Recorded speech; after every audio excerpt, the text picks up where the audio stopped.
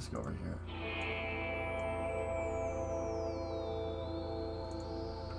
All right.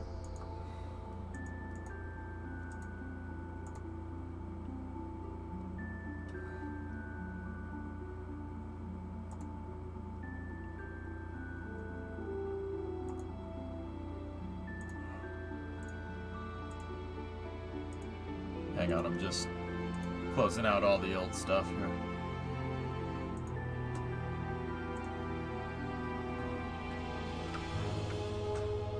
Do you think this stream is the only place the Big Chungus meme is used?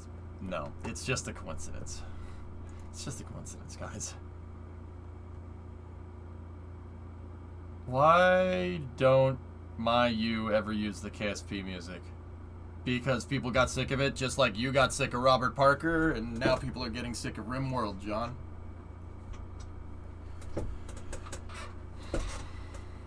Yeah, Jason, true that. If Raptor 154 is named Big Chungus, then I'll maybe even entertain that idea. That's why, John. People just got sick of it. Dude, I played KSP with the music on for a long time. Years.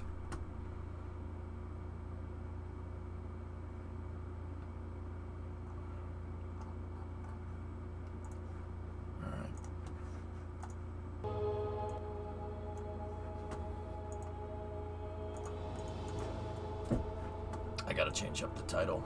I gotta figure out what we're gonna do today. Let's just say SSTO Operations. Mission Mode Part 215. Or maybe it's 6. I think it's 16. I think 215 was yesterday.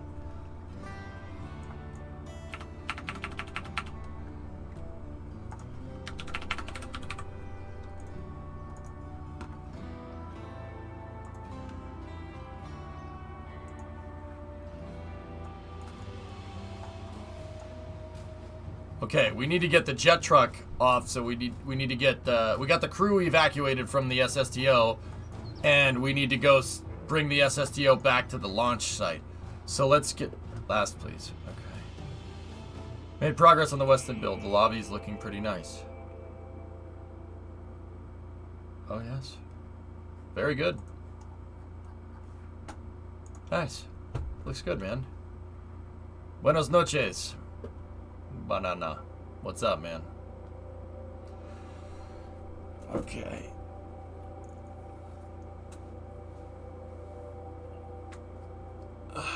So we launched crew. We launched crew from the from Launch Complex 3. The new launch complex. We launched crew from it, and it's a completely self-contained launch facility. Not anywhere near the pads. We rolled everything out there.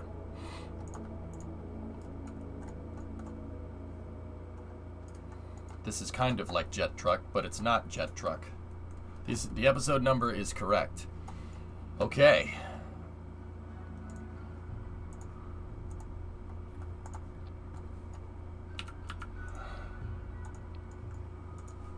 LV-5A Jet Truck. Launch vehicle 5A K-33 Jet Transportation Vehicle. Jet Truck. Modified.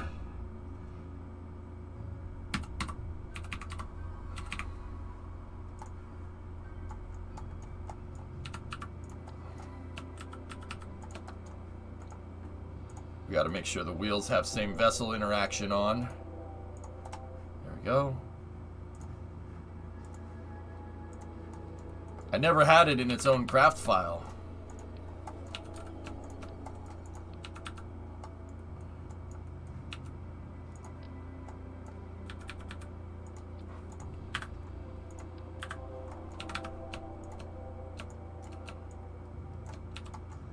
Okay.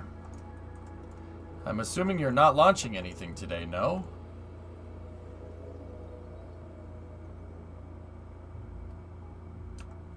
No, we got to tow the SSTO back to the pad. So I can get ready for the next mission. That was the plan, at least.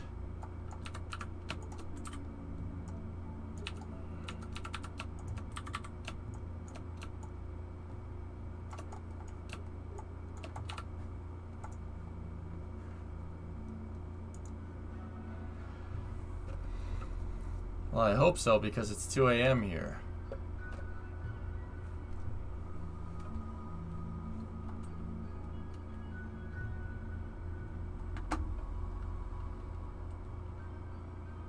I'll see what I can do for you, man.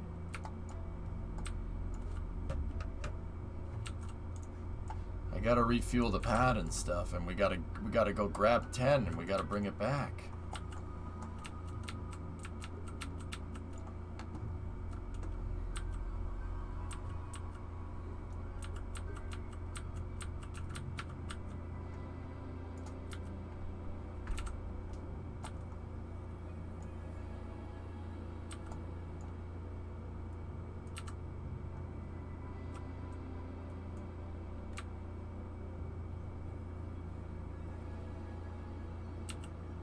Speedrun tactics? I'll see what I can do.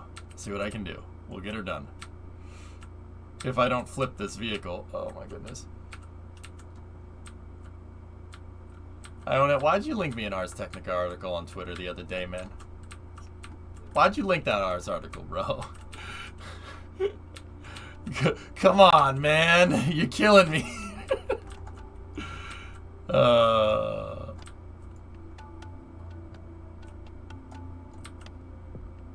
Were you giving me crap? Were you busting my balls there, dude?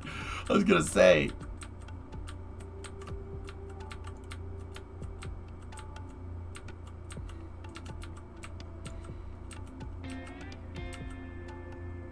What up, 10? Welcome back.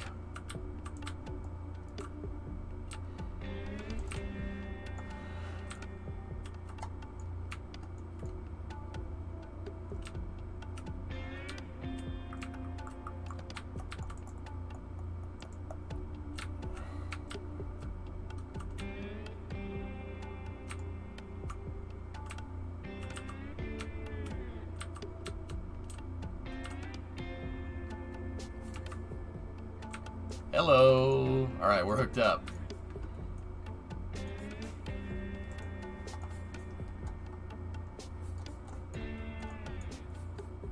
The Kerbal in that truck must have amazing ear protection. There's a panel. There's a giant panel between him and the thing. It's fine. It's fine. He's got a helmet. See? See? Bill's got a helmet. He's all good. It's fine. And wait a minute. Umbre, do Kerbals have ears? I think not. I don't see any ears here, do you? Don't project us onto them. That's not fair.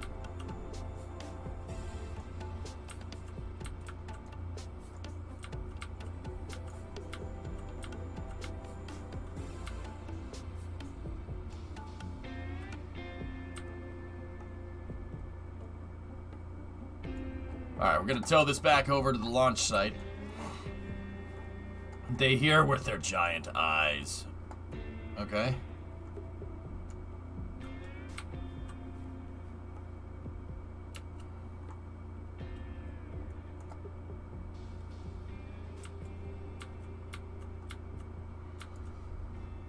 Of course they could. How could they with all those rocket engines, right? They've definitely gone deaf from just listening to rocket engines. Did the ground anchor unbug itself in the end? Well, we'll go find out, Euler. If I get near the pad and it blows up, then...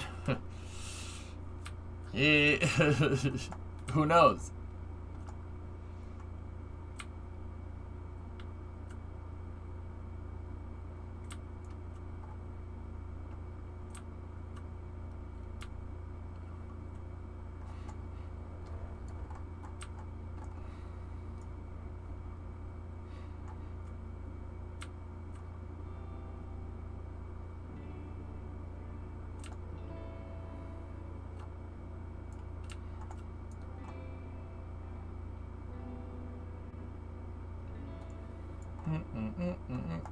I'm just towing my SSTO across the field. Maybe I should put some like indicators for roads or something here, So we're not just aimlessly driving across the grass. Hey, just got off work. What are we working on? Well, I'm towing the SSTO back. This is the one that delivered crew.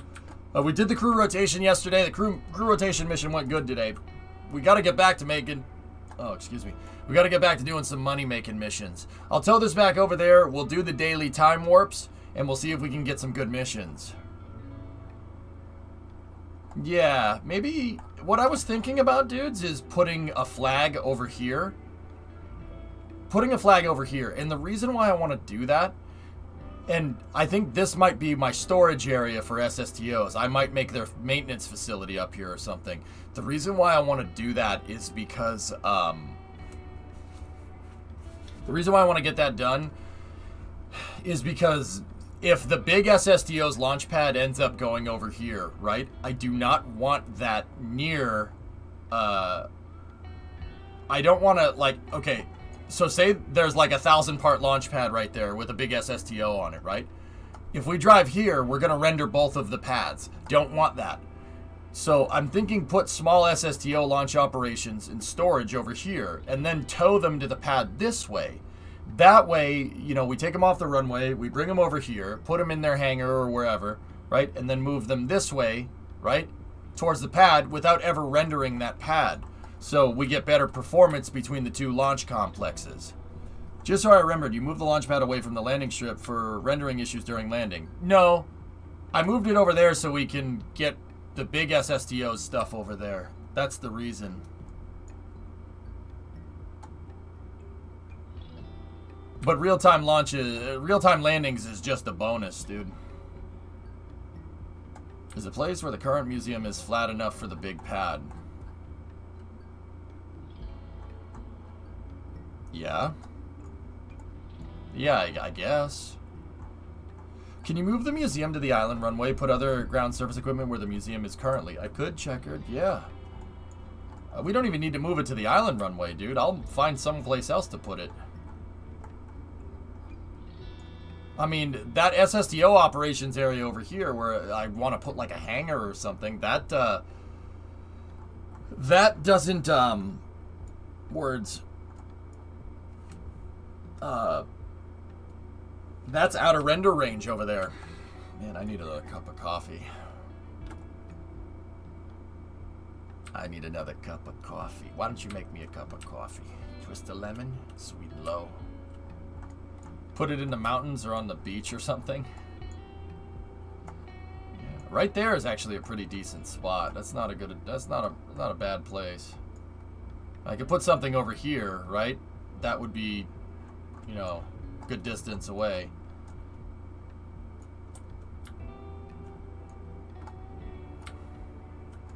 But yeah, if we come at it this way, we'll never get in render range of that. Like if I make a marker over here where an access road would be going to the pad, we'll never get in render range of anything that's over here.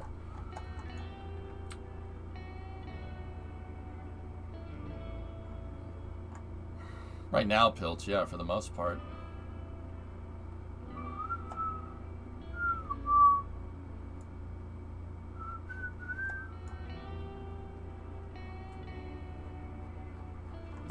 I mean, the other thing is I could always make a hangar and just put it right here next to the pad. It wouldn't mess up the frame rate too much. Not any more than it's already messed up. Is this a recovery drive? Well, I brought the SSTO off the runway and bringing it back to its launch complex. This is Launch Complex 3, brand new. I commissioned a new launch pad. KSP Traffic Planning Edition. All this, you know, when you guys decide to build a moon base or a Duna base, you're gonna thank me for doing all these ground operations, because we are just gonna have an immediate way to do it right off the bat. Hey, Regaro. The rocket idea I DM'd you that doesn't use fins came to a dead end. I took your advice and tested it in KSP with different designs and came to a deadly end, sadly. Regaro, whenever you have a good idea about rockets that you think is going to work, try to disprove it. Try to disprove it. Don't be like, yes, no, it's going to work. That's not good engineering practice, man. Yeah, you disproved it. You tested it in KSP and you saw that it's not a good idea. You don't want to do that. That's too much weight. I didn't want to tell you that, though, dude. I wanted you to figure that out. So, guys, hey, J.H. Kruger. That's a hell of a raid right there. Be your own devil's advocate. That's right. Regaro, I didn't want to just say, no, that's not going to work. You got to figure that out, dude. You come to that conclusion. Hey, JH, what's up, dude? I don't think I know you. Thanks for the raid, man. I'm EJ. How are you? What were you playing?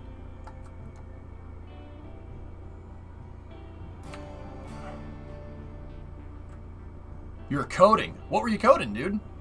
If you don't mind me asking. Like, I'm only saying this so you can... I'm giving you an in to tell what, you know, what you do on your stream.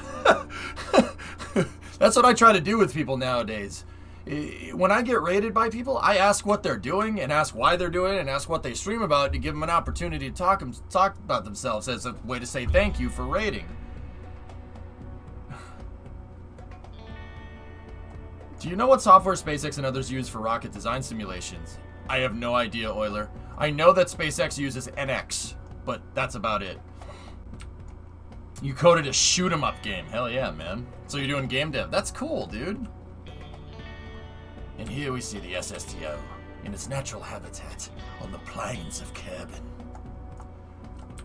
Yeah, plenty game devs in here. So, JH, do you do game dev on your stream? Is that the only thing you do? You do a bunch of other things? Tell me about yourself. Sometimes? Cool, man. Cool. Right on. Well, I'll shoot you a follow here.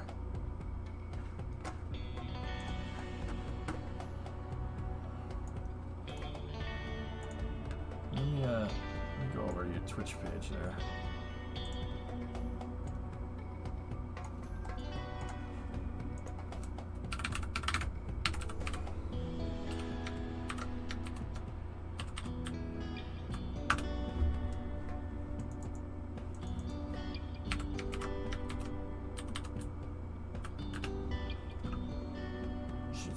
Shoot you a good follow. I'm gonna shoot JH a follow here. Oh, German, yeah. Yummy. Sweet. What is the meaning of 9963? Yes? And I asked a little quiz that you may be able to answer. 9963.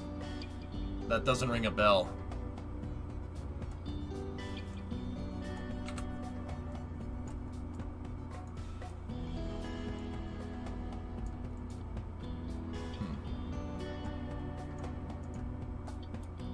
AGC, maybe that helps. Oh.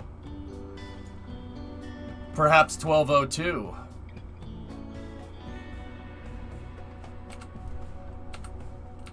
Is 9963 PDI? I'm not sure, dude.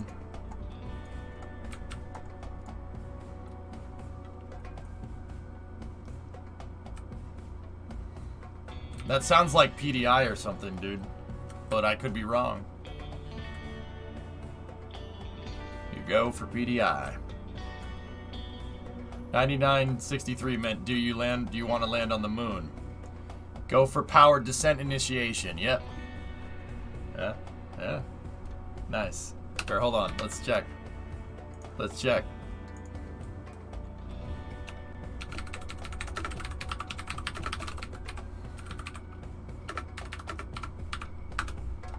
a look.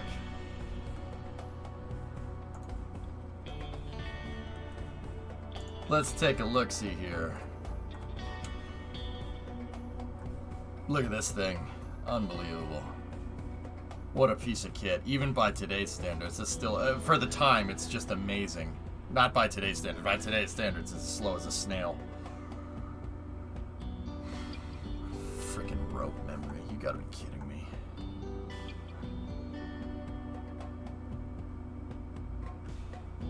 Yep. 9963. Go for powered descent.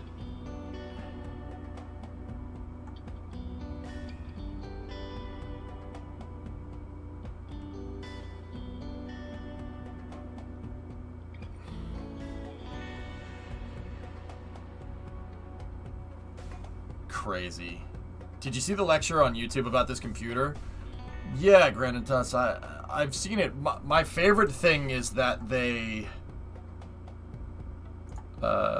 so Mark here, Curious Mark, took an AGC, an Apollo computer that was used for testing during the Apollo program, right? And they hooked it, Mark hooked it into Orbiter. He hooked the damn thing into Orbiter and it flew the command module and landed it in Orbiter. Hang on, AGC Orbiter. Look. No, that's not it. Yeah, here it is. Here it is.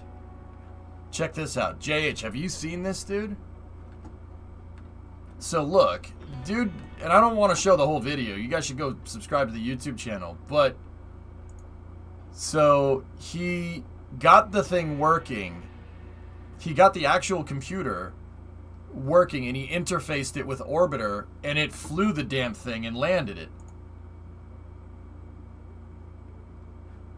Yeah, see? 636465.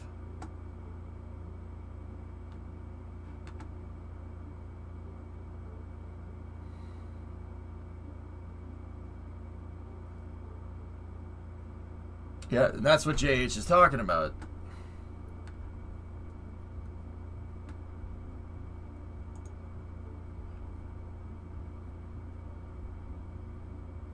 There's the computer back there.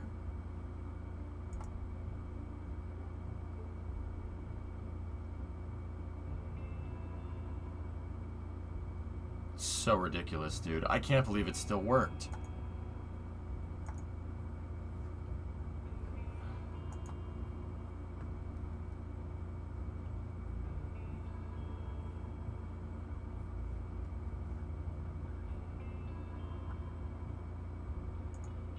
Look at that.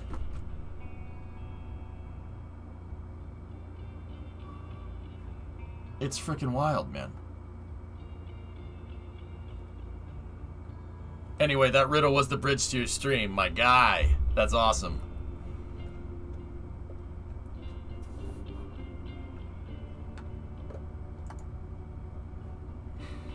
Neil flew that damn thing by it. He flew it.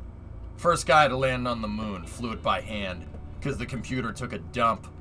The computer had a, what was it called? Stack overflow. Yeah. Thing had a stack overflow. It broke.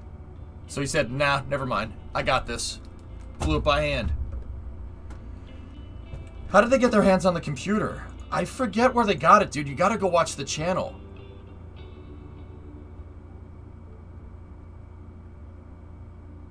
Yeah, frickin' thing flew. He slaved it to fricking Orbiter and flew the thing. It's so goddamn cool. Here, there's the earlier one.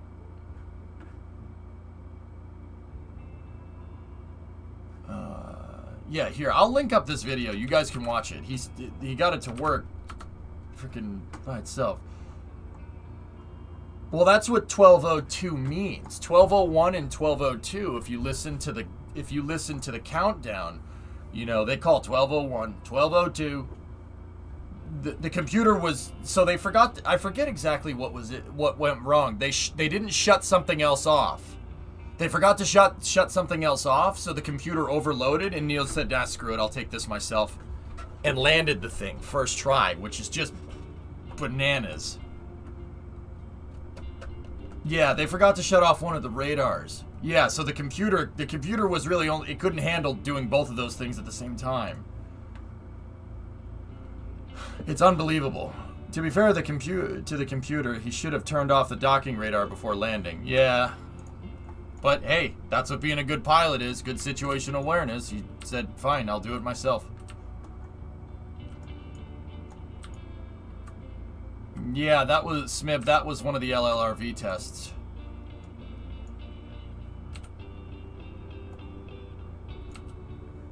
Pretty much. Alright, so, the SSTO is back at the hangar. We need to move the hangar back into position. You know what? We can do that now. This one can work automatically.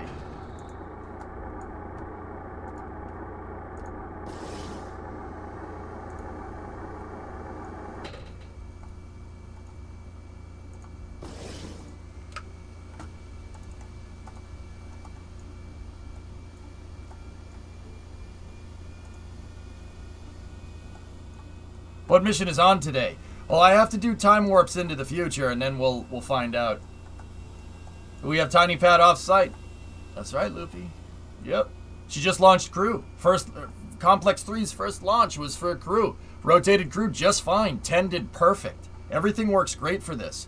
And Loopy, what I did was I ended up freeing up a bunch of cash by making these out of liquid fuel fuselages instead of just or liquid fuel oxidizer instead of just LFO. And I freed up freaking about 500,000 Kerbucks. Shoot. And then I also put timers on the station rotation. So I'll know exactly when to rotate that other crew off. Nope, I changed that, Pilch. I put the Mark III cargo ramps at the end of the pad. It doesn't scrape anymore. I fixed a lot of things with this. You got a jet thruster for the gantry now, not using the Mark I legs? Well, I had to get it out here, Barak. I had to get the thing out here somehow. So, yeah, kind of went with it.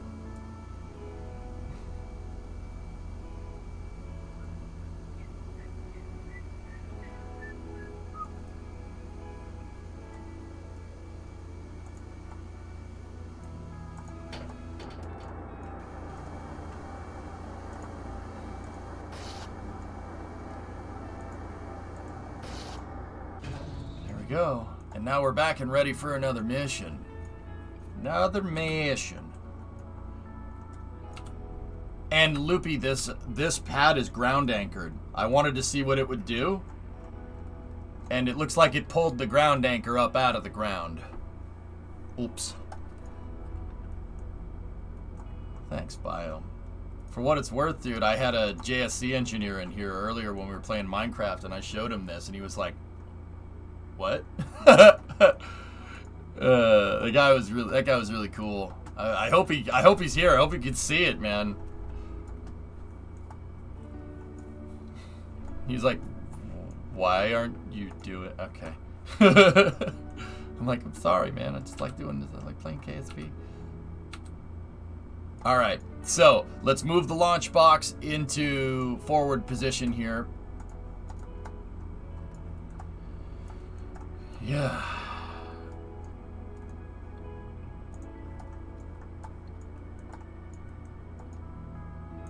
Unlock the launch box. Unlock the TE. Actually, we can keep the TE in the lock position. It doesn't really matter too much. But yeah, Loop, we've been making some pretty good progress here. How have you been? What have you been up to? Hopefully everything is going well. Discovery, go at throttle up. Banana, gifted a sub to Advanced Primate, not just the regular primate, the Advanced Primate.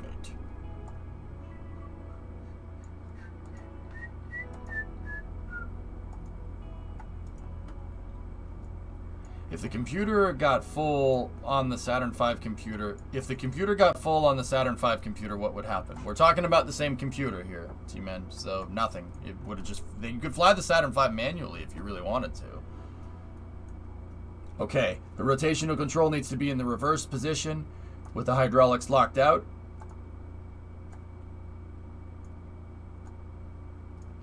TE should be in the disabled position here.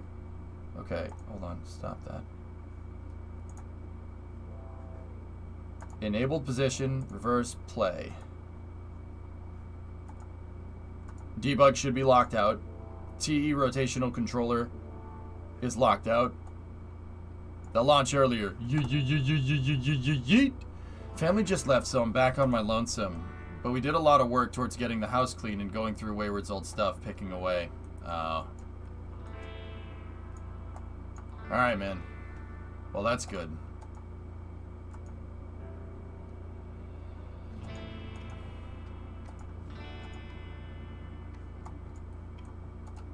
So we're going to rotate the launch box into position. How you doing, Loop? Are you doing okay?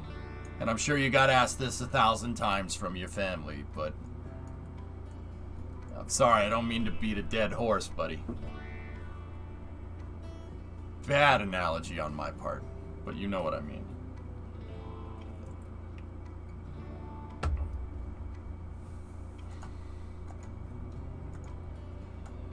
Yeah, just getting a few things sorted out was a good help. Alright, dude. Did you mess with the Starbase game? Is it worth it to sink the time into? Granitas, play Starbase if you have nothing important to do for the next month. It's one of those games. Yeah. Yeah, that's the right way to say that.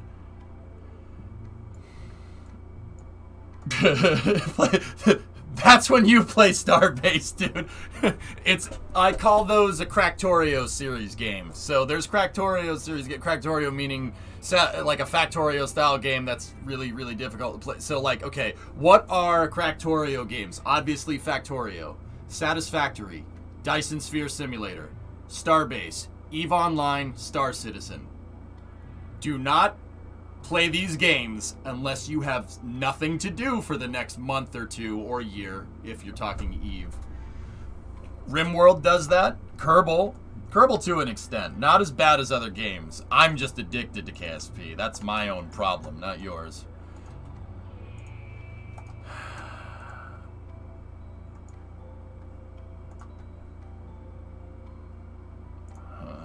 Remove that from symmetry.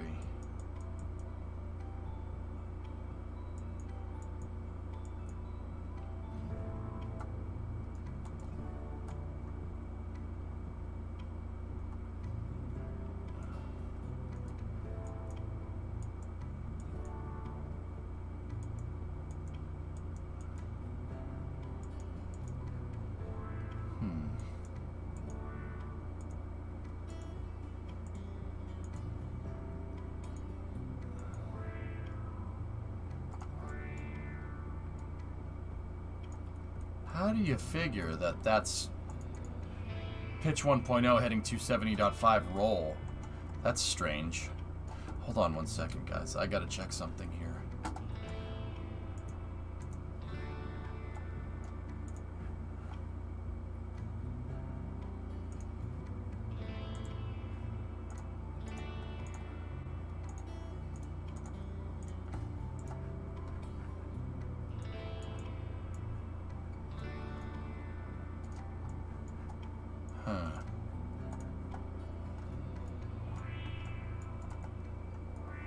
That's peculiar.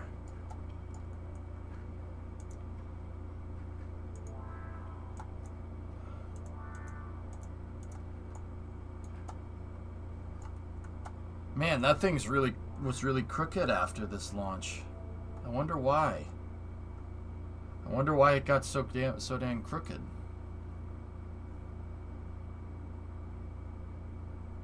Made you a quick image in DMs.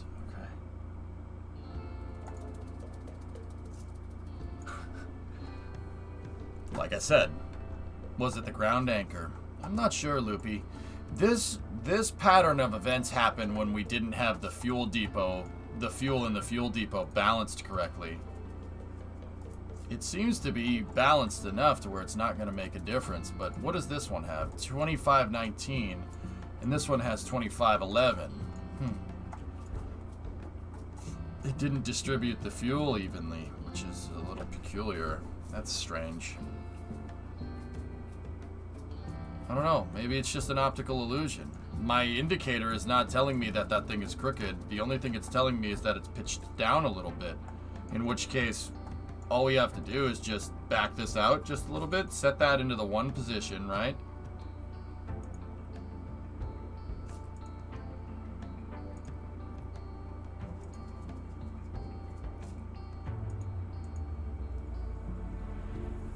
There.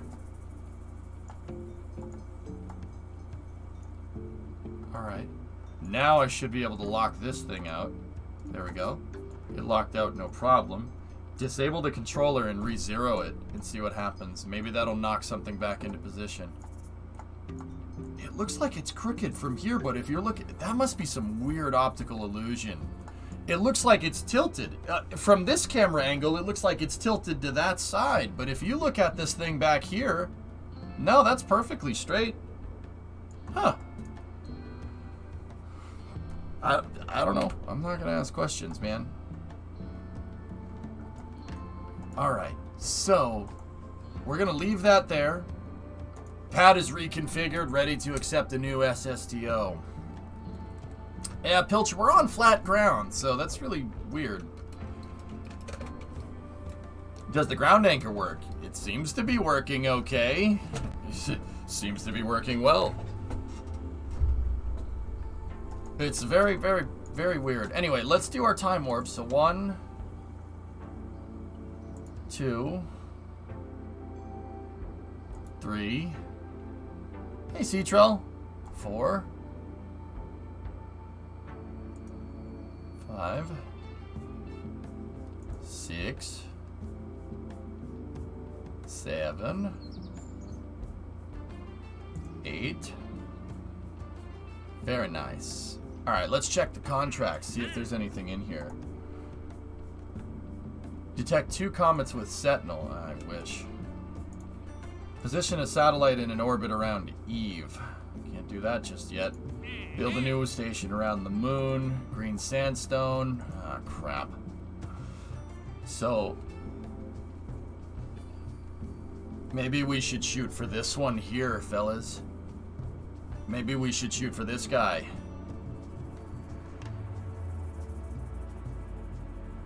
This is a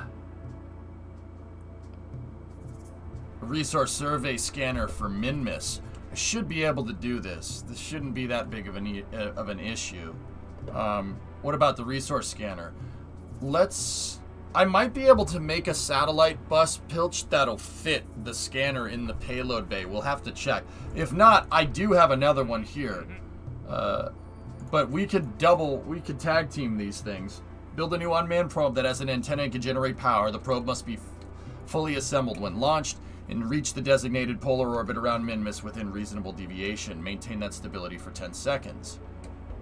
And then we have this one, which is an unmanned probe. Same thing. Reach the designated synchronous orbit around Minmus within reasonable deviation and have a resource survey scanner. So we basically just need to make a satellite with the survey scanner on it.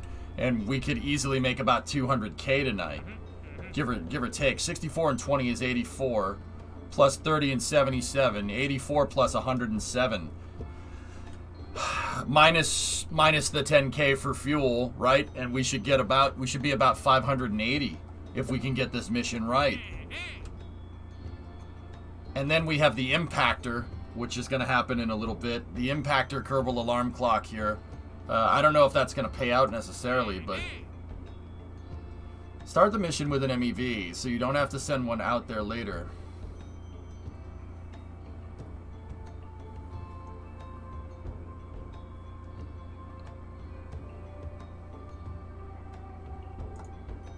I don't think we need an MEV necessarily for this mission. Let's go take a look and see if I can make one of these fit in a payload dispenser. The survey satellite is going to be tough. It's going to be tough to build a satellite around that, but I think we can do it. I don't think that's not doable. Right? Let me get my payload transfer vehicle out. Or just check out one of the satellite buses here. The mission extension vehicles are really cool. I don't mean to call out people that aren't talking in chat. Rocket Guy, I wonder if he's here. He would love that mission extension vehicle. I wonder if he ever saw the thing. That's like the kind of stuff he like wants to do in real life, which is really cool. That's the MEV. Oh no, that's not the MEV, that's the re-entry vehicle. Can we make it 2 launches if we put the survey scanner in? Nah, the probe has to stay in one piece. I gotta make it 1 probe. Assembling 2 probes won't count, dude. Here, we know that this thing fits in the payload bay, so let me check here. I sure did, absolutely. Hell yeah, man. If this thing fits inside of the payload bay, the mission extension vehicle, I sure did, absolutely. Yeah, Rocket. The thing uses grip pads to grab on, and then I use this to put a locator around the engine, and then we clawed it. And it frickin' worked, dude. That's one of the most useful things I've ever made in KSP, that little guy right there. Here, let's take a look. Can we make this thing fit?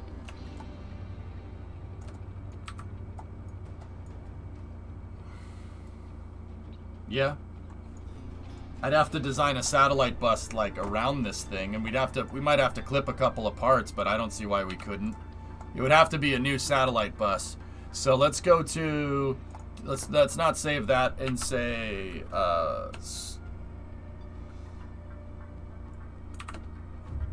let's go in here and give me one of these guys. It's definitely legit. I love that it works. Dude, I want to keep using it. That thing is so damn useful. I can't believe how that mission was one of the craziest missions we've done. Okay, so we're gonna take this. We're gonna rotate this a little bit to the side. And then I'm gonna clip this into the mount right there. Make sure that that's not... Yeah, okay, cool. We just build the avionics right into the mount like that. Now we're gonna need some type of solar panel.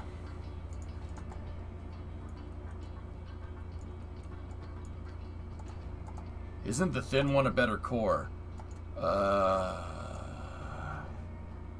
Yeah, I suppose it is. And that one would probably be better. Yeah, that's right. We unlocked the Octo and the QBE. I totally forgot about that. This is a good one. Yeah, it has retrograde, stability assist, prograde, retrograde, radial, normal. Good. Yeah, so I forgot this one, dude. We'll design a new satellite bus around this thing. So I'm gonna need one of these, right? And then we gotta take this and we gotta move this to the side, right? And then just make sure we can select that. The power is back. Welcome.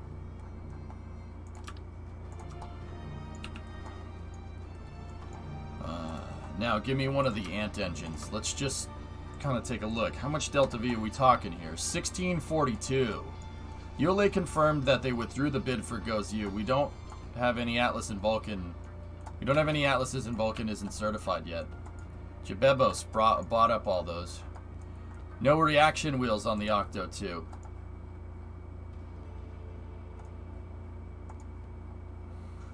Oh. It has stability assist, though. It has stability assist on Pro and Retro.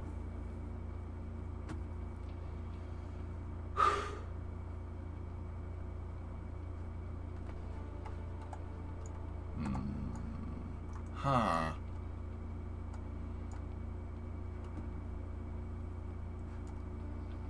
Fellas, I don't think we have the space here to get this done.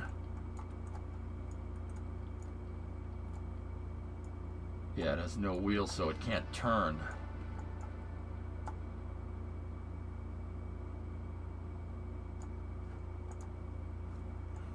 Huh. Alright, so what has to be in line here? We can give it a small reaction wheel, but...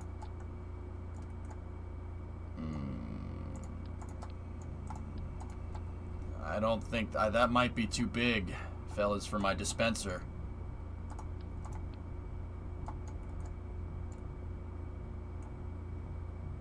Erect in a dispenser. What if we...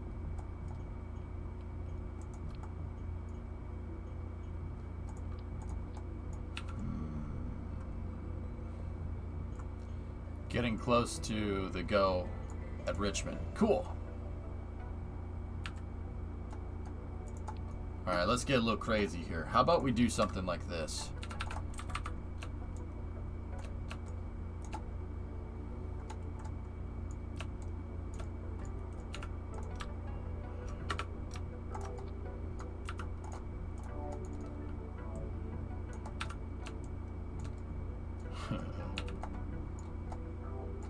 Because I only have a certain amount of space here, guys. I can't get too crazy with this thing. Actually, you know what? I got a better idea. I got a better idea than this. Get rid of that. Give me that QBE. That does have stability assist, right? It only has stability assist. Damn.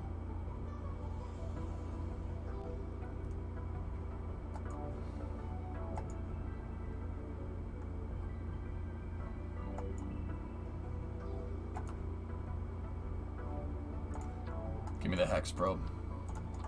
So check this out. What we can do is... No. No, what we can't do. Let's try this one.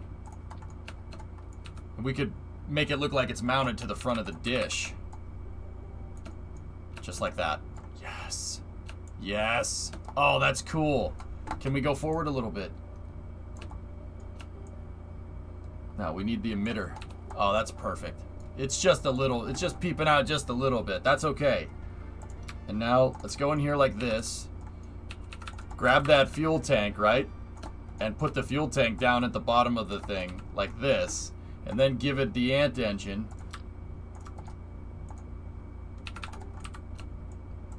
Actually, the ant engine has to be radial mounted.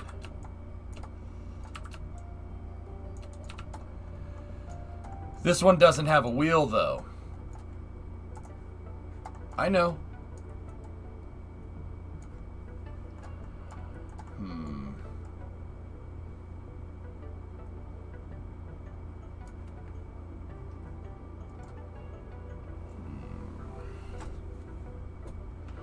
So where would we put the SAS then? Here, how about we do this? Give me this right here. We'll put the reaction wheel in it so it can change its axis, right? Put it right there, and then put the fuel tank. How far forward can this go before it clips into the dish and looks stupid?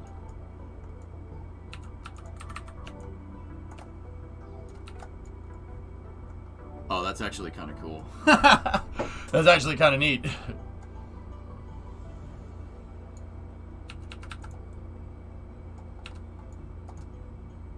I'm electric spy, protected electric guy. I'm sorry, Dave. I'm afraid I can't do that. This conversation can serve no purpose anymore. Goodbye.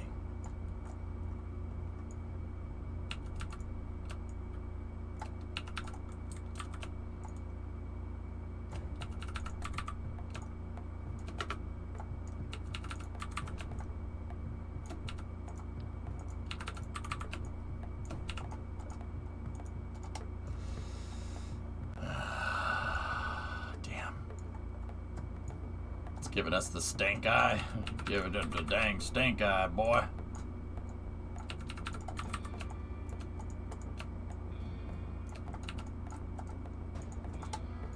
I don't mind that that's clipping a little bit. Do you guys? I don't want the fuel tank to be clipping in, but that I don't mind.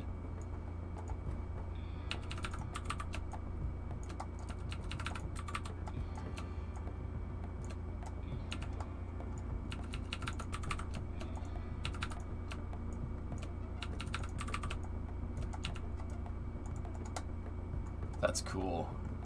Look at this thing. It's minor, it doesn't matter. I think that thing is neat. Alright, solar panels now. How are we gonna do this?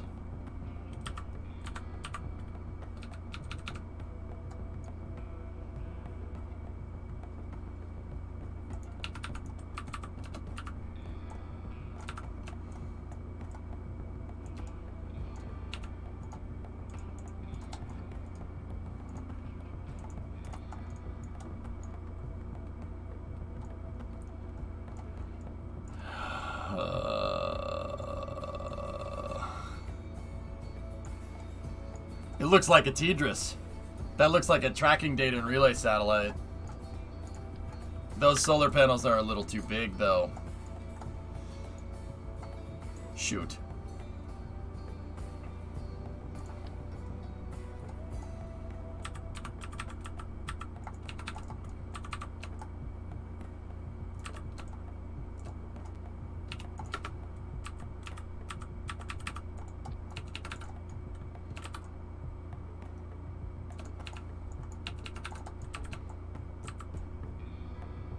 Now that I don't mind. Try 1 2x3 on the slanted part. Okay.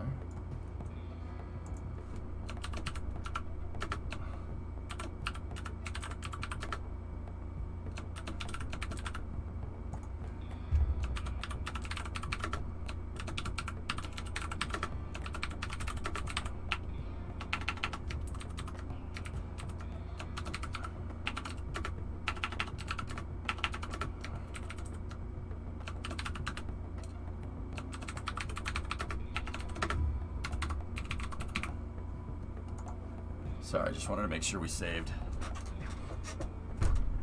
Yeah, batteries are the other thing that we need to do, but that shouldn't be too big of an issue.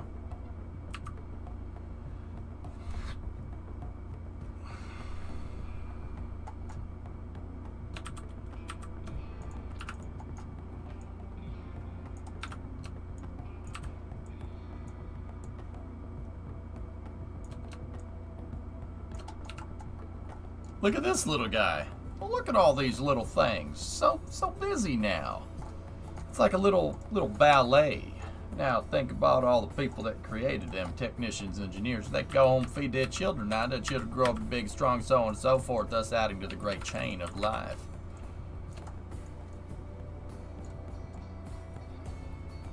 The only thing I don't like is that the probe core clips just a little bit into the satellite right there. Just a teeny weeny bit.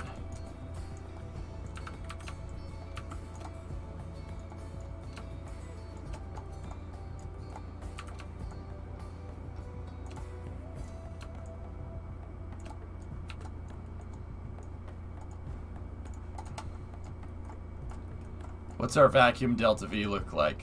1227 with this design, dude. 1227. Let's get the DV map out.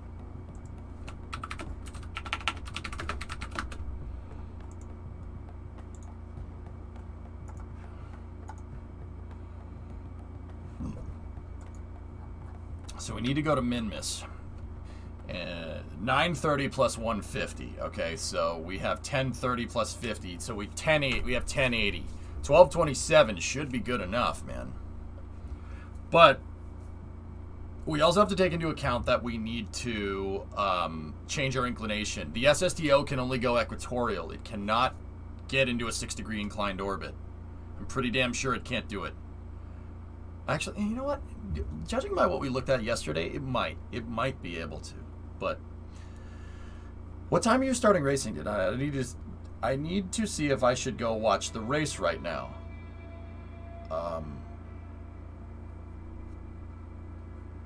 3.5 hours from now, racing.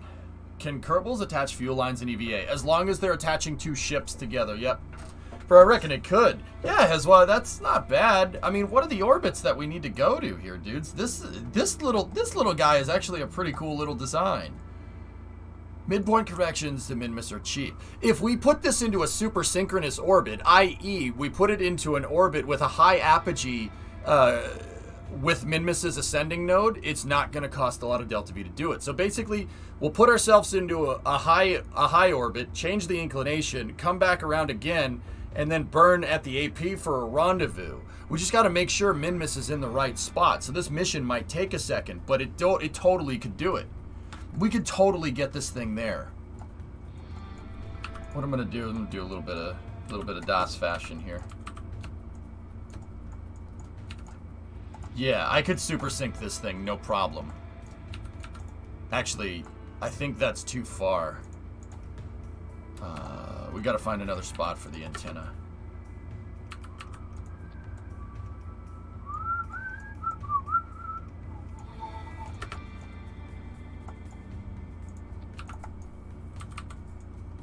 Because, you know, if you put more antennas on your antenna, that's more antenna per antenna, so you actually make it better.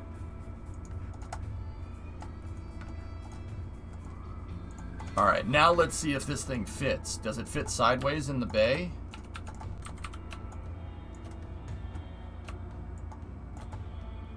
Yeah, easily. Alright, cool. Can we put the probe back 1 tick? Yeah.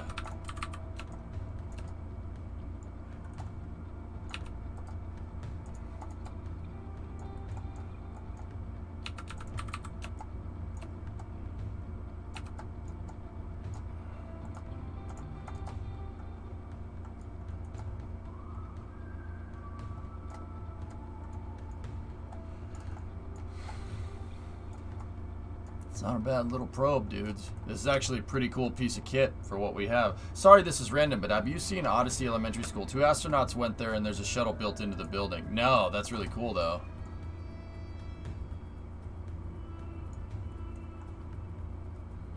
For about 12 delta V. So 1227 is really...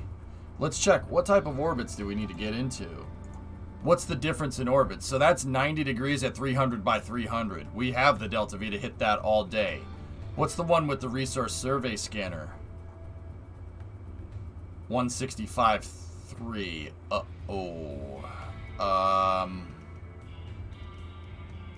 It's an M700 survey scanner.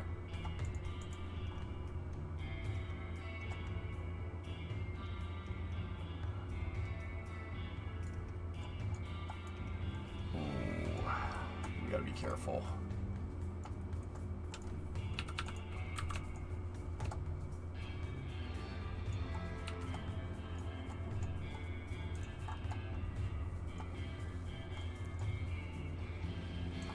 Can you add more fuel? Yeah, it shouldn't be an issue.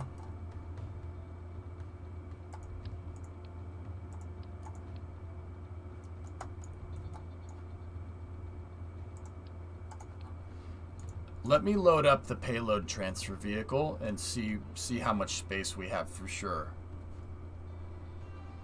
Can we grab assist off the moon Minmus to flip retrograde?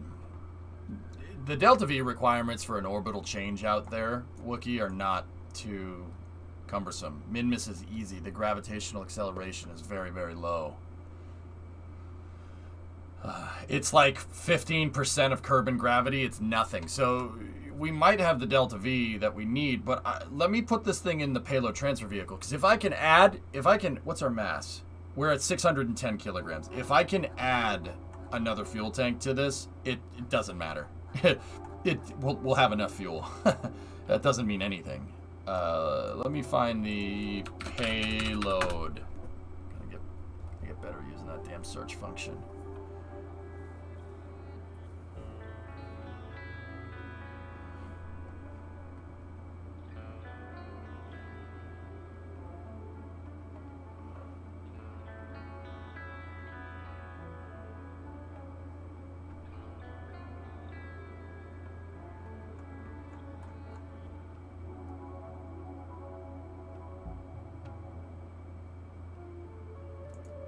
This is a ride share. It's 2 missions, Wookiee.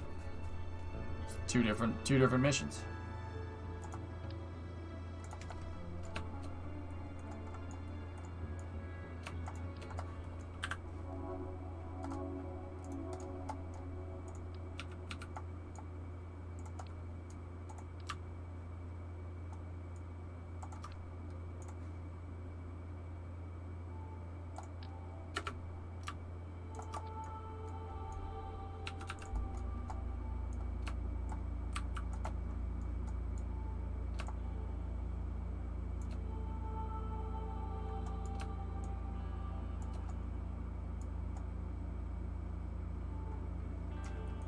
We're not going to have much room for more fuel, guys.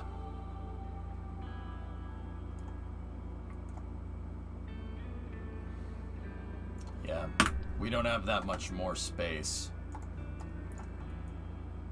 1227. All right, let me go look at how the orbits work. If I can see them visualized, I should be able to tell you if we can do this mission.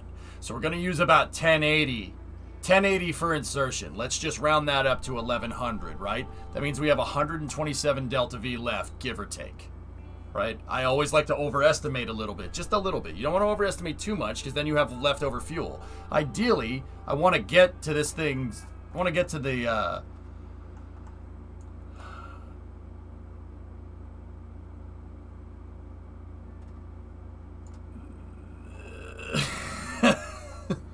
those are like the exact opposite orbits. I don't know if 100 Delta V is going to make that, man. I don't know if 127 Delta V would be enough to fix this. It might.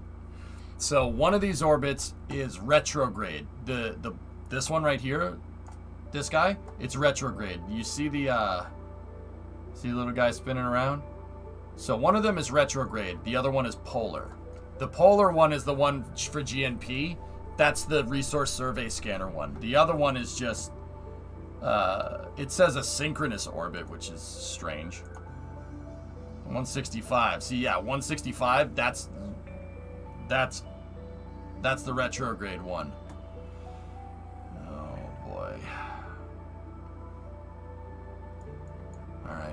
let me check something. Let's load up KER-01. I forget what this mission is, what that one is for. Let me see. Let's see how much a 90-degree on-orbit plane change is going to, how much delta V that is. We can use this to check.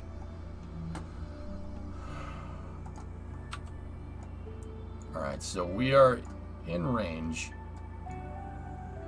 Let's take a look. How much is it going to cost to match this thing's orbit, right?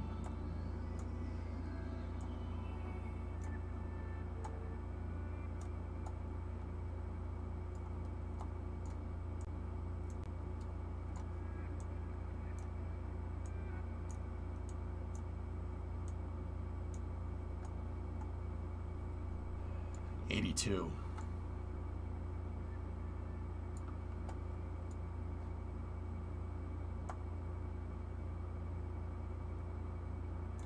Yeah, 82.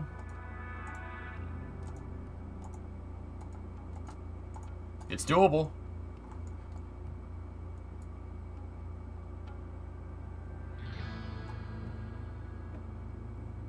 So it's 82 and we have 127 left. That gives us 50 meters a second extra delta V. That should be good enough. There's no way a 6-degree plane change out to Minmus is going to cost us something like that. It's tight margins, but I think we can do it. I think we can at least get one of these. At the very least, we can get one of them. Considering that this mission only really costs the payload and 10K worth of fuel, if we can get at least one of the missions, we're going to get profit. But if we can get both of them, then it's money. I want to aim for the polar one first. We'll get the survey scanner one because at least we get the scan and the money out of that. If we can get the second one, then we'll be in business, dude. Like I said, about 200K worth of profit on the table. And an MEV can get us the second one, right? The other one doesn't require any specific thing, Loopy. It doesn't require any specific piece of equipment. One of them requires the survey scanner, so I'm going to shoot for the one with the survey scanner. The other one, I could just send another probe. No problem. We could just send a bare bones Mark 1 probe sat bus, which is just a probe core, a fuel tank, and an engine with some antennas on it. That's it. We do need to be cognizant of signal, though. I don't have a relay satellite out there. And I can't put one on this because the margins are very, very, very, very tiny. I could free up a little bit more. We could free up a little bit more margins with battery power by taking one of the batteries off if we wanted to, but I'm not sure we should do that. That's right, Sea Kraken. Why not go out there with an MEV? Because the mission is not use MEV. If you send the second one, you can make it a relay. If we can't get both of the missions EVA, then yeah, that's what I'll probably end up doing. I'll probably end up sending the relay sat. So let's just recap. We have 1227. I think we can do this. Shouldn't be a problem.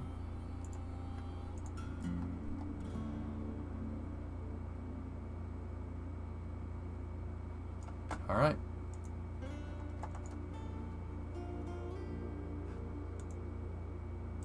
Let's go into the payload transfer vehicle and let's get her done. Last, please, asking about the best time for translunar injection. Best to heed to Minmus then when the orbit is on the side to Kerbin, i.e. like looking at a coin's edge.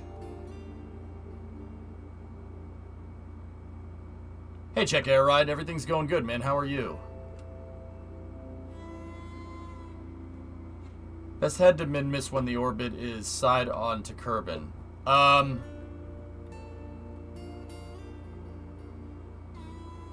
If I insert retrograde around Minmus, it's not really going to matter.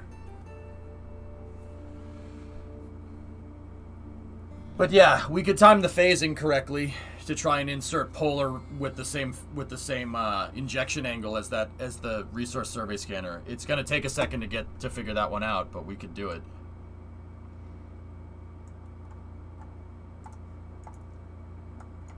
Hey, Sawyer, what's going on?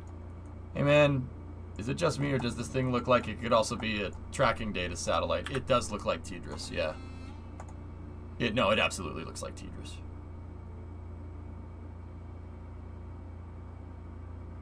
Yeah, you'd want to get the same so, John, the nerd way of saying that is to get the same injection angle at the corresponding longitude of ascending node.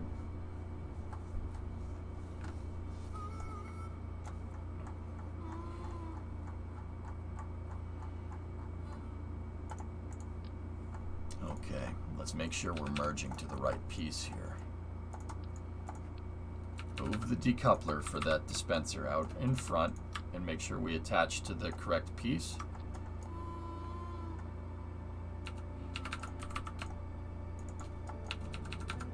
Now move the decoupler into the back off position. Take this, move this in here.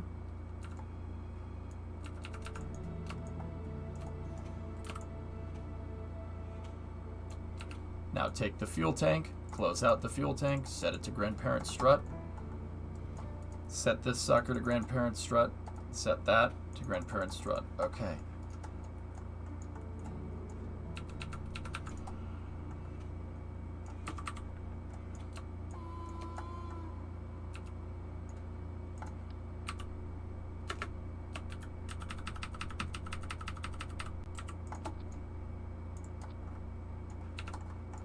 Okay.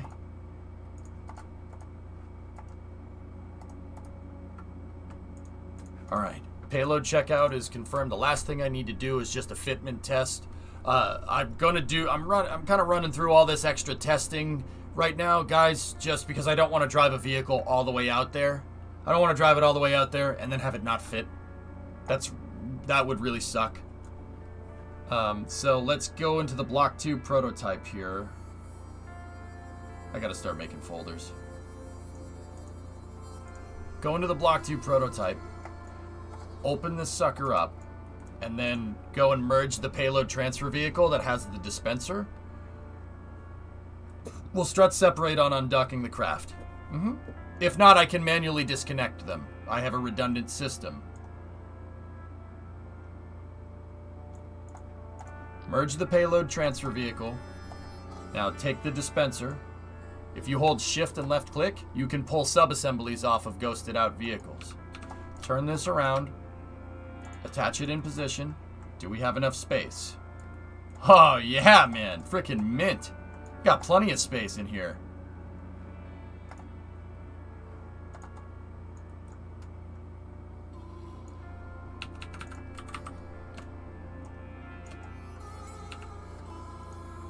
Oh yeah, we're good. Is that battery in the top docking port? Oh. Okay. Yeah, it is.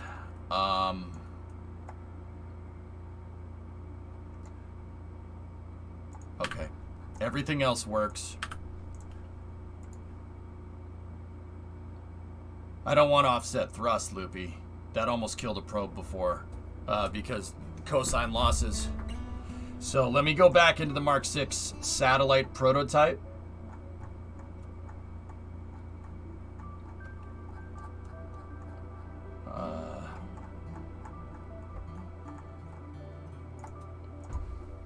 Can we fit a couple CubeSats in the corners? We have weight margins.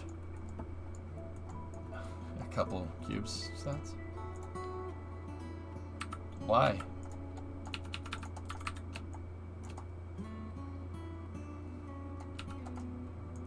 Yeah, I'll just move the battery packs to the side. We'll be fine. 610 kilos. Okay, close that out. Grandparent strut that. Just like I did. Grandparent strut that. Grandparent strut that.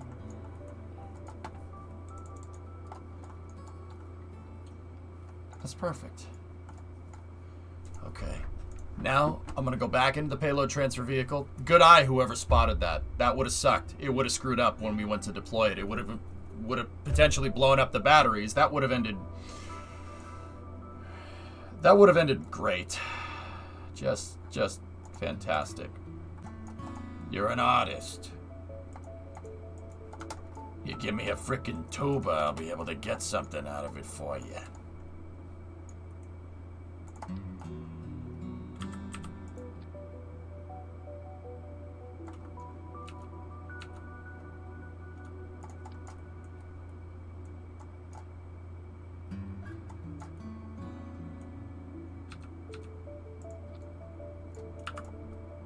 You know what?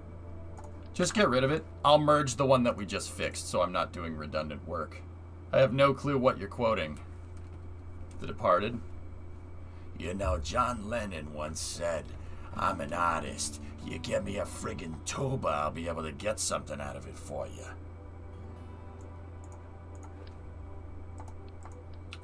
You've never seen The Departed? Oh. How's your boy? Oh, he's studying law at Notre Dame. Where's your boy?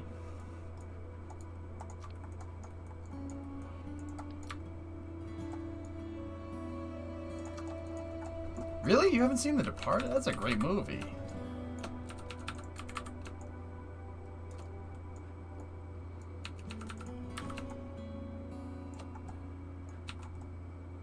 Okay. Let me hook up the forward attachment struts. Okay. Payload checkout is confirmed. Good thing we checked it. You honestly haven't seen it either? Dude, I don't get half of your pop culture references and quotes. Yeah, well, maybe you should. Whose fault is that? I'm coming up with these things and it's in perfect context. You're the oddball, not me. Am I out of touch? No. Everybody else just needs to understand these references more. See, that in itself is a pop culture reference. That in itself. Did you see that? Never mind. Chat, I am disappointed. Okay, payload is good to go. We need to get 2 fuel trucks out there. No, it's not my fault. I've become an early boomer.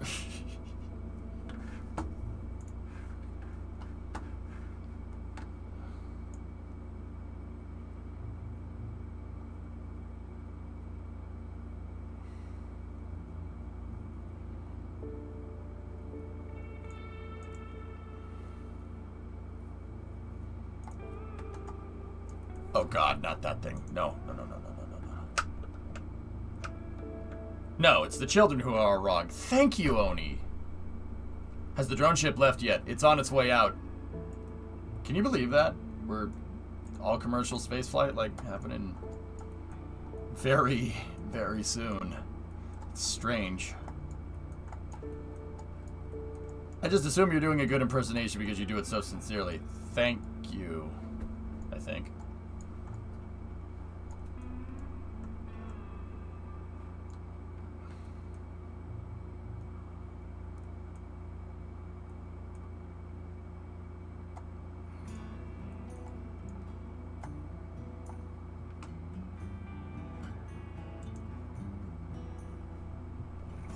Is it weird that feels like there's no major hype around it 4 days before launch? Dude, I'm with you on that one. It's very strange. It doesn't feel like a crew, like Crew 1, or Crew 2, or DM 1 or 2. Something is... It's very bizarre.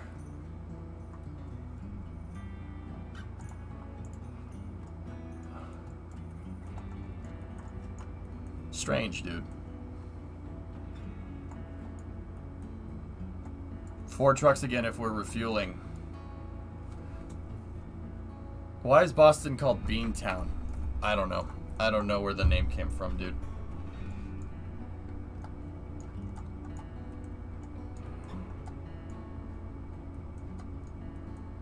Very peculiar.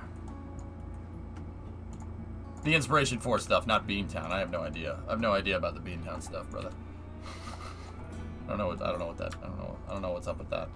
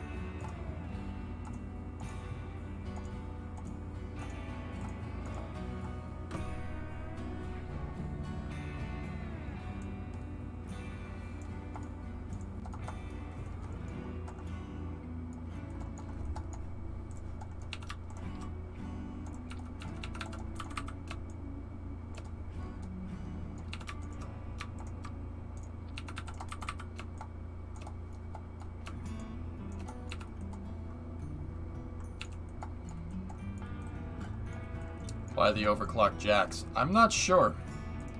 I'm just gonna get rid of that. That might just be something weird that's going on with the craft file.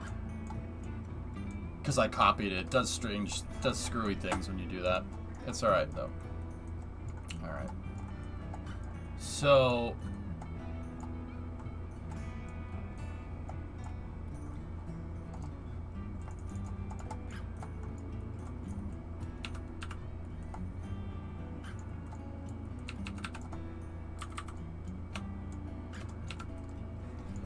Alright, so what we can do now is I'll just have tandem trains right here. And I know I tried this before, but this should work a little bit better. We'll just hitch it like a damn trailer, and that should work. But I didn't make it articulate before.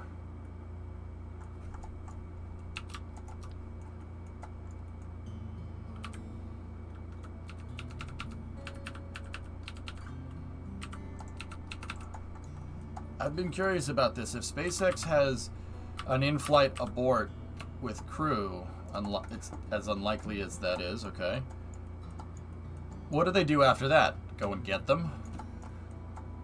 Go and get them would probably be high on my list of things to do, Reagan.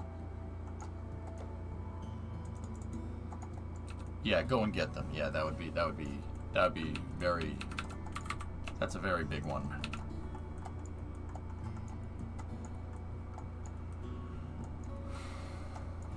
Okay.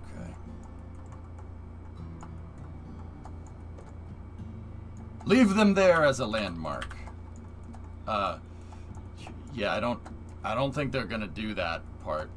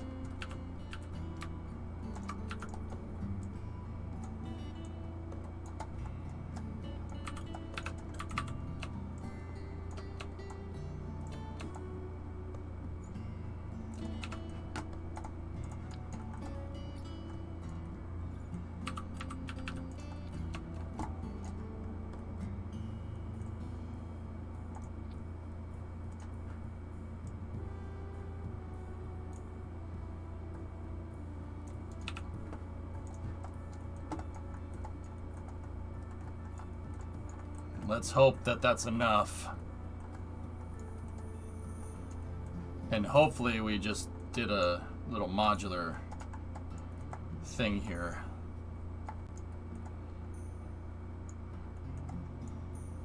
I think we're gonna have some trouble. These wheels are gonna get messed up. I only really need 2 fuel trucks out there minimum right now. And you know what? For our testing, the fuel truck we'll do it in autonomous mode. You know, the Kerbals are making very, very big advancements in self-driving vehicles.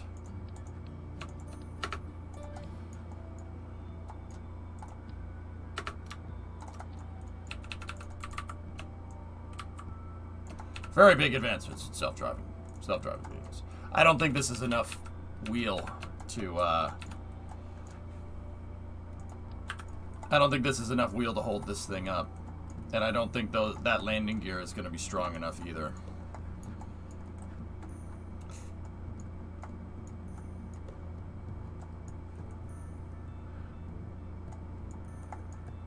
No, it can be there, Wookie. As long as I don't have wheels near it, it's fine. Yeah, it'll work. Dude, we could even cheese it a little bit and put in a landing gear right here to hold up the front.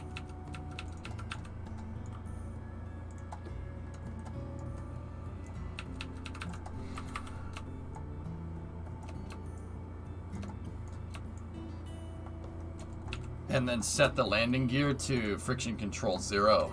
So it just works like a caster wheel. Basically, that if you set friction control to 0 on the landing gear, it becomes a shopping cart wheel. It'll just go wherever. Give this a nice antenna pulls. Antenna. It. Okay. I don't know why we need that, but alright. Here, there you go. Hey. Original Z28 with DZ302 went for...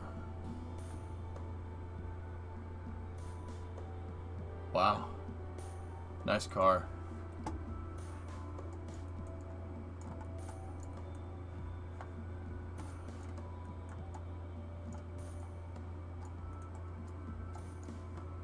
Yeah, the Netflix thing, Loopy, we'll do it. Can we add big truck horns?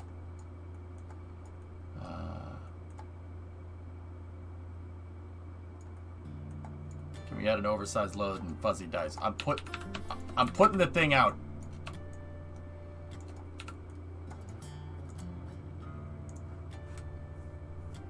Where are the fuzzy dice?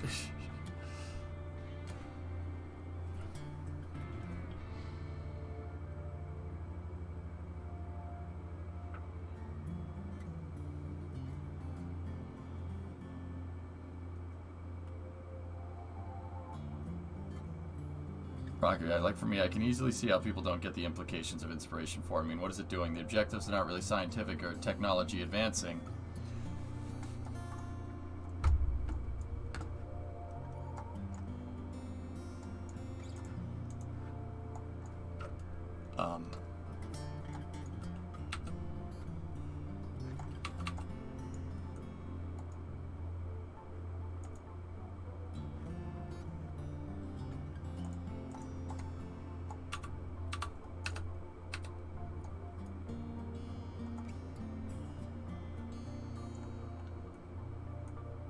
It's a towing motor, Doom. We could hop it up if you want, but I don't know why this thing was set as debris. That's really strange.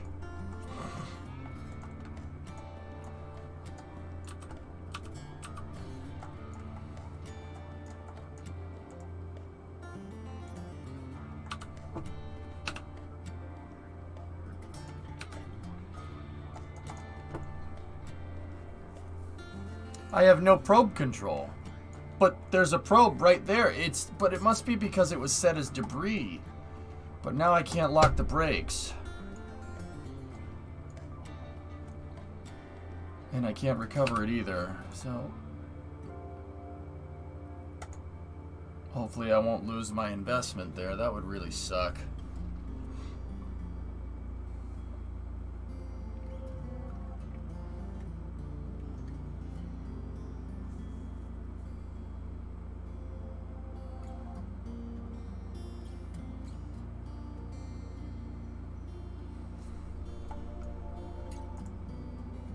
See, now I'm going to go fly the thing. Watch this.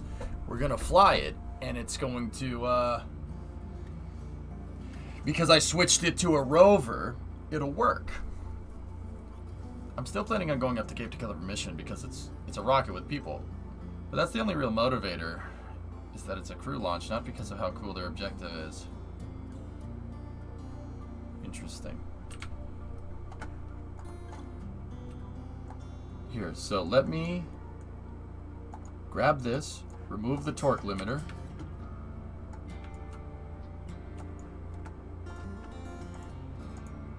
Get rid of the motor and the steering on the trailer. I forgot to do that.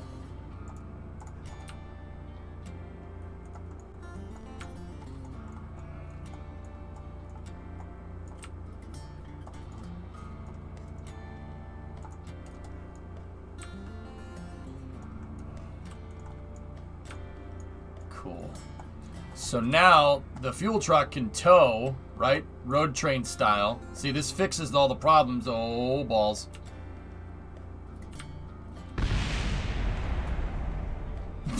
Why does it wait until I say everything works, everything's good to go? Nope. Everything not good to go, man. You can't drive it down a hill like that. Oh my god, it's like it hears me, dude. I swear, it's like the damn thing hears me sometimes, dude. Well, That's a lot of money down the drain there. That's good. It fixes some of the... Let me revise that statement. It fixes some of the problems that we had the other day trying to make the road train work. God damn, dude. That sucks.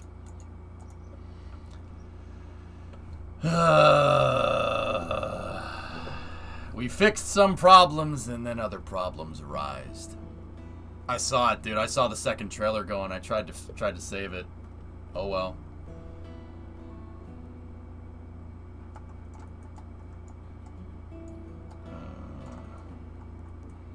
Alright, so the first thing we got to do is we got to go in here and we have to default, go into vessel naming, configure vessel naming, set this as a rover.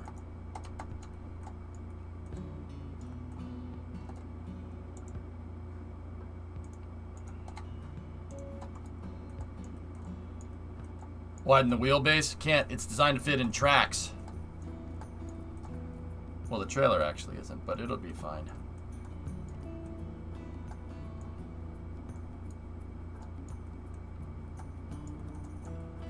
Alright, these ones shouldn't be...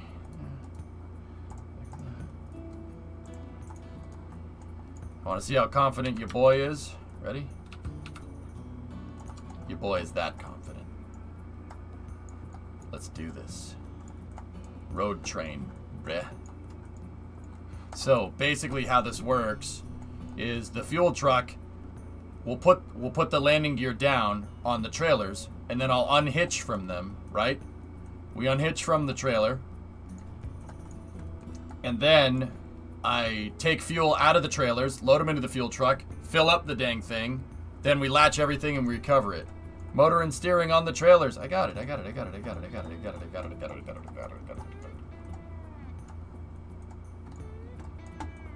All right, let's do this.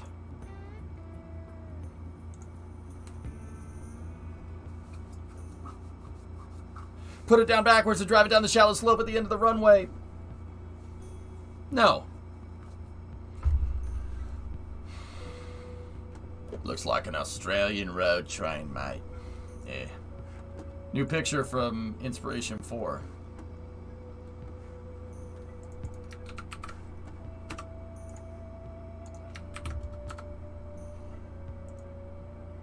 There's Chris. What's Chris up to? So cool.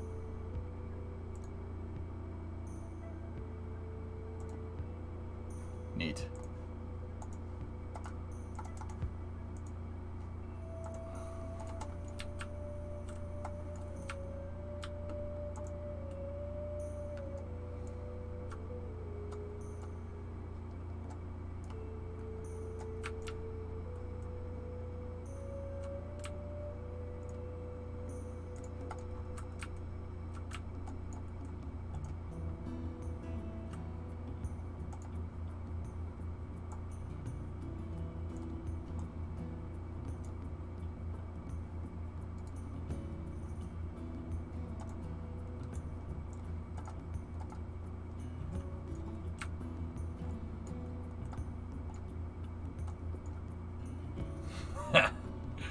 Cool.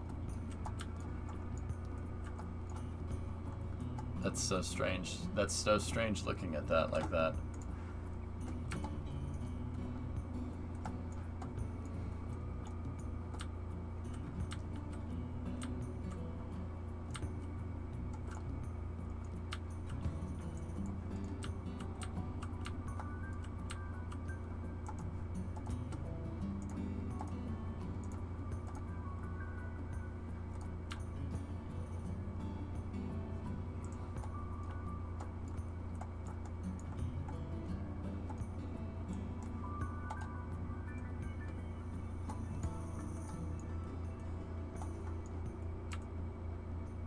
It has the turning radius of a battleship. RimWorld music, yep. Somehow oddly appropriate for KSP. Oh, that's so cool.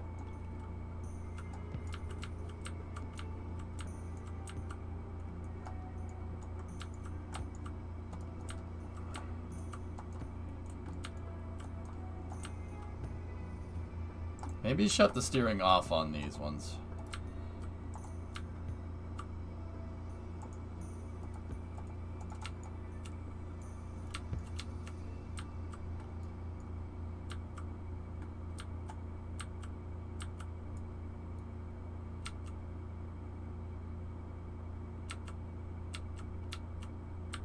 Not again. Damn it. Alright. Alright. Hey, we're incurring the testing now. It's the last trailer. It's always the last trailer that does that.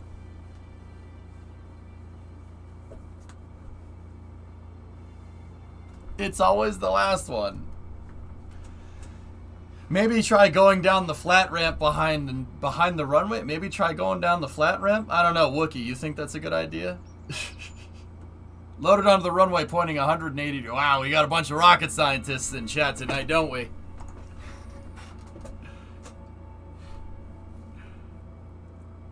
Easy fix. Make it longer.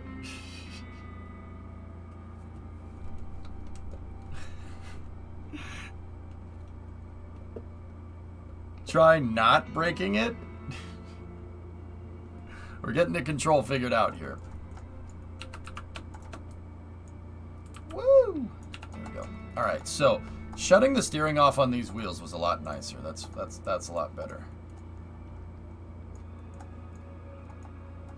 I liked that. That was a good idea.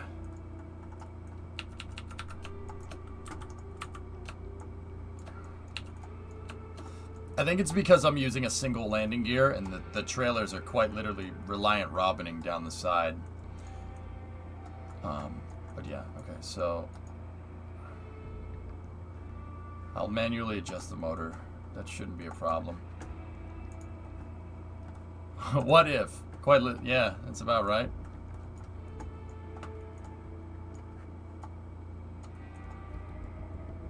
Okay, looks good.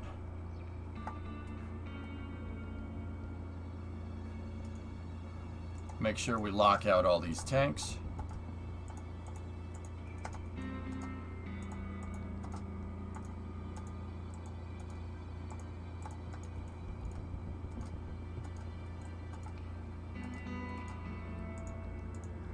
Sweet. Let's do this. Hey, G-Funky, what's up, dude?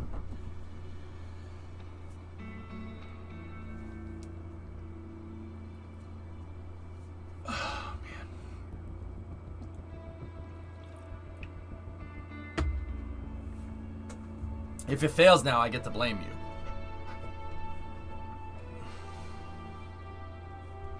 Something like that, Alex, yeah.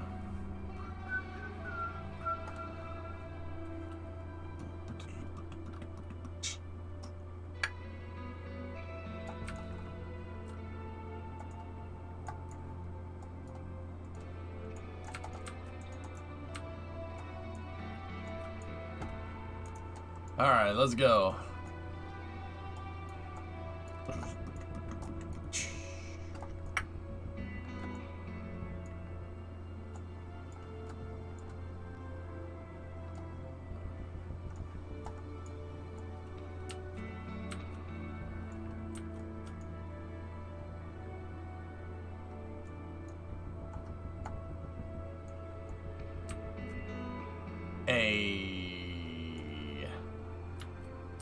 We've made it 20 feet from the runway.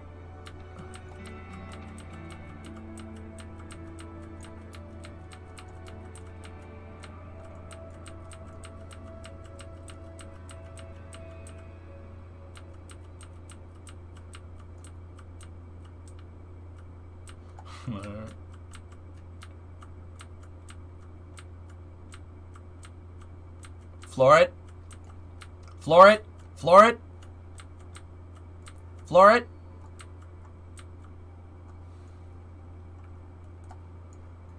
Did the truck with the large tanks not work out?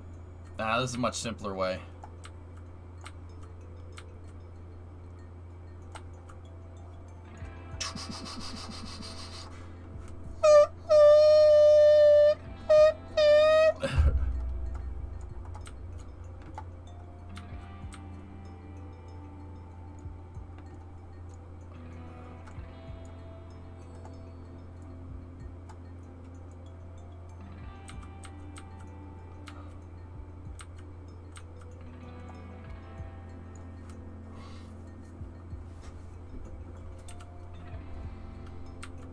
needs to be longer.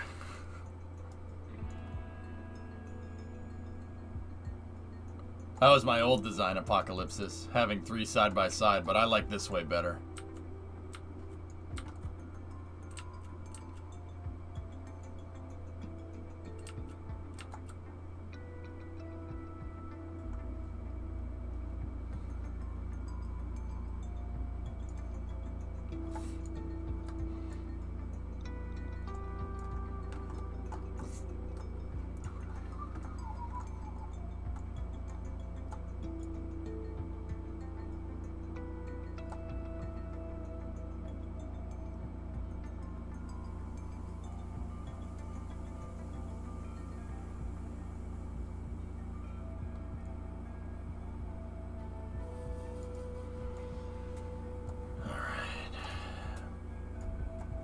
Let's see.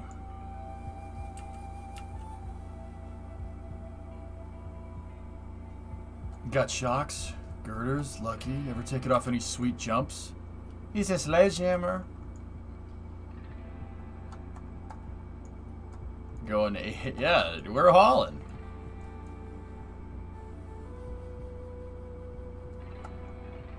Yeah, we're going 45 miles an hour right now. That's pretty good. That's pretty good considering we got, let's see. Each one of these tanks is 18 tons and we have 9 of them. Well, carrying a lot of liquid fuel.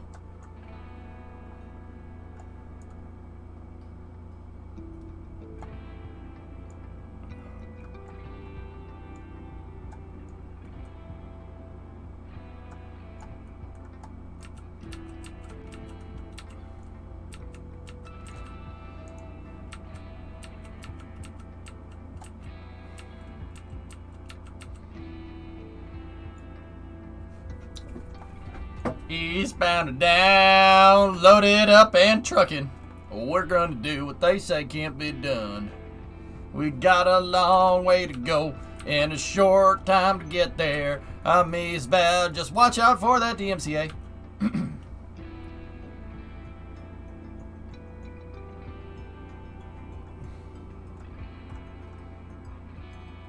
No, we're southeast bound.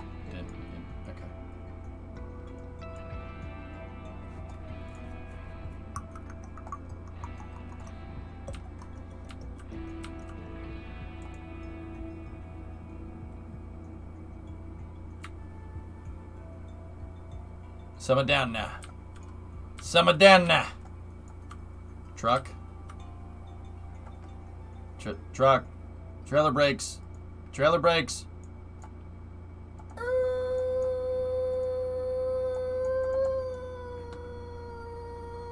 Oh my God. Oh. Spray.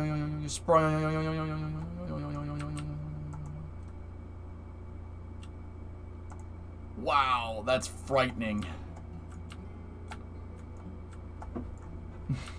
Stop it! Stop doing that! Oh my goodness. Stop it. Stop.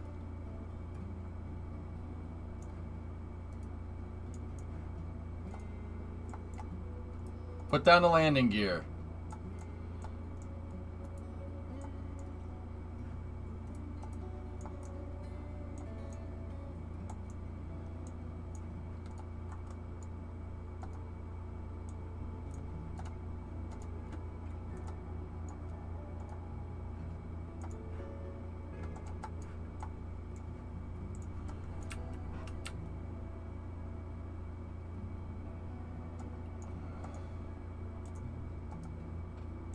Re-enable all of the steerings.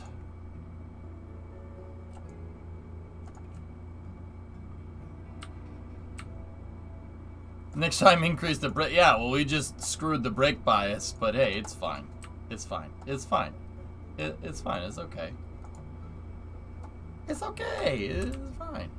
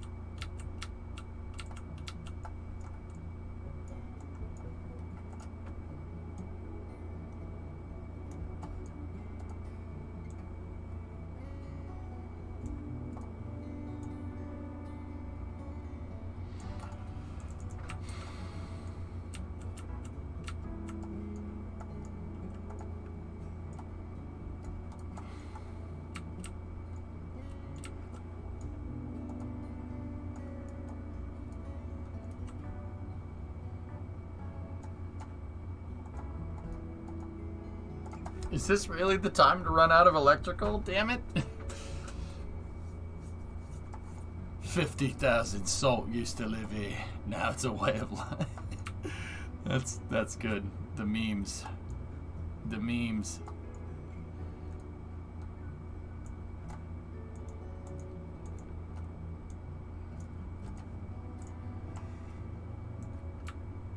$50,000 down here. Salt is a way of life. Life. Life.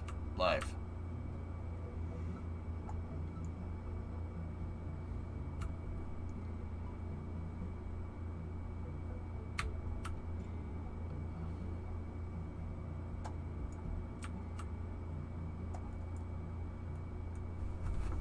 Riveting content here. How about we just do this?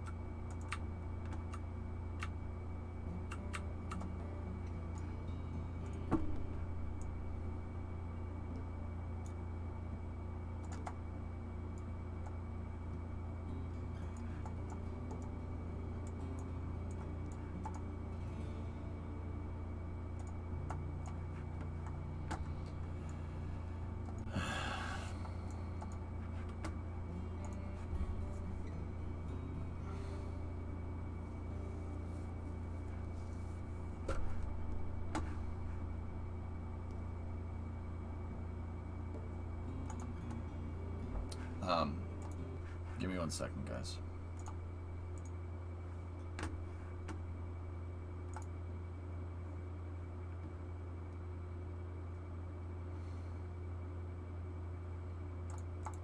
Nice.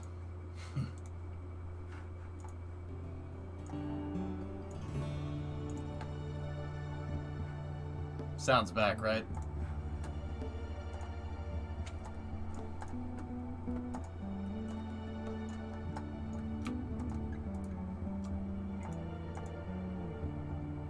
Cool, thanks.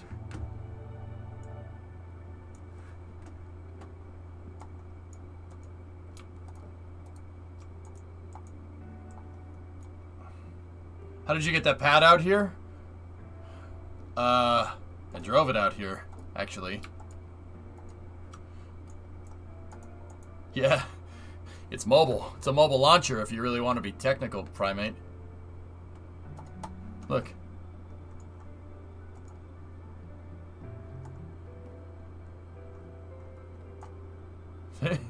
Put it on landing gear. It's jet powered, and I just hit the jet engines and moved it out here until I found a nice flat spot. Straight up. It's a mobile launch complex. The entire thing can move.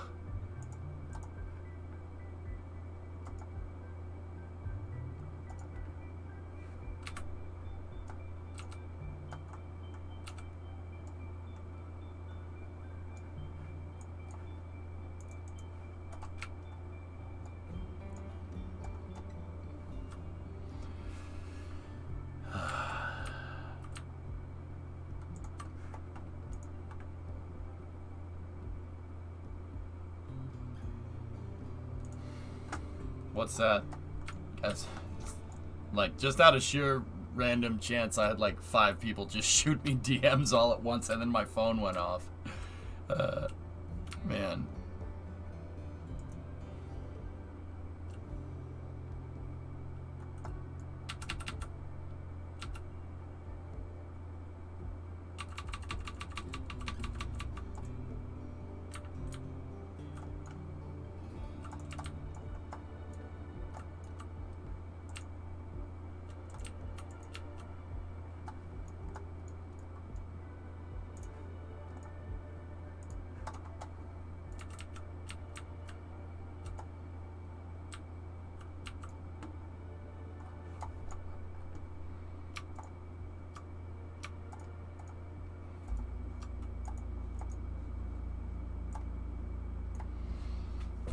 Why do you have a mobile launcher? Is it a challenge? It's part of my rule set that I play by. WBO? Or is it W13EO? Or is it WAYO? You tell me. It's part of my rule set, dude. Oh, Leo. Ah, gotcha. Yeah, Leo, it's part of my rule set. You have to build the launch complex. The reason why I moved it out here and why I don't just have it by the actual launch complex is because I'm developing a bigger version of this, and the bigger version needs that pad over there. This one is smaller, so it's easier to move the whole complex. So I've been prototyping moving this entire thing out here just to see what happens.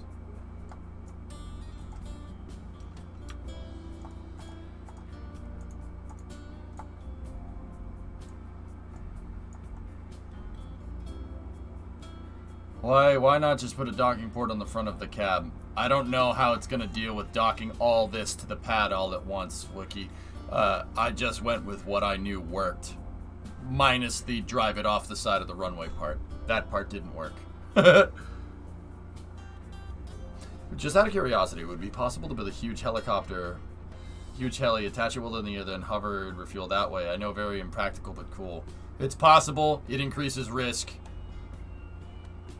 It increases the possibility of the pad getting Kraken struck. Now, Hezwa, if I just had a gigantic tanker truck, lifted it up with a helicopter, and then brought it over here, and then brought it back, then yeah, that could be cool.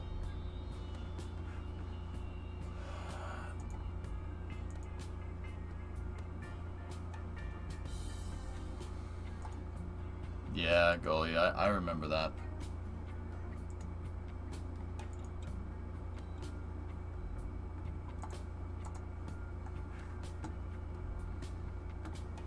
Yeah, I remember that.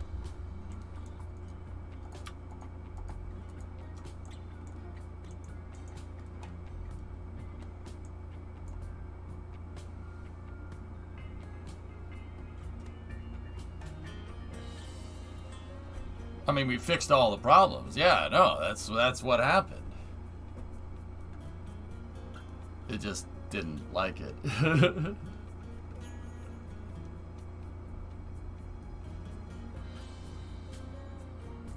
It's quite cool, making me look at the game different now. Yeah, Leo, man, I got like 10,000 hours under my belt, dude. There's only so many times I can put a rocket out there and hit the space bar before you get bored of the game, you know? So I made the rules harder. A lot more difficult. It is very hard to get something into orbit, even in regular KSP. Like,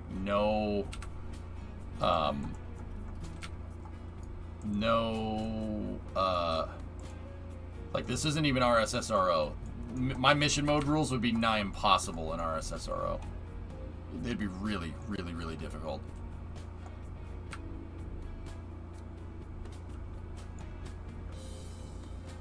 I just made my own rule set, yeah. If you want to see them, just type in !M rules in chat, or somebody's going to do it now that I said it. Yeah, just, you can see my rule set. It's a pretty hardcore rule set.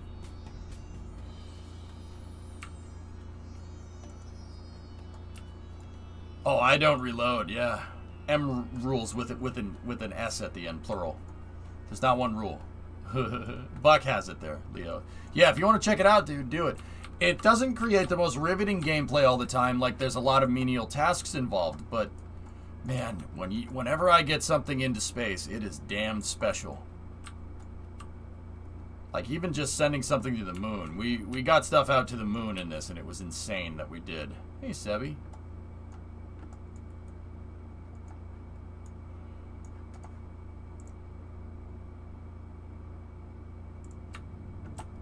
Yeah, it's too much of a tease for the Kraken, Ivan. That's why I don't do it.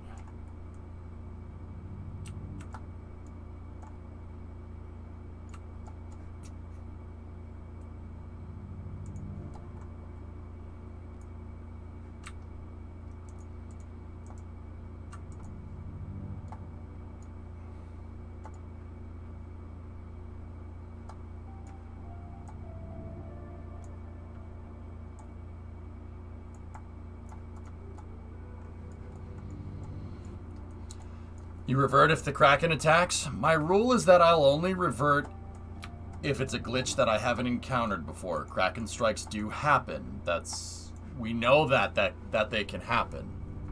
So it depends. It really depends.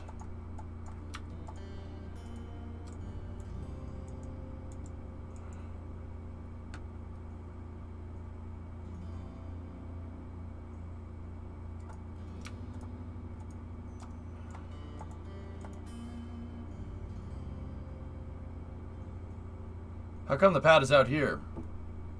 I want to build another launch complex that's way more parts, Joshy. It's easier to move this pad out here than it is to move a much bigger complex out here, man.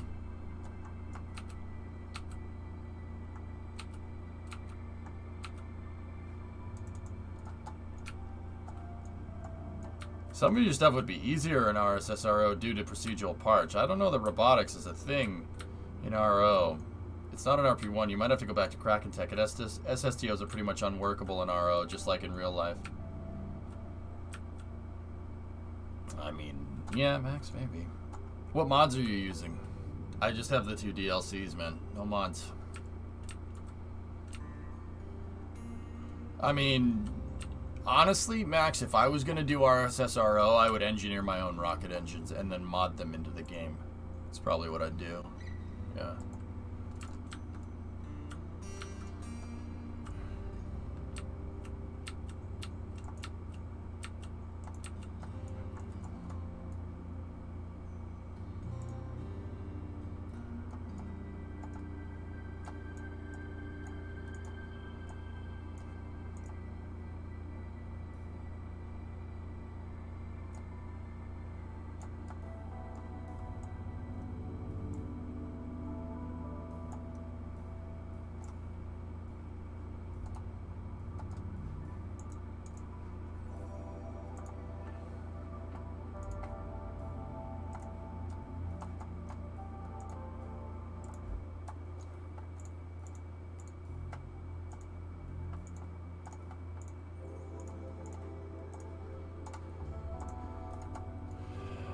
Sad RD180 noises.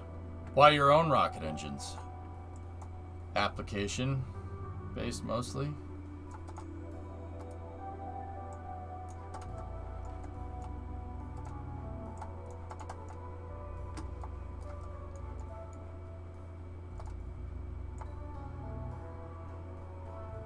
Ah, frick. I can't get at the damn docking port, dude, because these things are...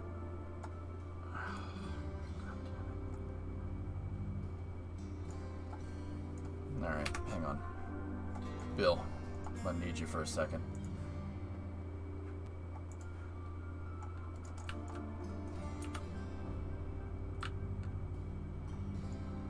No, I didn't put probe cores on the trailer.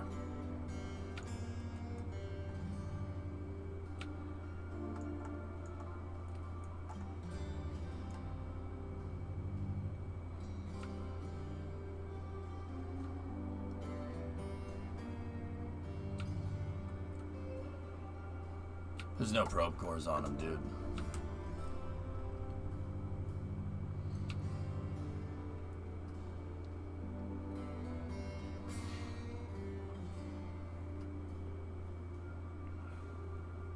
You know what I think I should do? I'll take one stream a week.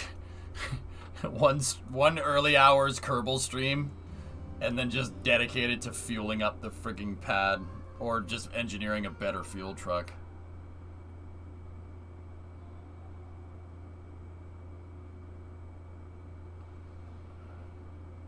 It is, Galadus, yeah. Yeah, man. It's the only way I could really push the stupid thing up the ramp.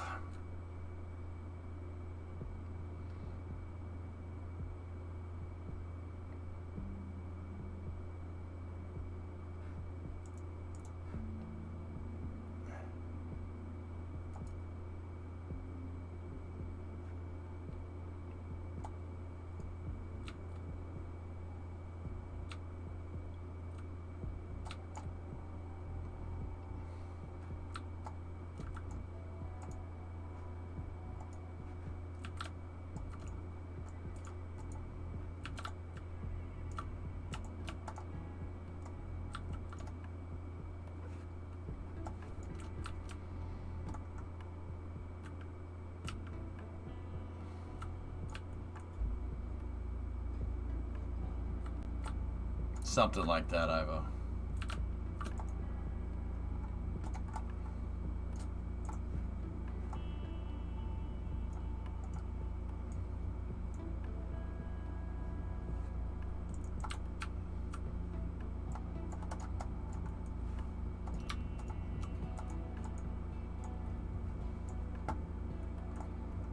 Make a fuel truck that's massive and looks like a mining truck.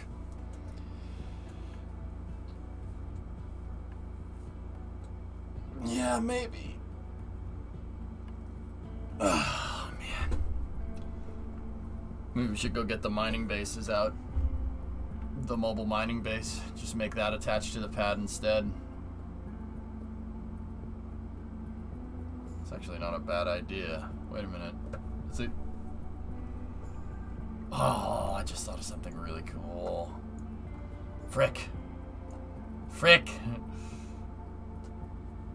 It would take some time to engineer it. But, basically make a vehicle that forms the other side of the pad and the flame trench. Get rid of these things and make more fuselage trailers, right? Or make more pad fuselages and have it drive in here like this.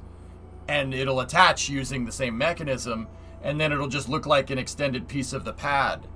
And then, oh, that's actually kind of cool. I actually like that. When the pad's fully fueled and conjoined together, it'll basically look like the other end of the pad. And then I can take the centerpiece. We can take the centerpiece and make it look like a flame deflector or something. Oh, that's really cool. I want to do that now.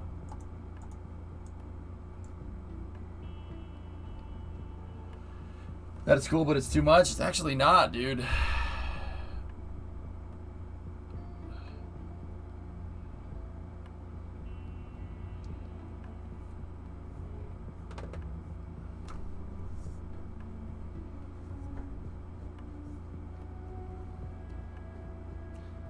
There's no ore. You guys, I don't think I sufficiently explained what I wanted to do. I'll show you guys in a sec, okay? It's a good idea. Trust me. At least, well, I don't know. Yes or no, I can't decide. It doesn't have a motor. A 1950 Chevy. How much is it? 1,700 bucks? It's 1,700 bucks. Buy it. Goalie, it's 1,700 bucks. Who cares? That's nothing. That's nothing for the truck, dude. That's...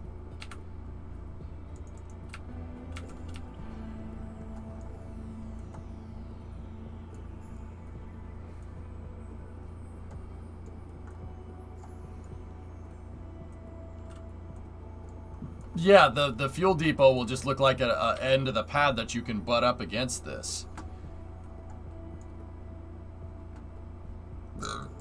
Excuse me.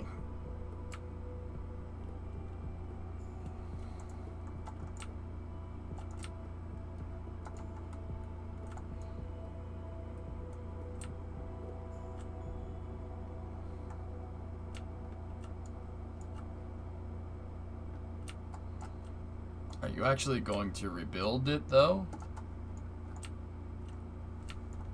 You know what? I want to give that a shot on Tuesday, because the reason why I want to give that a shot isn't necessarily for the small SSTO, but for the big SSTO. That could be very, very, very, very, very, very useful.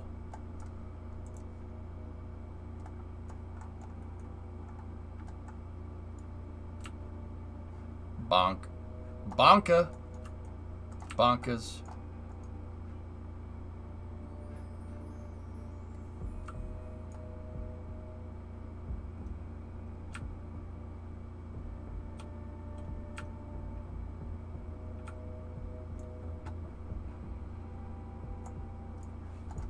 Is there still a possibility of a Daylight Boston stream on Monday?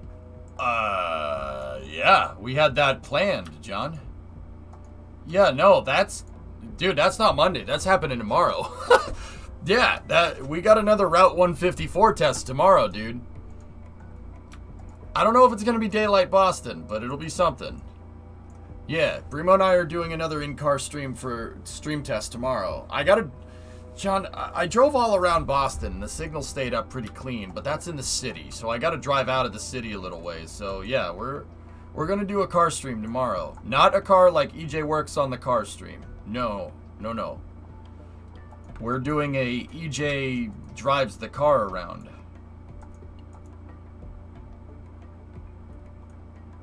Me test! Oh boy, what time? It's probably gonna be in the morning because I want to go watch football. American football, not rest of the world football. Hand egg. Can you drive a little bit into the sticks to test the connection? Yeah, that's the idea. If I can wake up on time. Depends.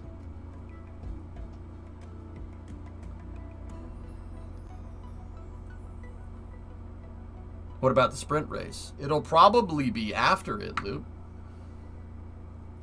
Well, you're missing a heck of a race right now in NASCAR. Bandit, because I can watch it, right? Like, I want to watch it right now.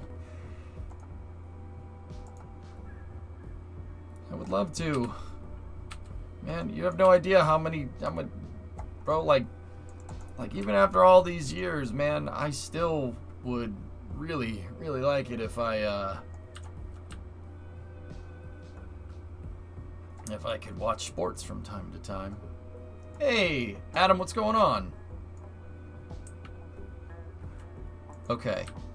I'm going to... Jet truck is fine. That can operate autonomously. And Bill can come back on the payload truck. Alright, cool. So let's just recover this. So we should have enough in here for a launch and a half right now. Surely the easiest way without having to rebuild the pad would be to look into how the...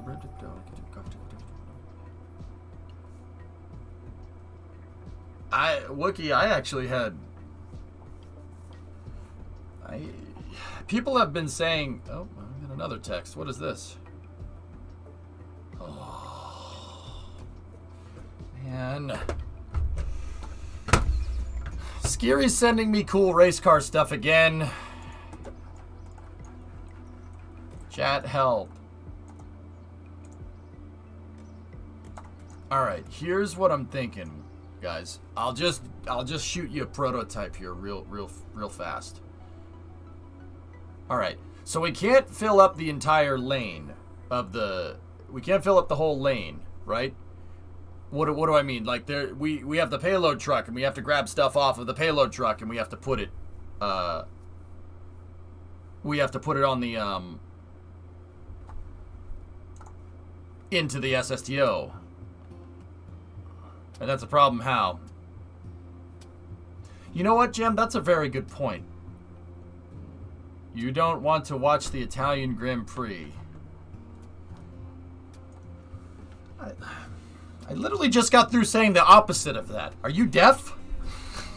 Like, I quite literally, like a second ago, said that's I wish I had more time to watch this stuff. I don't have time. We got to do... Brimo and I have to do a Route 154 test stream tomorrow. Because on Monday, I have to go to the DMV and make sure that the truck title and everything is clean and good to go to be registered. I need plates. I'm not going to get very far with plates, so I have errands to do on Monday, so we got to do it tomorrow.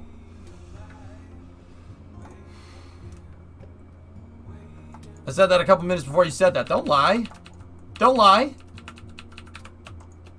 You are a liar. You are lies, Tessa. You are lies. I do not know what it's called, but I know the sound it makes when it lies.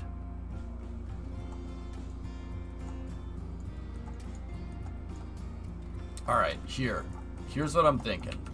Do something like this, right? Copy this over. And then give me...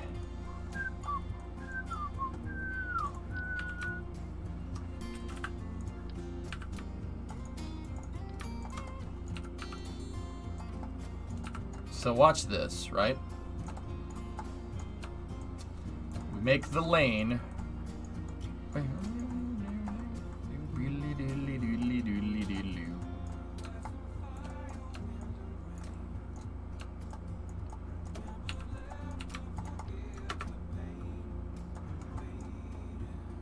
'Cause we're... So check this out. We can do something like this. Ready?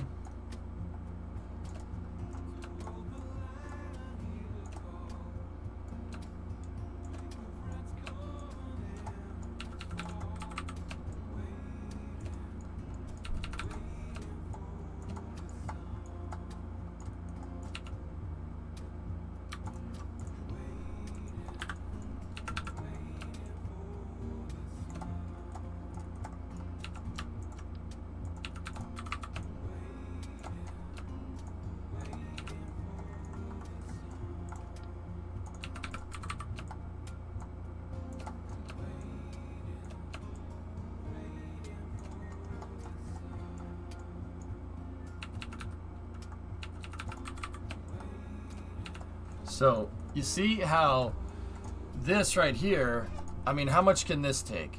14. So we have 15 right there. And then I can just take this, duplicate the sucker over, like that, again, right? There's enough space here for the payload transfer vehicle to move around, right? And then I could put a bridge over it. The trucks can drive underneath it. And then we can make it look like a flame deflector or something. Or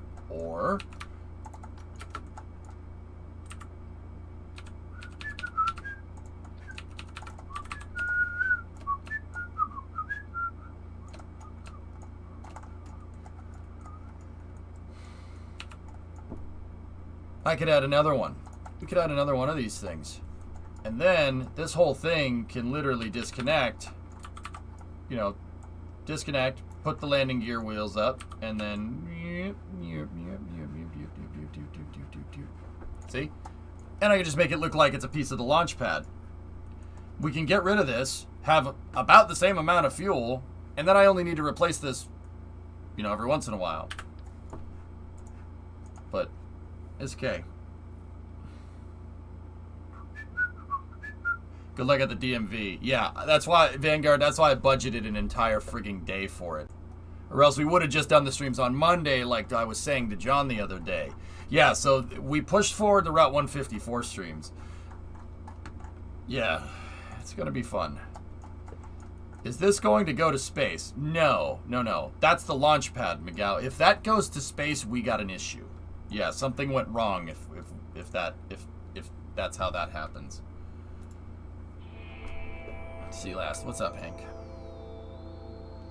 Do you think that 50 Chevy could fit a Detroit? Yeah.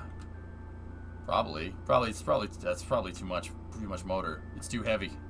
If you're doing car streams and want some advice for connectivity and whatnot, you should reach out to Hitch, another streamer. He spent the entire summer biking across Canada and streaming all day every day. Hank, I respectfully appreciate it.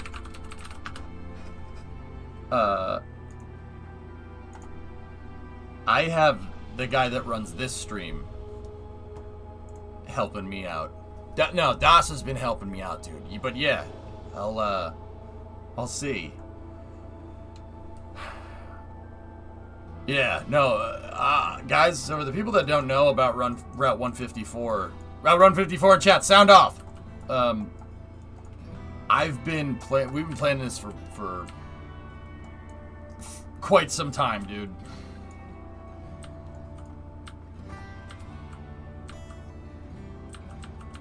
Hi.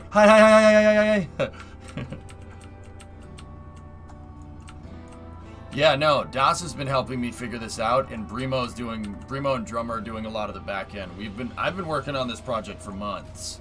I only announced it last week because I was ready. I was ready to announce it. I still have some stuff to do and some stuff to button up, but yeah, it's kind of crazy.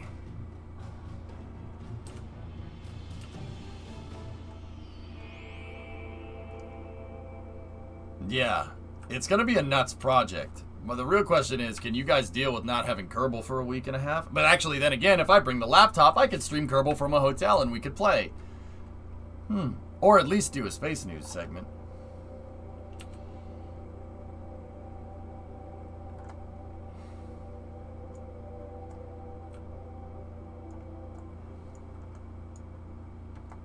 Hotel engineering mode? Now we're talking, Pigzig. Yeah, that's actually a cool idea. And, you know, guys, when I'm driving, we could talk about space news. That's not a problem.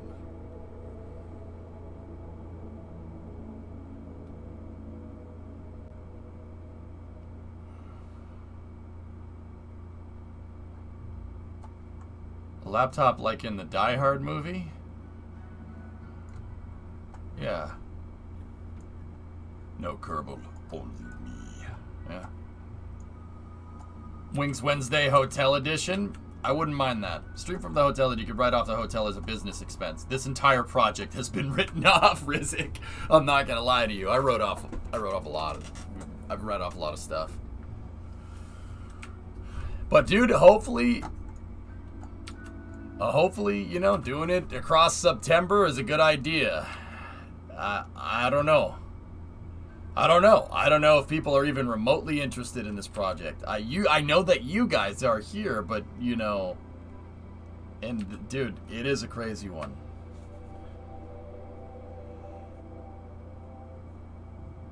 I just heard about when are you doing it? Tron, I have a one-way ticket to California on the 22nd. No way back except the truck, dude. This is hardcore. This is about as hardcore as you can get for doing like crazy road trip ideas. I bought this truck sight unseen. I've never seen it. I've never seen that truck except on Hoonigan's YouTube channel when it's on fire. That's not a good idea, man. You shouldn't do this in real life. I'm not gonna lie to you. I'm here for when you need to rent a trailer and bring it back. Alright, Wisp. I'm fully expecting a Top Gear special. Yep. Who knows? Maybe it takes off and maybe other streamers want to do this kind of like Top Gear special stuff. It's so Vice Grip. Dude, I'd like to think that Derek would approve, Ernok. I'd like to think that he would approve. It is a freaking stupid idea, dude. But I can fix the truck. That's fine. I'm confident in my ability. And if I'm not confident in my ability, there's enough resources in Southern California and you guys to help me. People have been coming out of the woodwork saying, dude, I'll help. Yeah, sure, I'll help. Yeah, absolutely. Dude, the Hoonigans have enough plywood to sustain such a market. You already planned the accidental detour that's going to take you to Boca Chica. The only thing that will get me to Boca Chica, guys, is if, like, SpaceX last week of September is like, oh yeah, we're going to launch. That's the only way. In that case, I'll be like, Primo, fly home. Fly home. I'm flying to Texas. Laters. Going to the nearest airport. See ya. She would kill me. She would kill me. Kill me. With a capital K. I would get, yeah, that would be a very... I have to go now. Back later. Route 150 or hype. That would end so poorly, dude. Oh, it would end so bad. What route are you taking? Primo wants to drive Route 66. At least some of it. It's probably Route 66 to I-40 and I don't know. Unmarked graves out past Terralingua, Jam. Unmarked graves out past Terralingua. Oh, that would end so bad for me, dude. Still got the shovels. Yeah.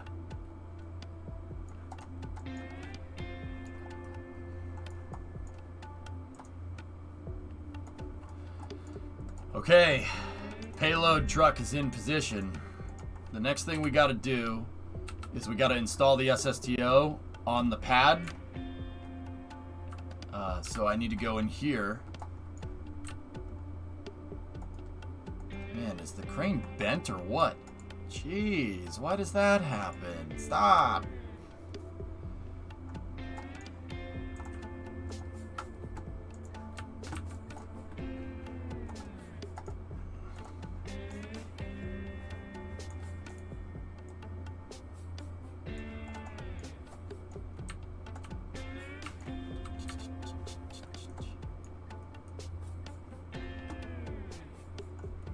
But yeah, guys, I can't, unfortunately on this trip, I haven't budgeted enough time to be able to go down to Boca Chica as much as I would love to make that drive.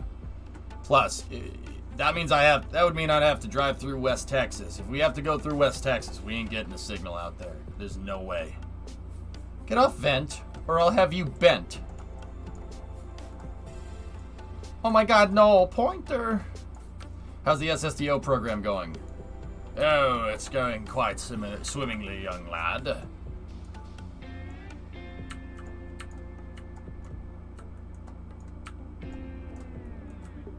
Oh, it's going very good. Very good. Yes.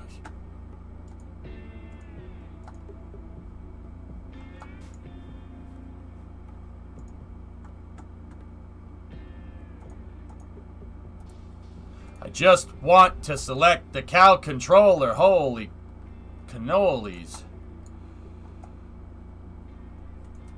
Who's got a cannoli? Now I'm hungry.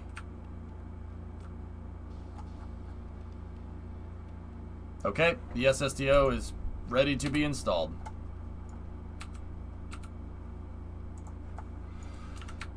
And chat, you know what that means. That means it's time for Jet Truck! It's a truck with jet engines on it! Maybe once mobile Starlink is approved, you could show folks how big Texas is. I'd do it, John. Once again, here's the thing. This is a feeler project, guys. It's a feeler project. I'm not even sure I'm going to make money off of this, and that's okay. It's a feeler. To show if people want to do this type of stuff. I'm trying to see if this medium of content is what Twitch is, what people want to see. It's basically mission mode in real life. With trucks, not spacecraft. Jet truck burninating the countryside. All right, Tron.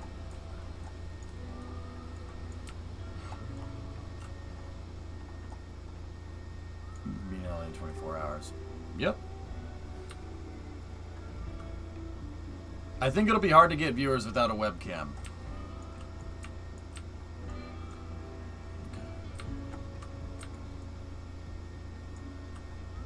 Yeah, I know. 95. Do you think, like, here's the thing, dude. Do you think that we just, you know, said, nah, whatever, you know, like, that's the thing. Okay, all right. Bro, do you think I was just like, yeah, no webcam pointing at me is fine. That's totally okay. Everything's totally cool. That's totally fine. Yeah, no webcam. Yeah, we don't need that. No, it's a hardware thing, dude. It's a hardware problem. I'm gonna have to spend some decent money if I want to get an HDMI switch. It's not as easy as just, oh, just plug in another camera. If it was that easy, I would have done it, man.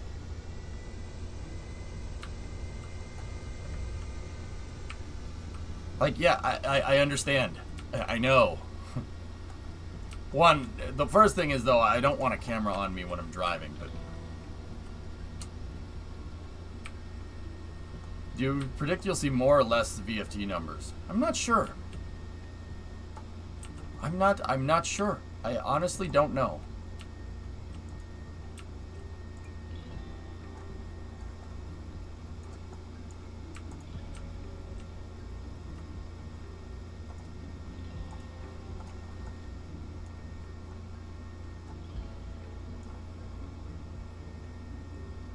That's really not supposed to dock like that right off the bat. Oh, no. Oh. Oh, yes. Okay. I guess it's alright. Sweet. It did it without any aligner, which is not usually a good sign, but...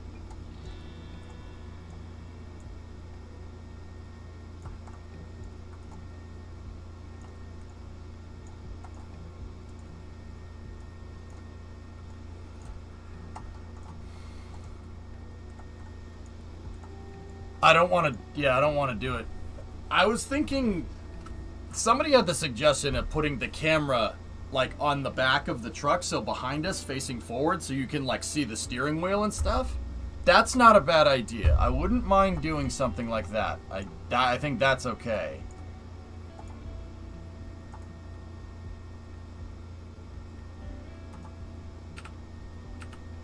I actually think that would be a pretty cool thing, because the truck is pretty straightforward. It's not the Mustang. And maybe we can test it with the Mustang tomorrow.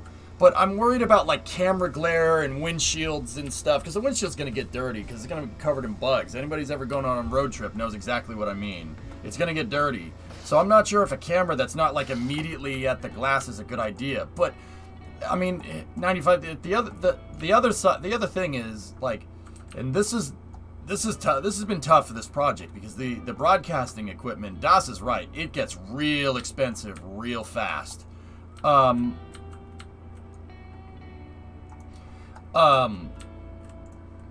Maybe I should just fork over the cash for the 2-cam setup. Maybe the 2-cam setup is what people are looking for. So like have one camera out the windshield and then one camera from like the back of the truck looking forward. Who knows? Maybe that's the right move.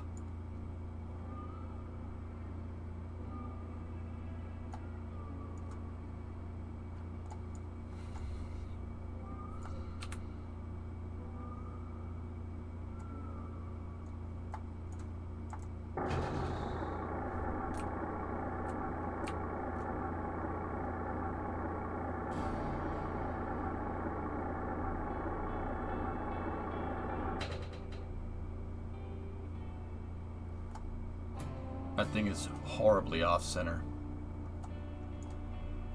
Why did it move so much? Damn it! I'm scared to undock this.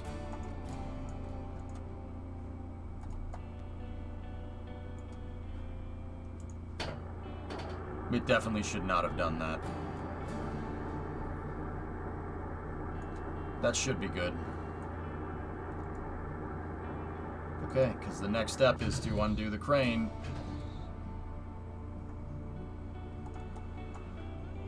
It just realigned. Okay, perfect.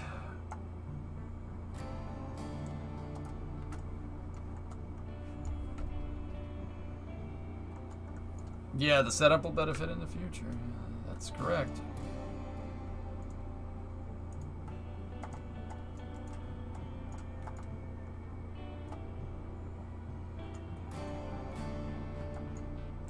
Turn on the lights so we can see what we're doing. I watched Dr. WD-40 as a text-to-speech. Cool to see your face when you talk. Just don't look at the camera when you're driving and pay attention.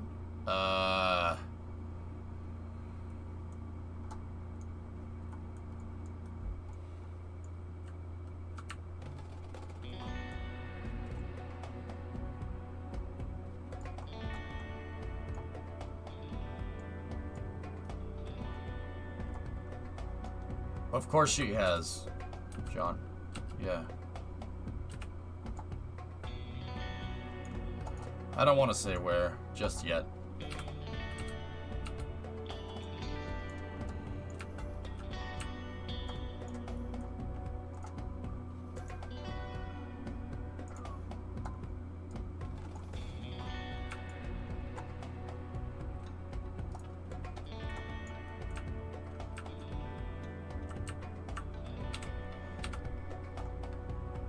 And you can write it off. You guys are, yeah, I mean,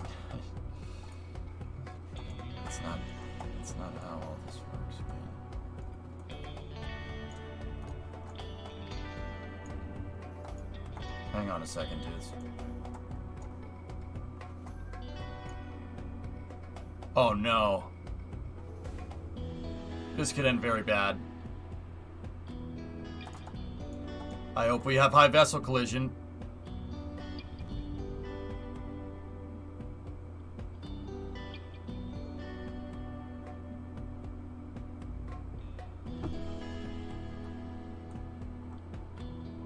That was stupid of me. That I shouldn't have put that thing anywhere near it, but I didn't think it was gonna do that. That probably just bent so much stuff out of shape.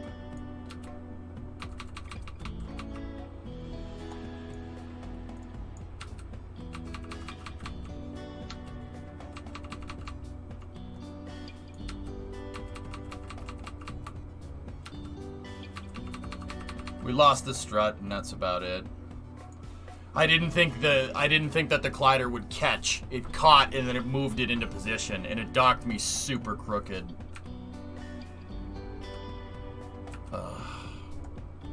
Anything down here broken? Not really. Get on with it.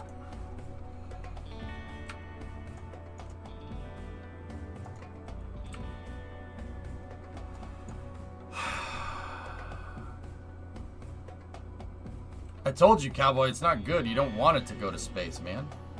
Sometimes it just do be like that. Sometimes it just want to.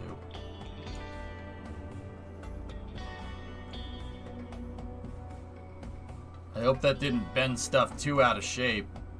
It looks like the SSTOs and everything is fine, which is good. I didn't think it was gonna... Oh, yeah.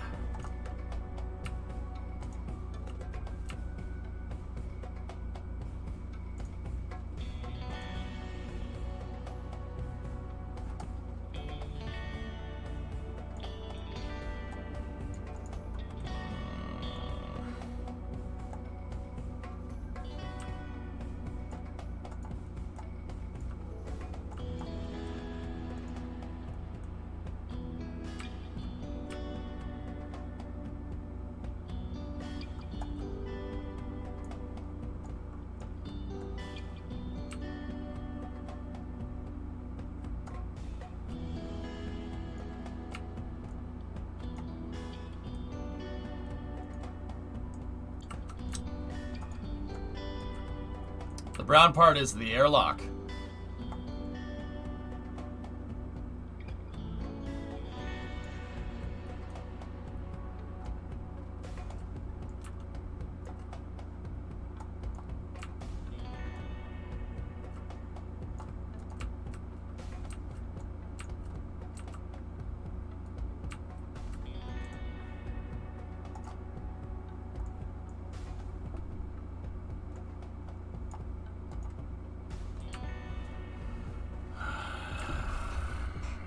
It didn't dock.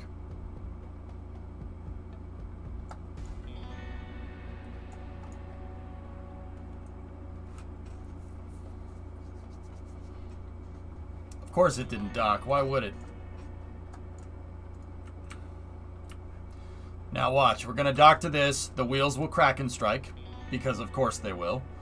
Yeah, that thing's going to launch up and it's going to hit the crane and it's going to blow up.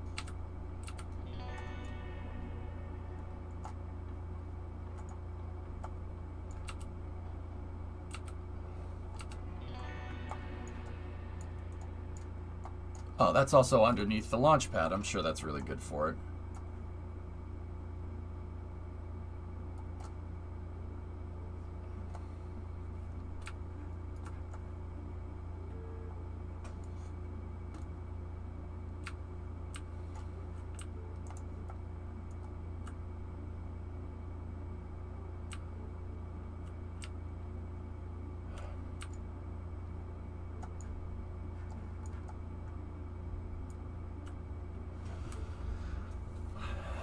Second, Flexter.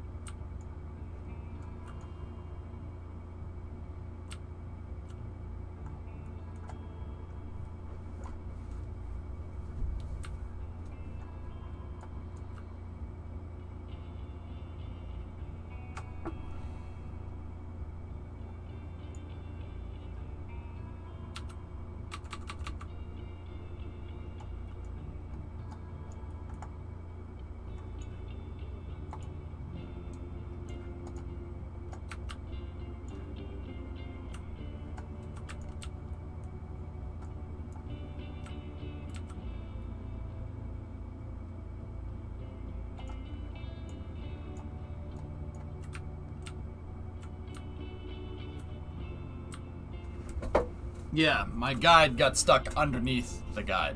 That's good. Come on, push yourself back into alignment, please. Please, please, please. I love you. I love you forever.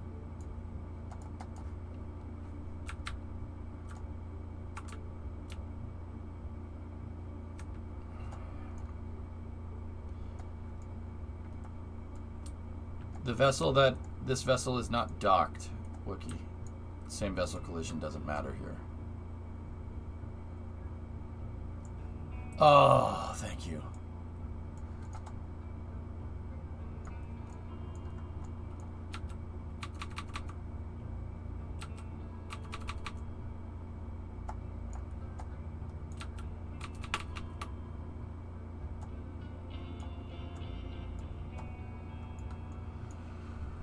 Okay, back to work.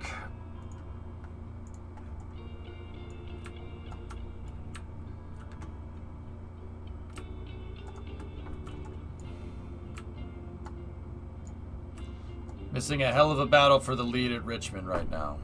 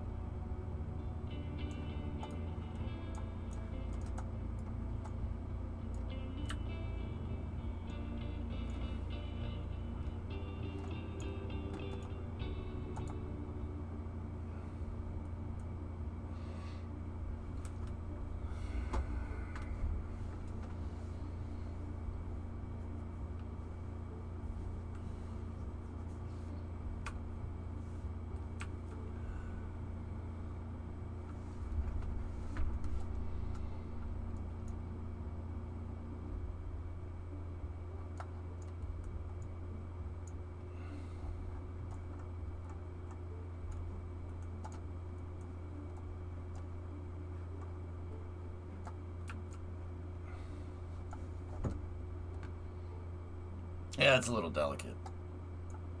A little bit. Just a little bit. A little bit.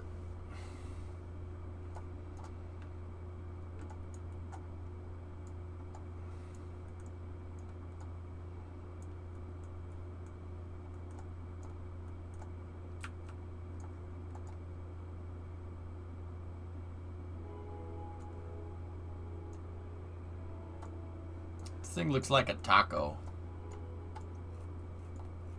Maybe we should call it Taco Sat.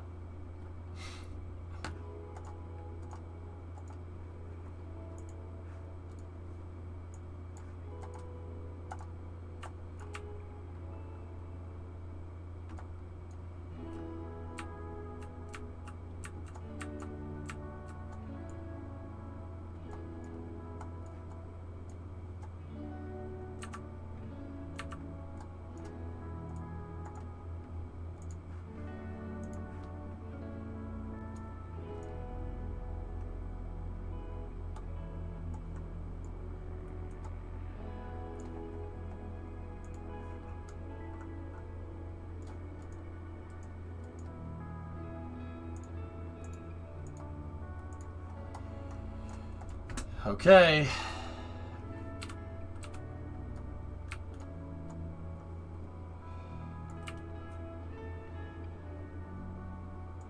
Payload is loaded.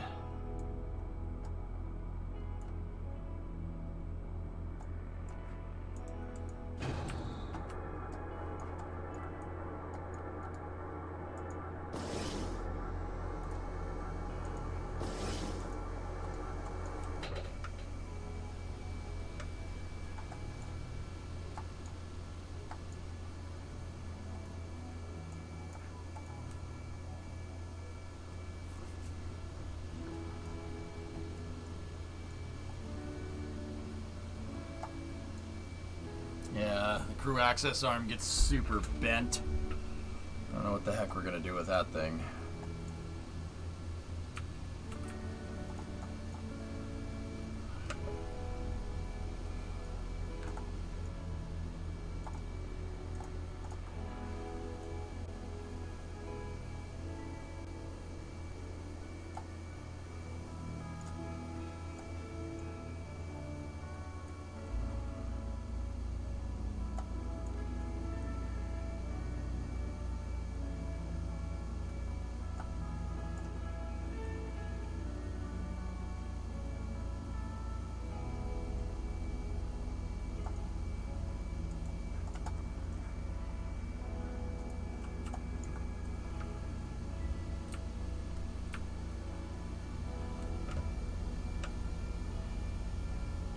Has there been any issues from being out here?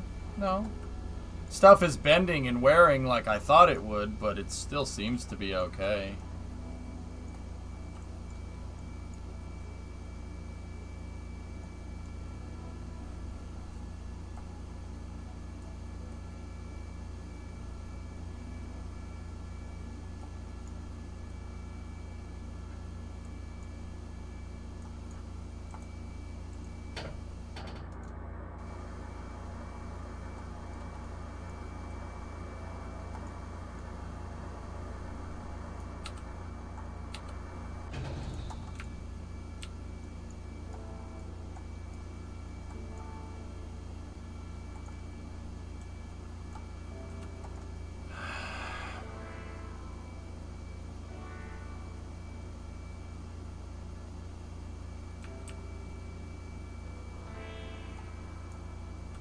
What?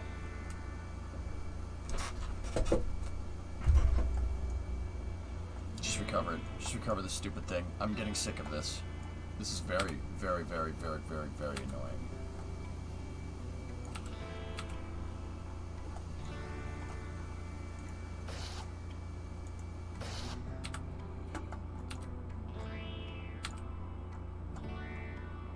Seriously. Recover the stupid payload, recover the payload truck. Make the truck aligners plus rails need the same vessel for when they are docked. Yeah, the truck, yeah, that's not...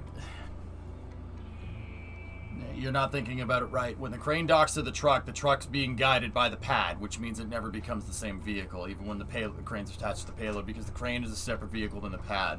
That's not how that works. The reason that happened is because I had a little bit of a snafu on my part. I went to extend the docking port, and I thought it would just extend, right, and stay up, coming out of the payload bay, right? I extended the airlock, and it caught the crane collider and docked to it. That's what caused all this weird behavior. So believe it or not, this was a mistake on my part. So recover that. We got our payload truck back. Let's go back to Complex 3.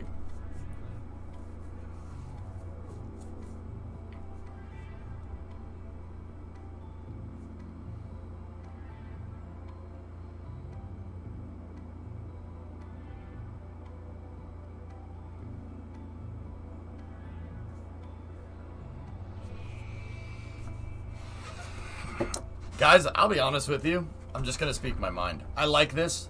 I like the small and the big SSTO. I think they're cool. I kind of want a horizontal takeoff, horizontal landing SSTO. I proved that I can do this. But we're close to unlocking the Rapier engine. And I think it might be a better way to do it.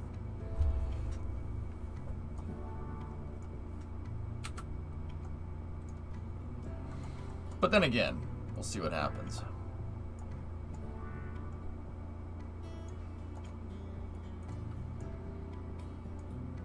I proved that I could get this done, and that's what I wanted to do. I wanted to prove that this could be done, and it can be done.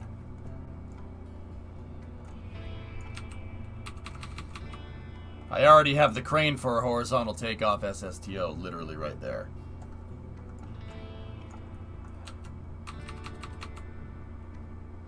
Meaning we'll need one fuel truck on the runway, one integration crane standing by the runway, and that's it. I agree, but as a challenge, design it to get to orbit with only a tap of the space bar.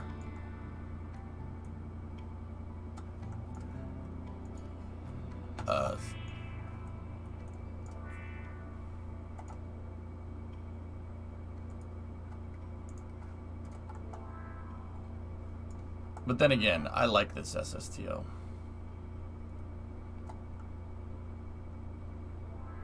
That's so much less efficient, yeah.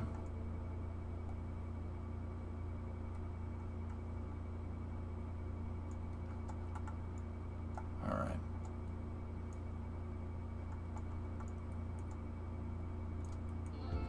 I don't know. I don't want to talk about it. We'll talk about it later. Okay. So, forward position on the launch rotational controller. Enabled. Forward position enabled at the 0. Master controller enabled. What we're gonna do now is unlock the TE and the launch box rotator. Take this, go here with the master rotator, and let's get this thing vertical.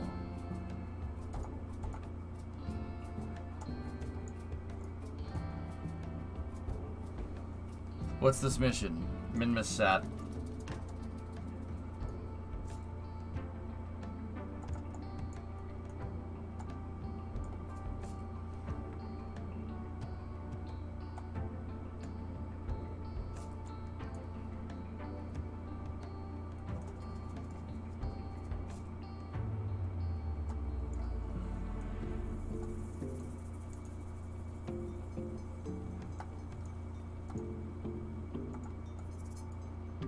I mean, this thing is legit. Don't get me wrong. It's really freaking cool.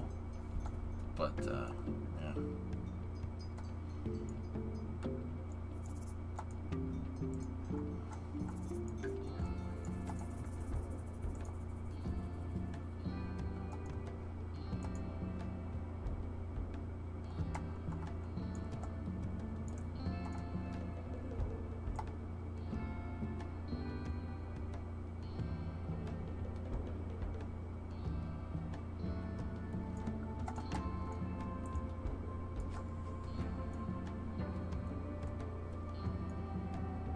It's not zany. Fix it in a moment.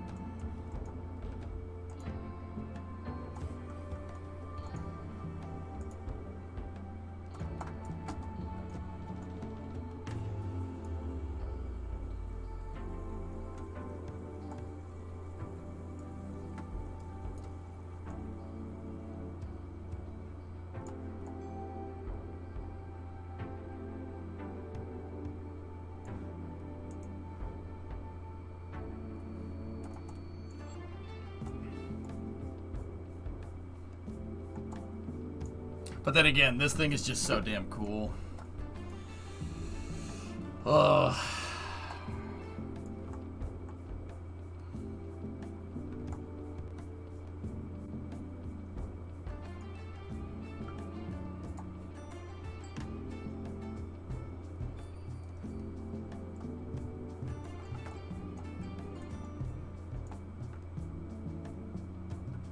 Watch the numbers, bio. Yeah, Maplish, this was hard to engineer. I think for now, guys, I'll just stick with the SSTOs. We got it up. We got it operational. What do I always say? The second you think you can do it freaking better, it's just screw it. Screw it. I'll keep working with these for now. As I keep using them, we'll iron out all the payload integration operations. It should be okay. Hey, Bill, what's going on?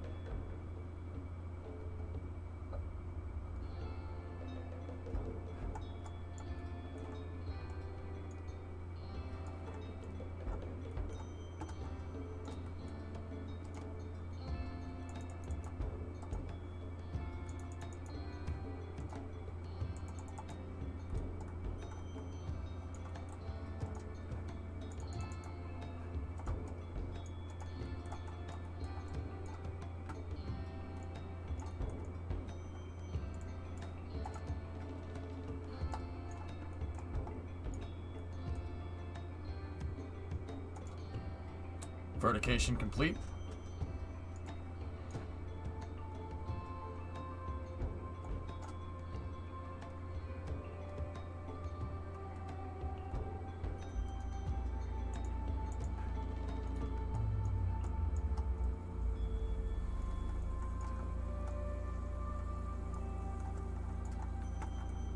Okay. Let's check on the payload.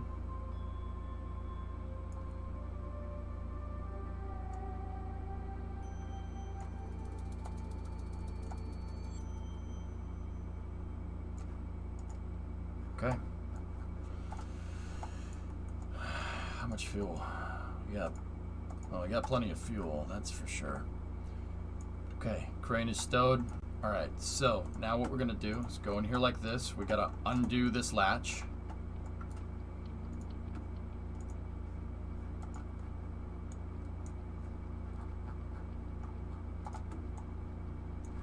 Okay, we'll retract the access, or the transporter erector here. So go in here like this. Disable the master rotator. Move that back here.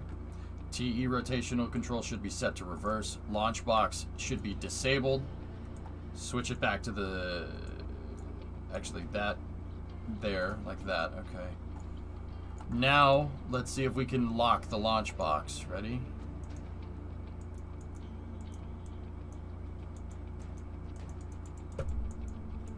Oh, I had it.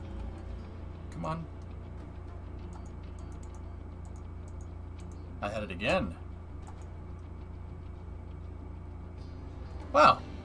Nice. It locked out. Excellent. So, take the TE. We will begin TE retract now. Transporter erector retraction is good. Perfect.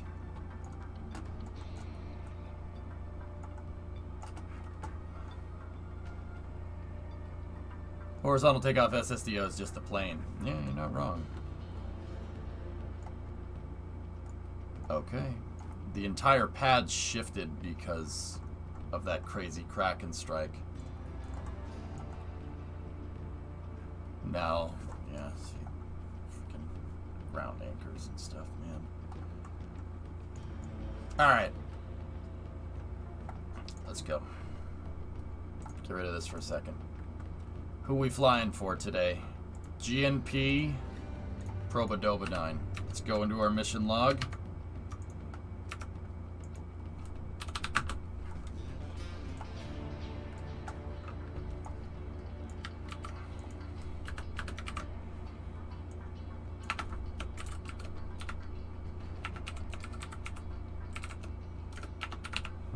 GNP Probo 1. Payload. This is a Mark 6 SAT bus.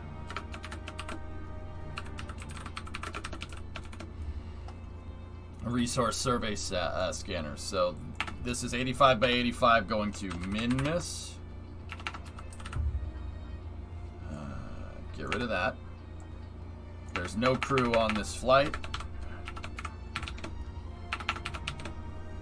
Payload mass, we're at 900, no, it was 610 kilos. Complex 3, second launch from Complex 3, second total, no longer inaugural launch. This is the second flight of SN10 post-refurb, and its 13th flight total.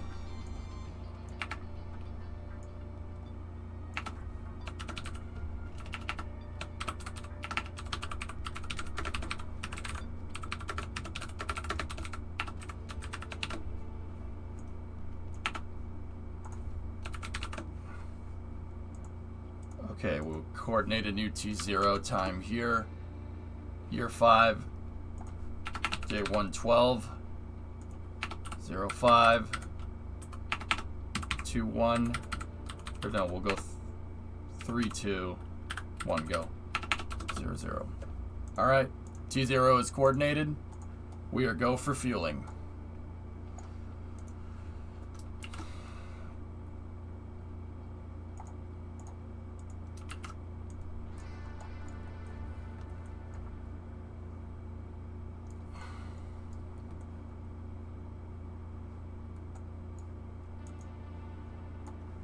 Bring up all the fuel tanks on the SSTO here. It still has some residual prop from the last mission.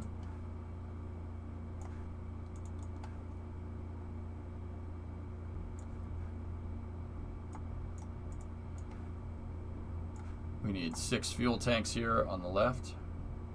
Good. We need the Mark II fuselage right there. I need 4 tanks here on the right. 4 X-16s here.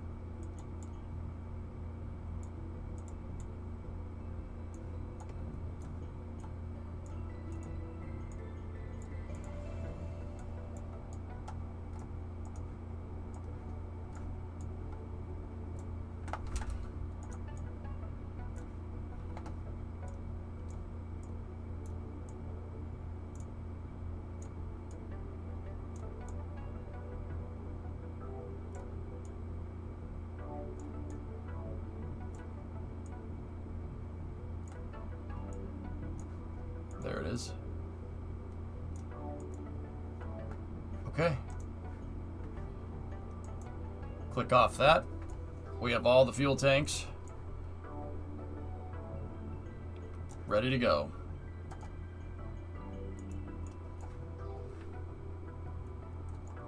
Okay, we're go for fueling.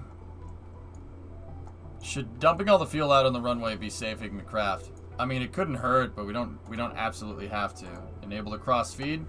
We've begun fueling, opening up the fill and drain valves, so we should be go for fueling now. We can time warp through this.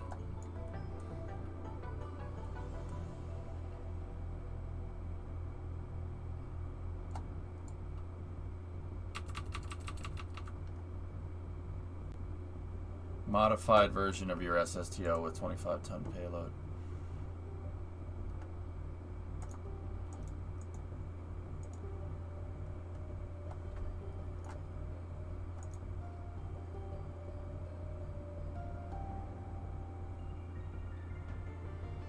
Huh. Interesting, Anth.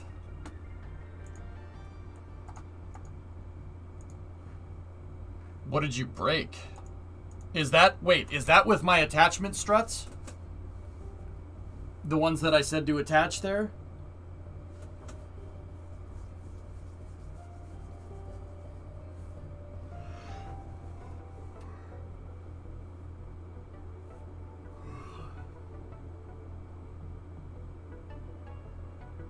No, it wasn't. Yeah. All right.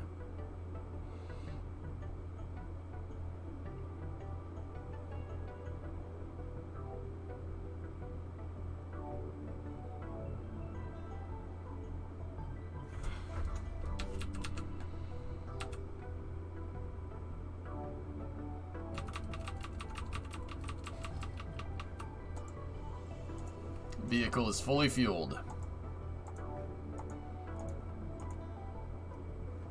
We got to do fuel balancing over the pad now. We're fully fueled and ready to go.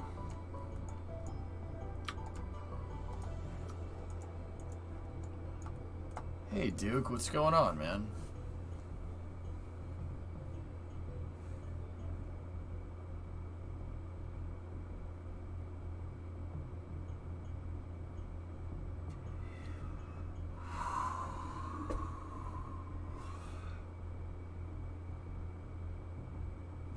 Okay, pad balancing is complete.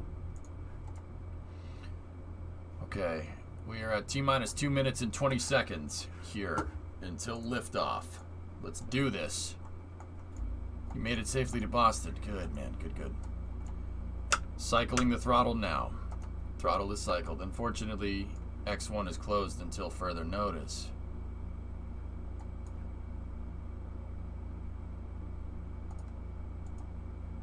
Huh. That sucks.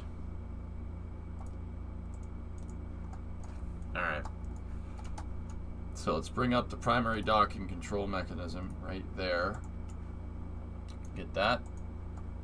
Cool. Alright. Now we're going to bring up groundside gas closer. We are T-minus 2 minutes and counting. Stand by for thrust vector control checkout and engine thermal chill down. Chill down is complete. Check thrust vector control on the engines. Engine thrust output is good.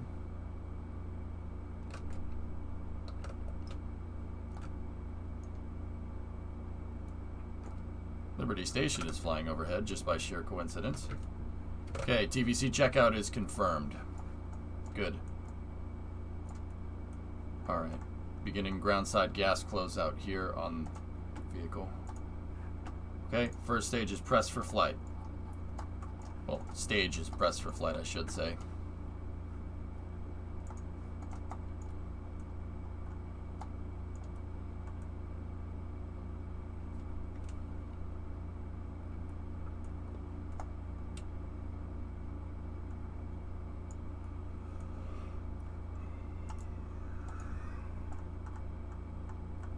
Alright, ready? Yep, GSE separation system is online and ready to go.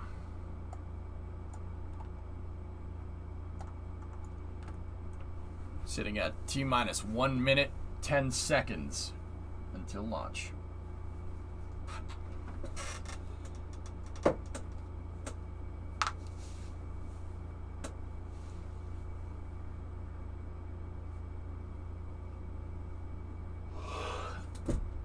It's been a long day, dude.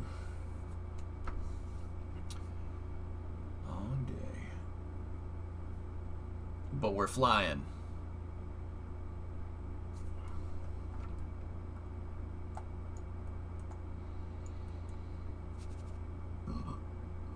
T-minus 52 seconds and counting. Our simulation rate is a little bit low, guys, so it's probably more close to 2 minutes. How can you see the markers so far away? Markers render at 100 kilometers, Alex. As far as go, you have a range clear.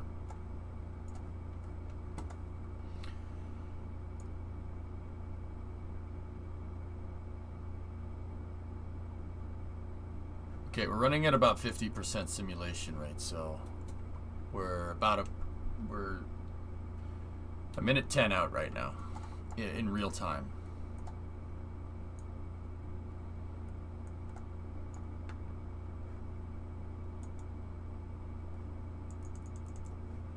T-minus 1 minute and counting. Rock, report range status. Status check. Go SN10. Go GNP Probo 1. Range clear to proceed with terminal count.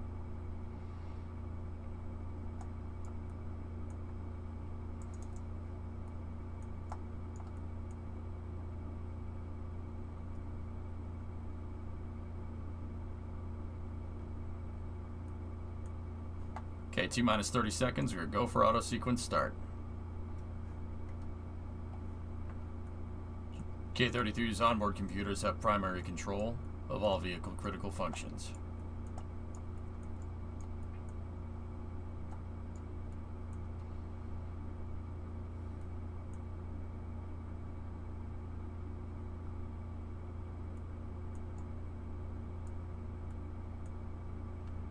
T-minus 10, 9, 8, 7, 6, 5, 4, 3, 2, 1. We got a liftoff. We fried the ground anchor. Liftoff. Liftoff. GNP Probo Double 1. Destined for Minmus. We've cleared the pad. Good roll program.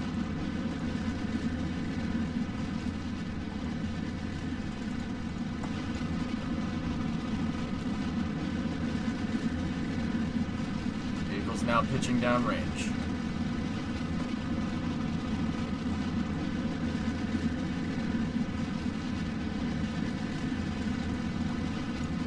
Fried the ground anchor.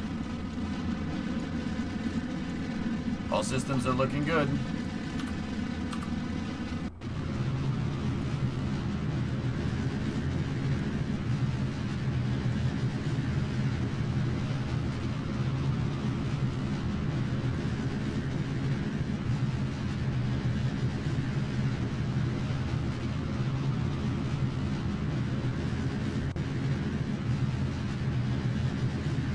Looking good.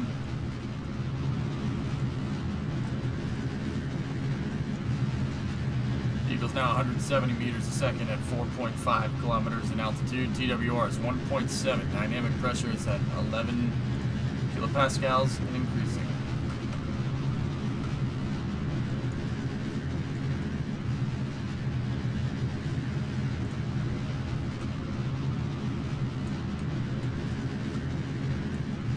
Stand by for max Q. We have max Q.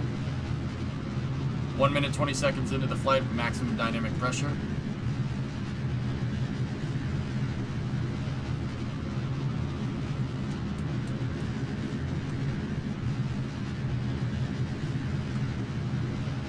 Vehicle's now supersonic.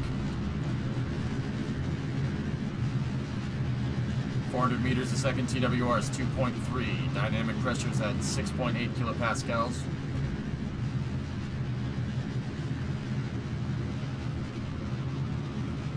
Kilometers in altitude. Jetstar Mini blasting its way up into space here.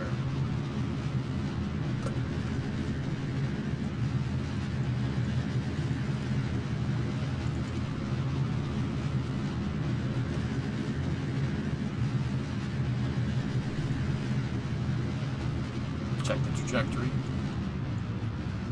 Okay, everything is looking good here. Beginning the throttle back.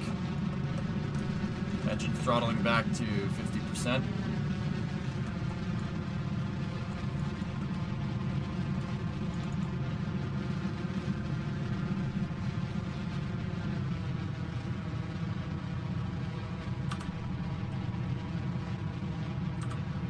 This is a bad ascent. We really have to throttle back.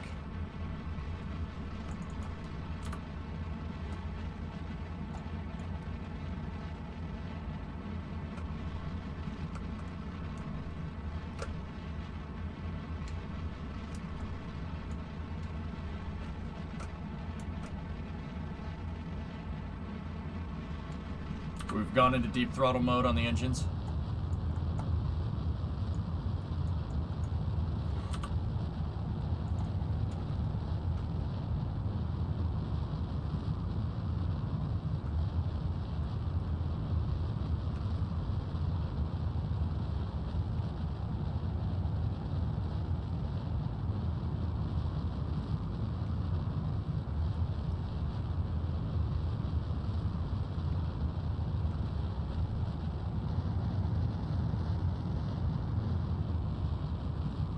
.64 kilometers a second.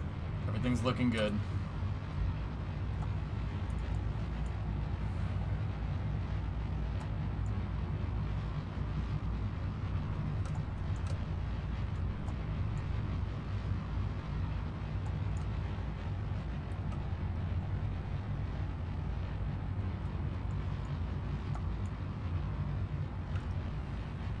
Stand by for Miko.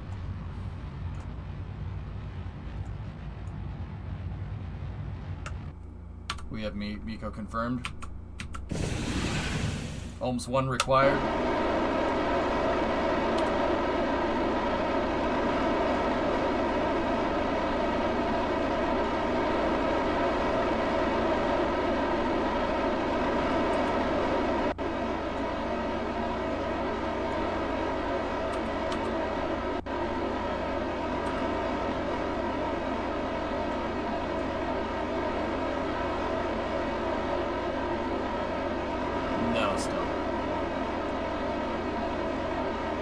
We gotta smack the main engines one more time.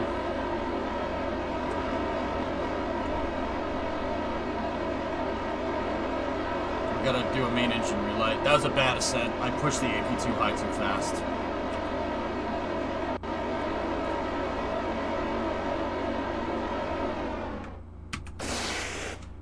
Switching back over to the mains. That's a terrible ascent profile on my part.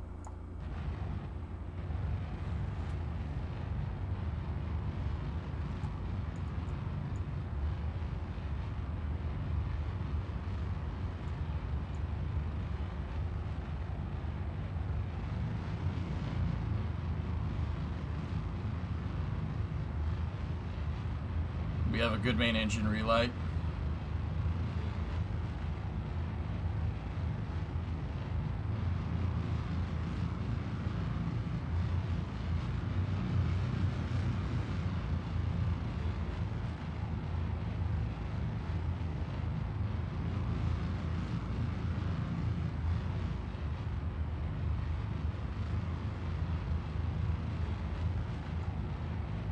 Positive perigee. Okay, stand by for Miko 2. Miko 2 switching back over to the orbiter maneuvering engine.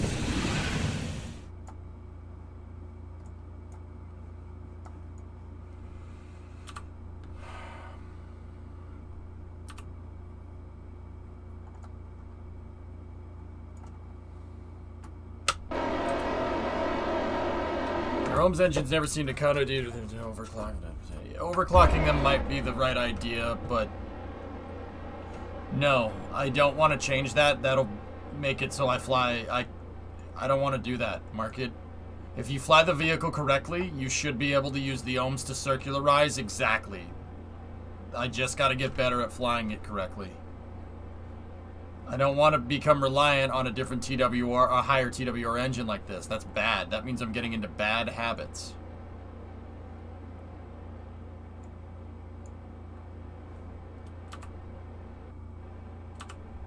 Stone, what are you asking?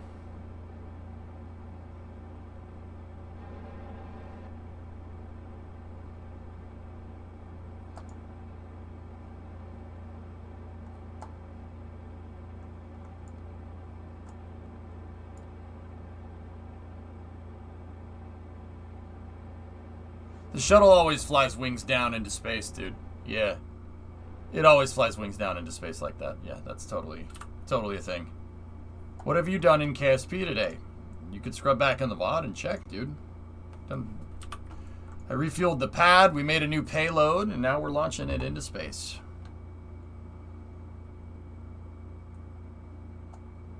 Why did the tanks at Boca Chica have shells on them? Vacuum insulated. Like a thermos. It's a giant thermos, Funky.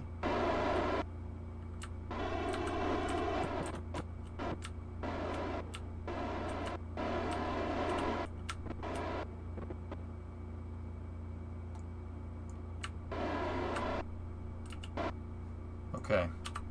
86 by 85, nominal orbital insertion. Not the best descent profile, but it'll work.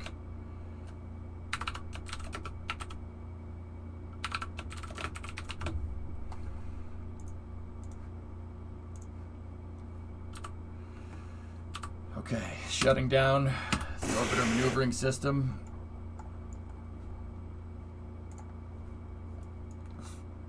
Second flight for 10 post refurb here. Alright, where's Minimus?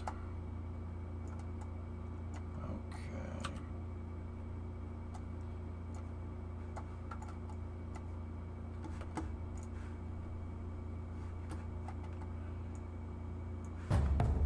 Whoa. Alright. Relax.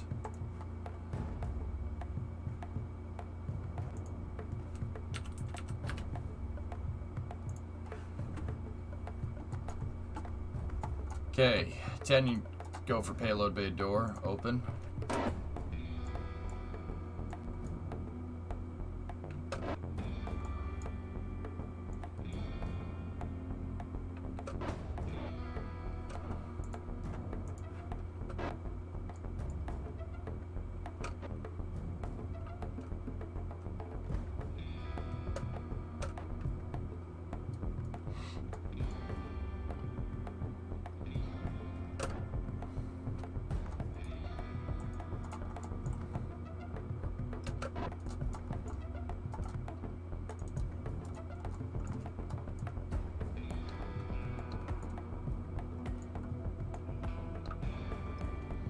Does the SSTO have boosters? Wouldn't be an SSTO if it did, Stone. No, single stage to orbit implies SSTO. No boosters. Nothing comes off this thing. This thing flies all the way up into space by itself and comes all the way back. It is something that you hit the go button, provided you don't have a guidance problem and your pilot's not an idiot. It'll fly right up into space, no problem. It can't go much further than this, though. We got to deploy the satellite, but yeah.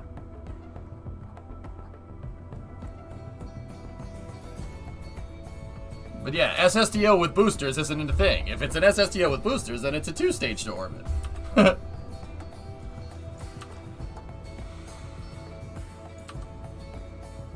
Okay, let's undo the fastening struts.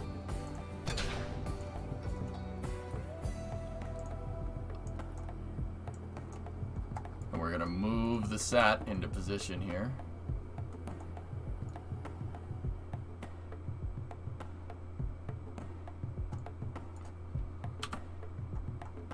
Peb jack. Yep. Hey, Tech. Dude. Oh, thank you very much.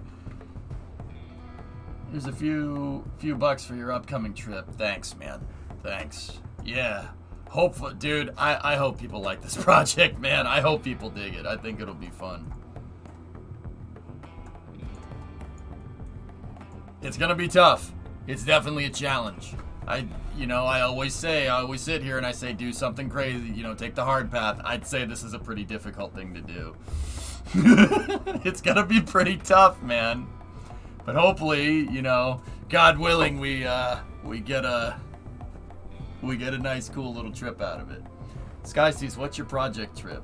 We're talking about the Route 154 project. I bought another pickup truck, Skyseas. I bought it in California, sight unseen. I'm going to fix it, and I'm going to drive it home, and I'm going to stream the whole thing.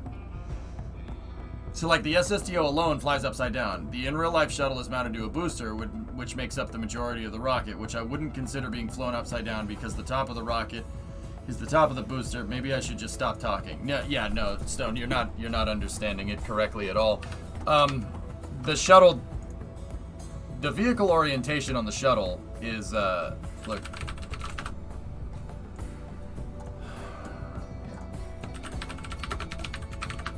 Look.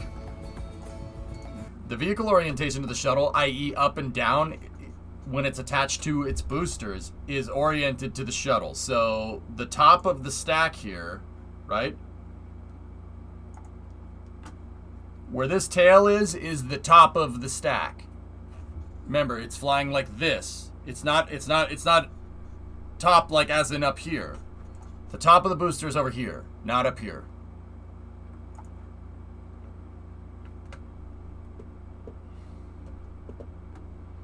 See, so the top of the booster is over here, not there. That is the top, but you got to remember the vehicle orientation is relative to the shuttle. So where's the top of the space shuttle? Top of the space shuttle's over here. So yeah, no, you're not. Your orientation is off by 90 degrees, dude. You're helicoptering it right now. So the shuttle does fly upside down into space. It's wings down, always wings down into space. G loads on the crew is a little bit easier this way, and the pilot and the co-pilot can see the ground this way. That's the reason why they did it. That makes sense, dude.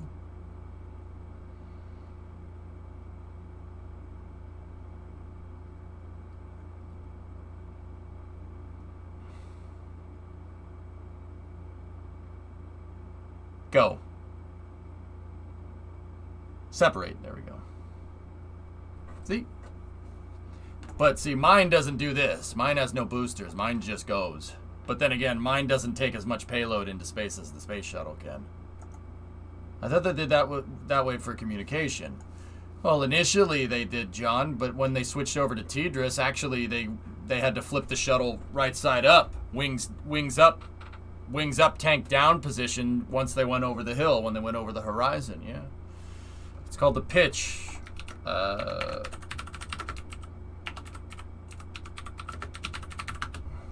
Look.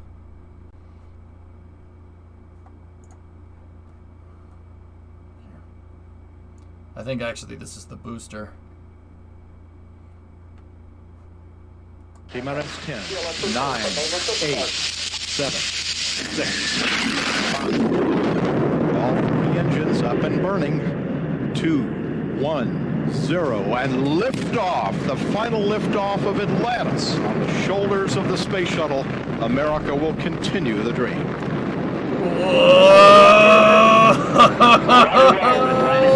Houston now controlling the flight of Atlantis. The space shuttle spreads its wings one final time for the start of a sentimental journey into history. Oh, that's so cute. 24 seconds into the flight, roll program complete. Atlantis that's now awesome. down, wings level on the proper alignment for its 8.5-minute ride to orbit. 4.5 million pounds of hardware and humans taking aim on the International Space Station. 40 seconds into the flight, The 3 liquid fuel main engines throttling back to 72% of rated performance in the bucket, reducing stress on the shuttle as it goes transonic for the final time.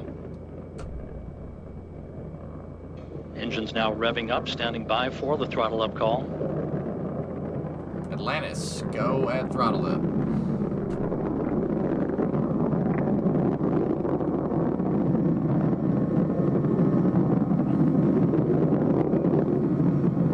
Should be happening. Atlantis, go at throttle up, no action, DPDT. God damn cool. The call from Capcom Barry Wilmore, a transducer, instrumentation only, no action required.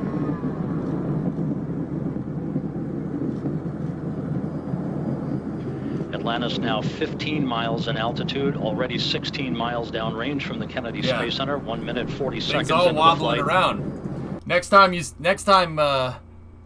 launch something in Kerbal and you're like, oh, why is it wobbling around? Real rockets don't do that. Oh yeah, they do. A lot more than you Atlantis think. flexing its muscles one final time.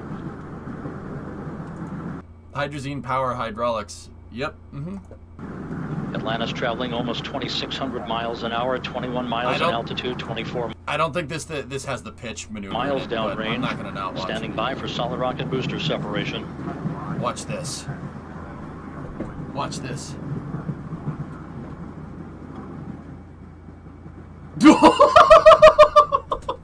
That's so good, man. Oh, Booster that's officer so confirms good. staging a good solid rocket booster separation. Guidance now converging. Yeah! The main engine steering the shuttle on a pinpoint path to its preliminary orbit. 2 minutes, 20 seconds into the flight. Atlantis already traveling 3,200 miles an hour, 35 miles in altitude, 50 miles downrange. Nothing like it. Nothing like it. Oh, I miss you.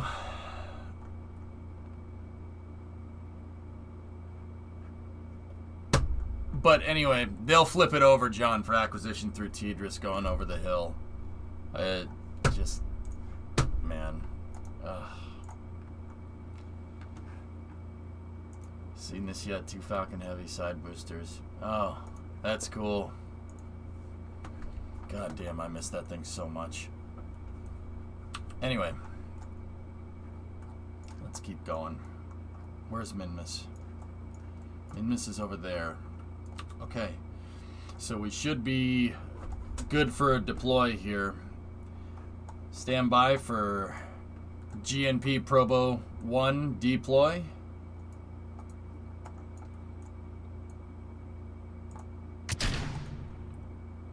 We have nominal deploy of GNP Probo 1. Nominal deploy.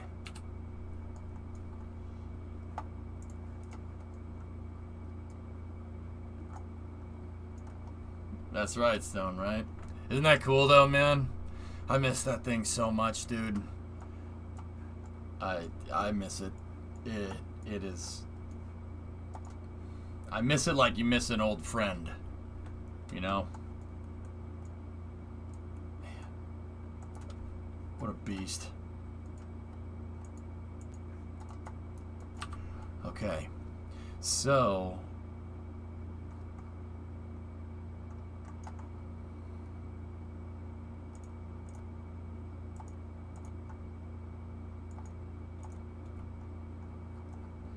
that thing is what got me into space in the first place, dudes. That's what did it. Okay, let's set Minmus's target, get the music back going.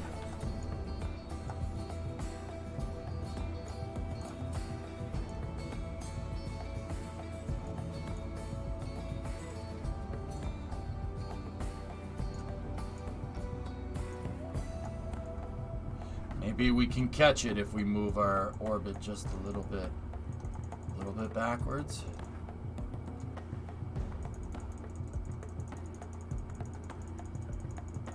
Come on, get into the grav well. Score. Yes.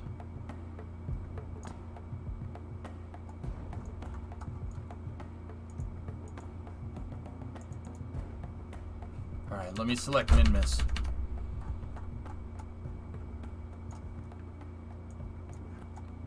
We're lucky.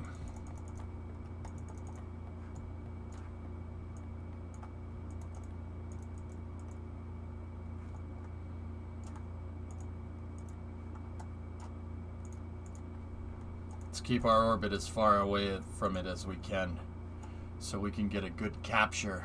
That'll help us change our orbit a little bit. It's not really lined up for what we're looking for, but that's okay. Last, please. All right. So far for the only... So for early missions, did they have ships downrange? Ground stations, John. Ground stations. They had NASA had a ground tracking station at Ascension. They had a ground tracking... Well, they have a ground tracking station at Diego Garcia. Rota, Spain, for high inclination missions from the shuttle. Yeah, there were ground tracking stations all over the place, dude. But yeah, pretty much, man.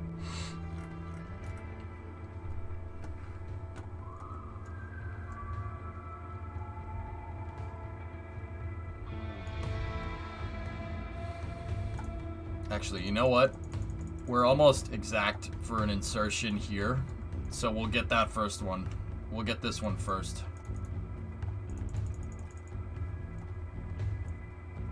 I'm gonna insert retrograde and then we'll go. So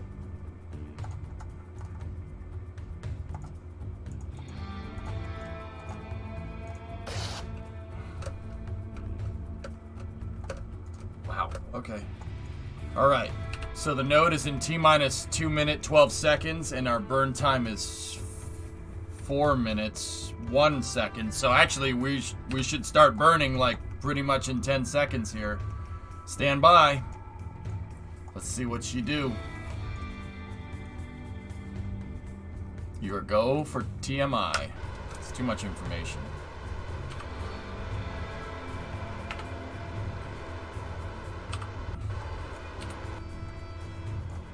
There it goes.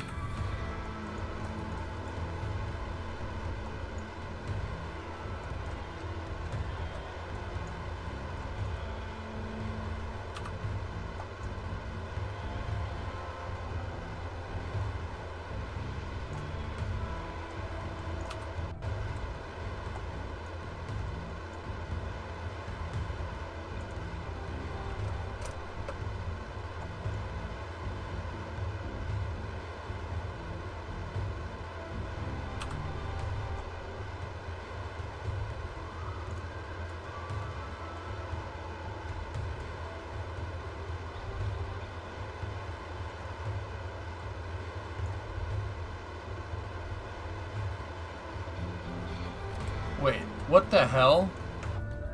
What the hell's going on here?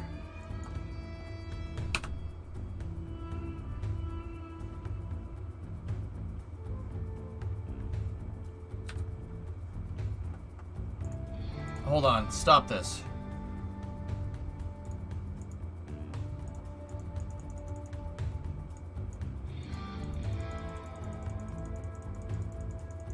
What?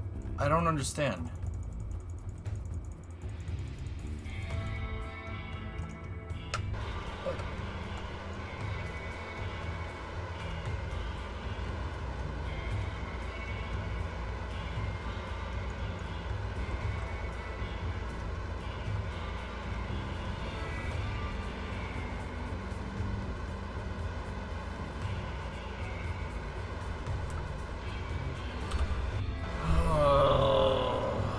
Why did it do that? I don't understand. I didn't miss the damn encounter. That node was right. Why did it do that? Maybe yeah, it must have clicked in another one.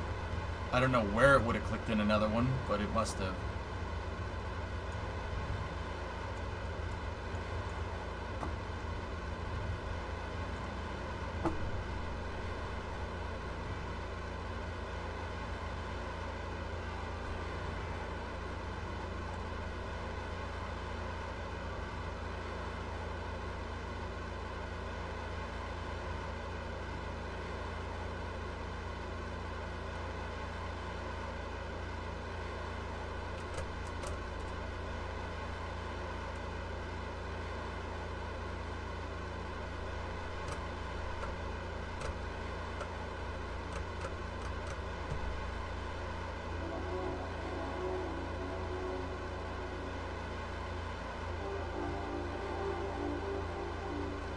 I don't like this.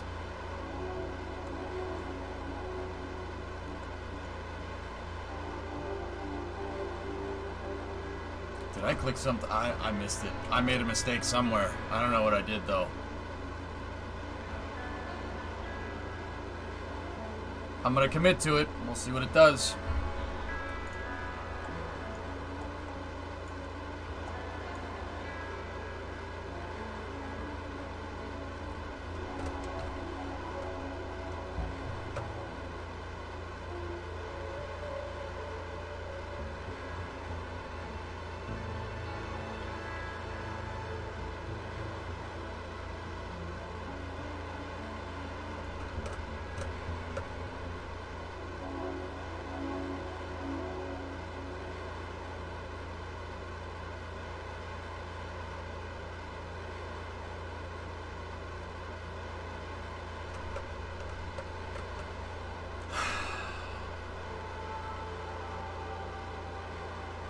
Yeah, that's right, Checkered. That's right, I switched back to the SSTO and it screwed up the maneuver.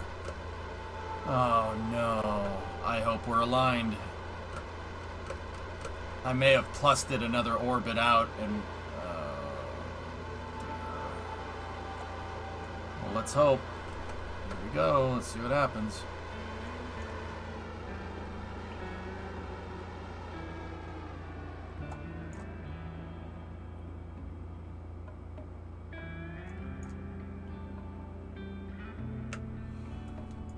Lucky.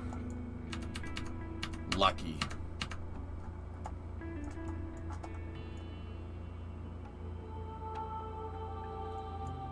Lucky.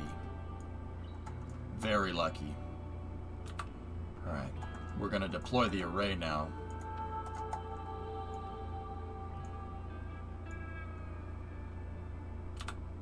That was close.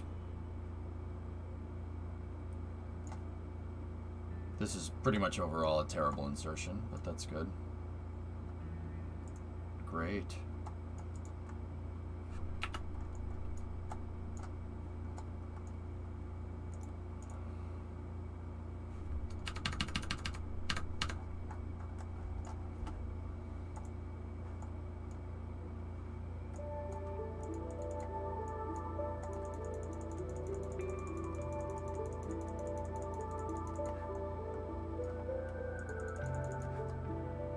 You know what?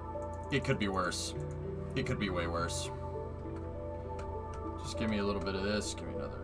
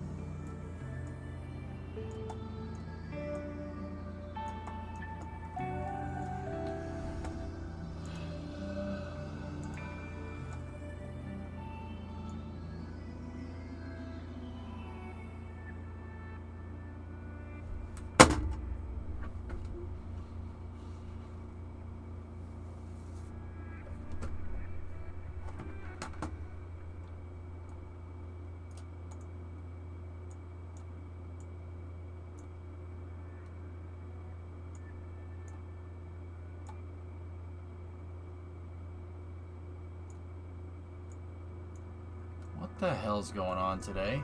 I'm confused. I don't understand.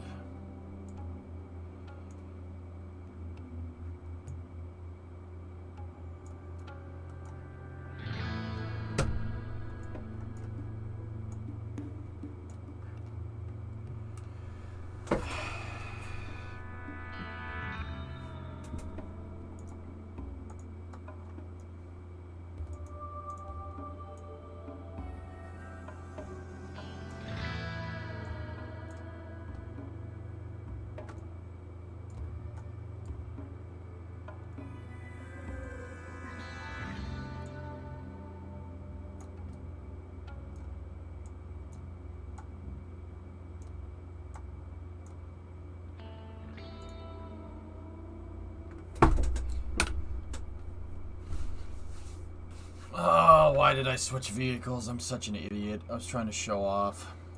Discovery, go at throttle up.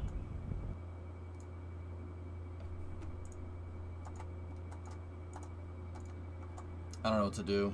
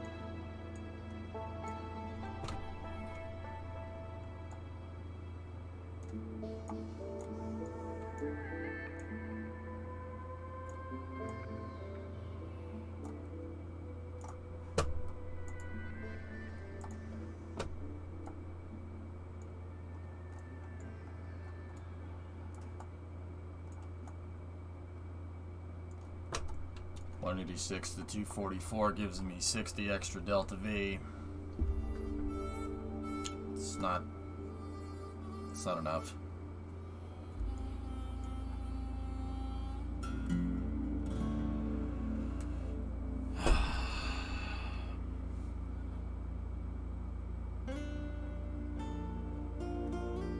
Yep. All right.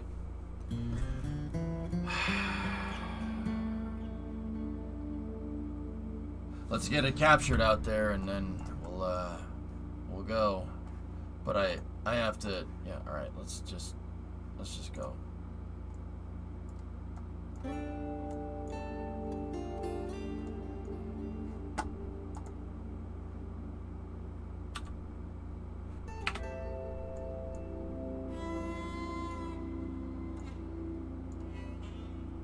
Kerbal alarm clock's gonna pop in here. I have to do another transfer.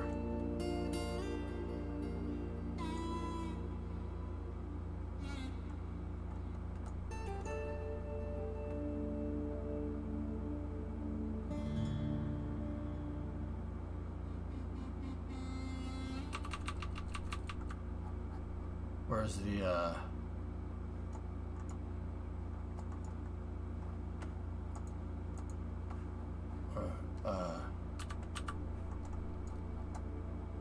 where's the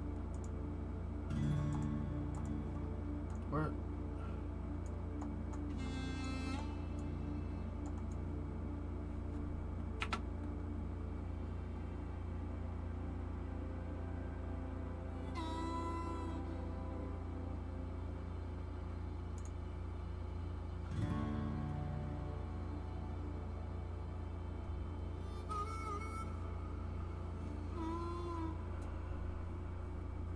Squall, what's up, man?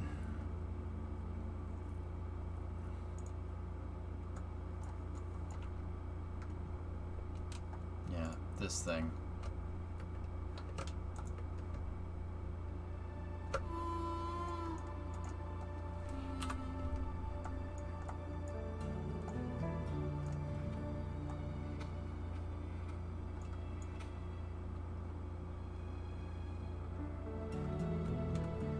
All good so far. It's been okay.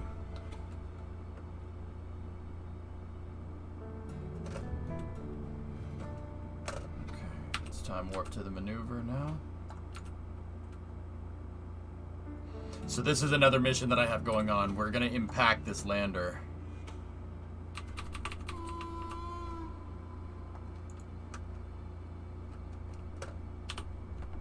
Okay, make sure the engine is on.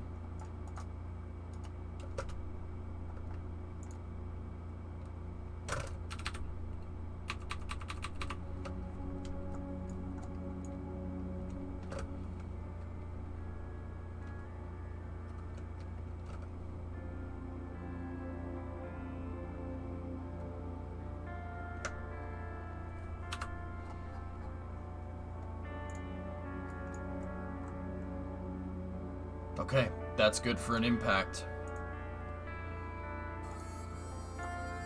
Alright, cool. Switch back over here. Alright, let's see what this does now, dudes. Let's see what we got.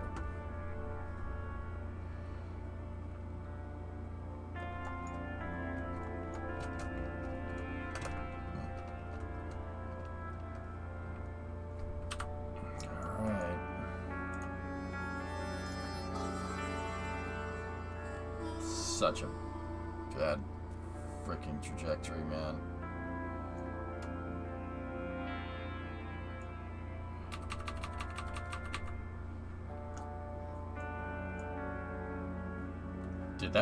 Did it impact?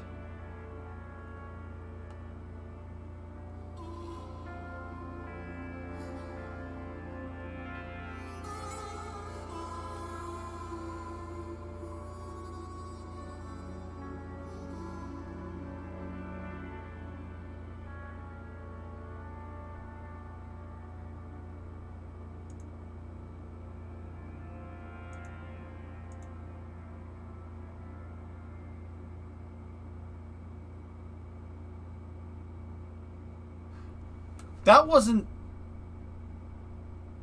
There wasn't... I guess it was that close. No, that...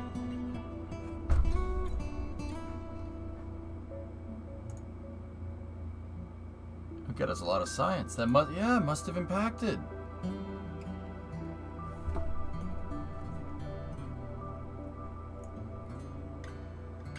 I went fast forward by like a couple of days. It must have crashed. Sorry, dudes. I wish I could have ridden that down with you. How much seismic data? 35% out of 50. Damn it. Oh well. All right. Well, let's go to the node. Hopefully we can fix this mess.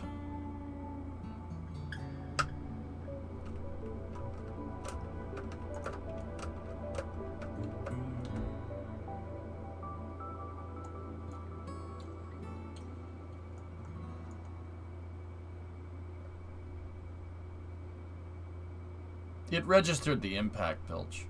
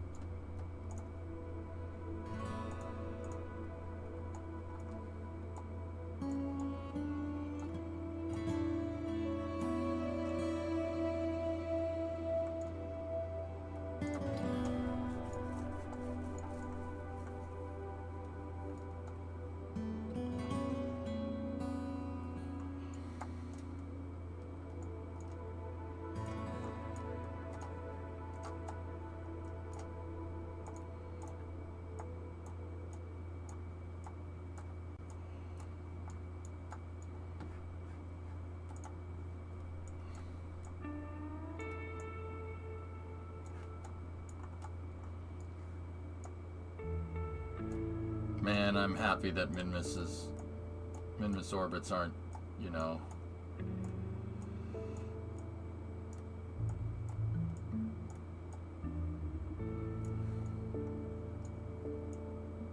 the worst here.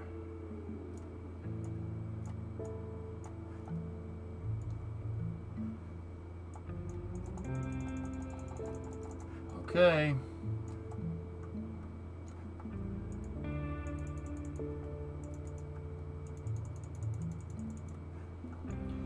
This should be enough for one of them. Let's go. Let's see what happens. Hopefully we can get one of these missions. We should have enough Delta V to do this. Barely.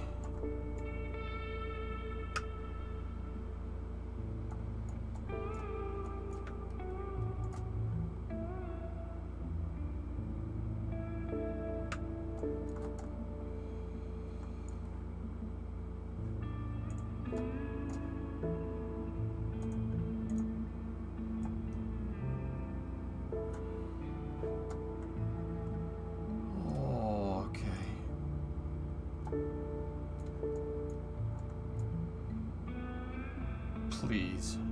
Give me enough. Please. Please have signal. Oh!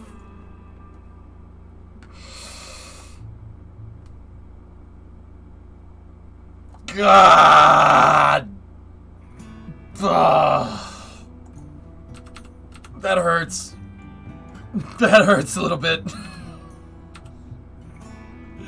That hurts a lot. I hate it.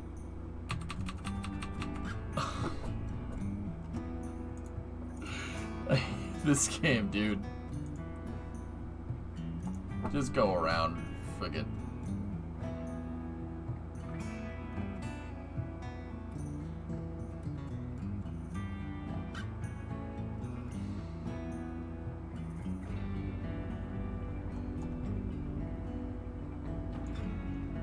We have signal this time!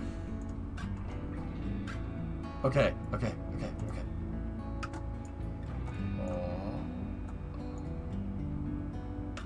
Oh. Oh. Oh. Oh. Oh. Oh. Bobby, you see this thing is down to dang old orbit. Give me the contract win, you frick! Ugh! God! And you know what? Scan this stupid thing while we're here. I hate you. I hate you. I hate you. Did I mention that I hate you? I hate you so much. I hate you so much. Ah!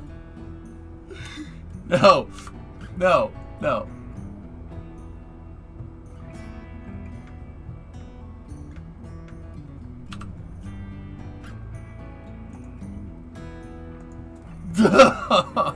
Why? Why? Why do you do this to me? Oh, you can't just go over there. Just perform the stupid survey, you piece of snaky poop face frick. Ah! Please have signal. Please have signal. Please have Please have signal, you piece of shit. I hate you so much. I hate you so much right now.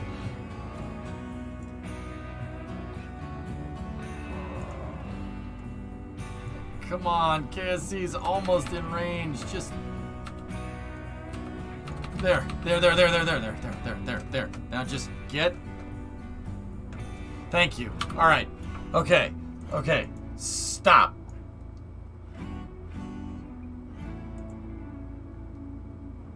What's this maneuver? What is that? What is that maneuver?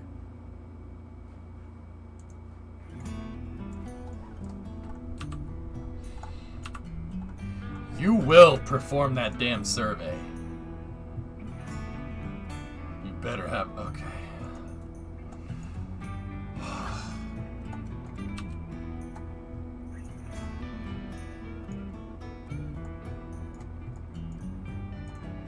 How much would it cost to,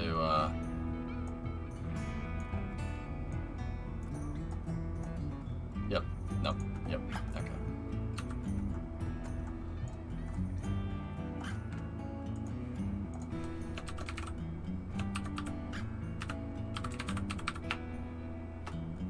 This is GNP Probe 1. Just stay... Min-miss. Hey. Alright. Get rid of this. Go over here.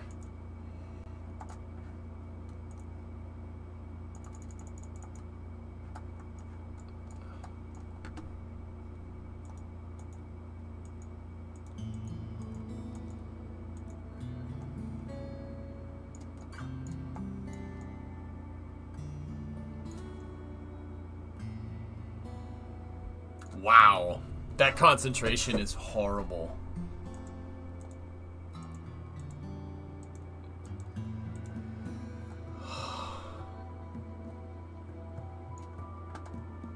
Wow, that's a terrible, terrible concentration. 40% cutoff.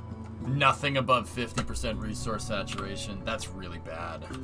That's really bad. Is the Chinese space station a good competitor to the ISS? No. I mean, yes, but also no. The ISS is way bigger. I mean, like, what metric are you using for comparison? Nah, Jax, I'm not having good luck. Nope.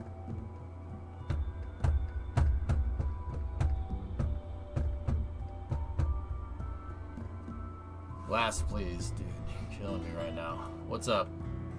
That second contract is a good excuse to send out a relay dish. Yeah, I think that's what we were planning, yeah. Dish it. Get the relay dish out.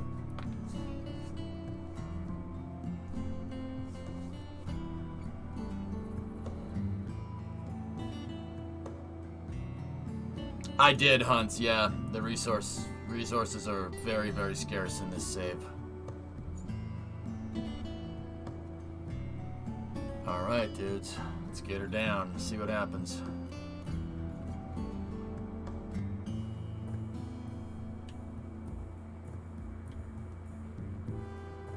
Do we have design time before racing, you think? No. Nah. Well, this thing's been up here for a little while.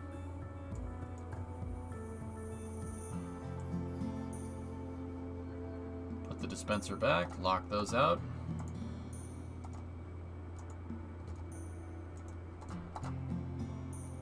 Close the payload bay. All right.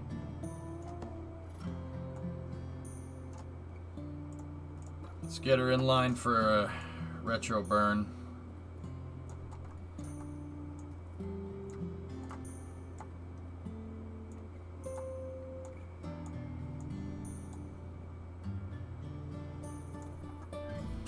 Okay. Let's turn on all of the control surfaces. Go in here like this. Body flap controller is on. Let me get my aerodynamic controls back up here. Aerodynamic controls are back up. Elevons are open for yaw. Perfect.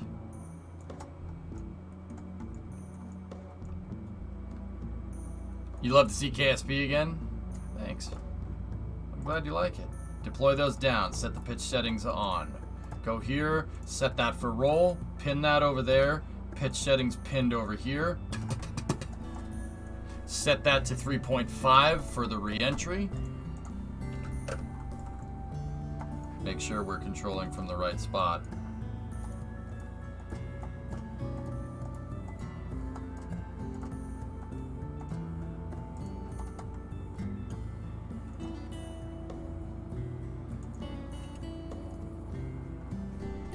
Is the big SSTO flying yet? No. I'm working on it.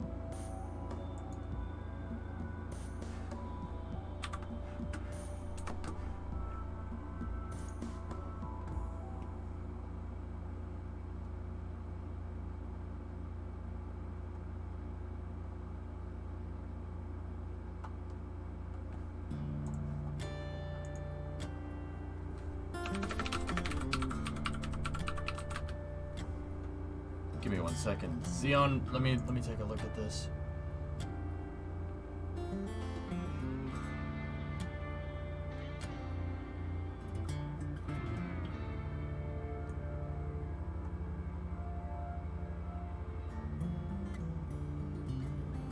What time, Xeon? What time?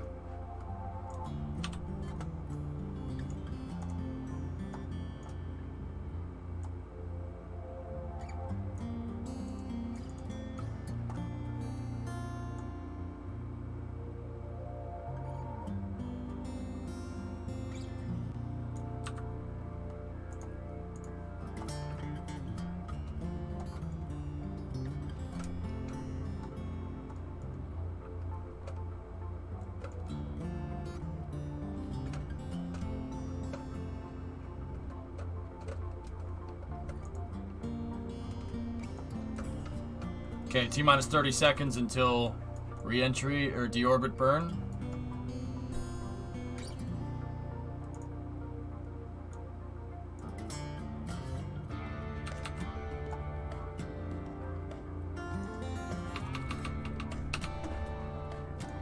Give me 1 second. Sorry, I got a PM.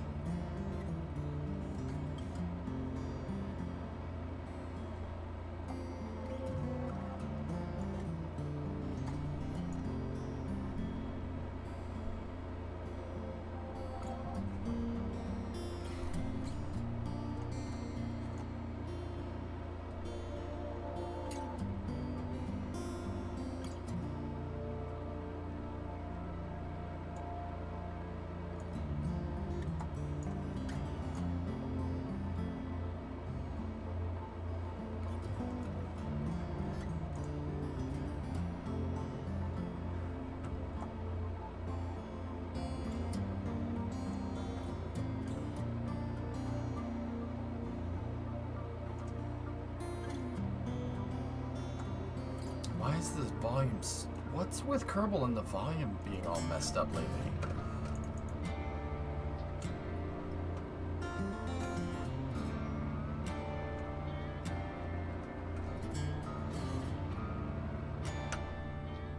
Okay, deorbit burn is nominal. Shutting down orbiter maneuvering engines.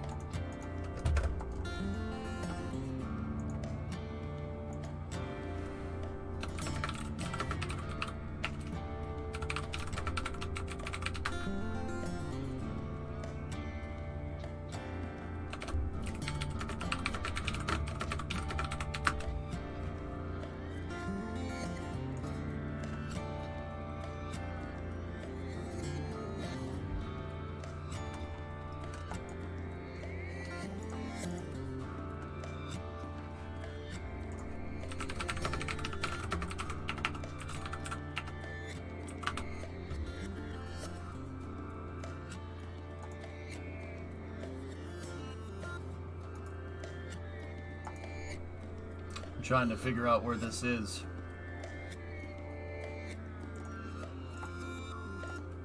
Okay.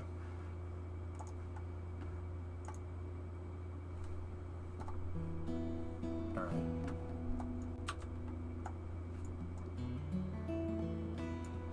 Okay, trajectory is looking good, guys. Let's switch this over into the locked camera position. And let's get ourselves down for a re-entry here.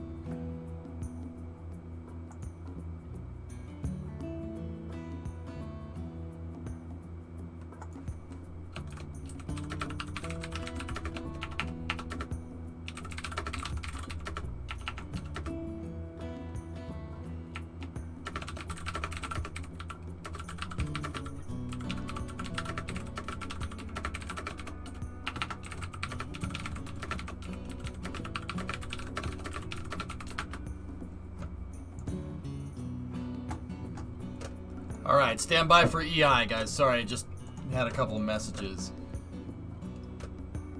A couple of things I need to get sorted for tomorrow.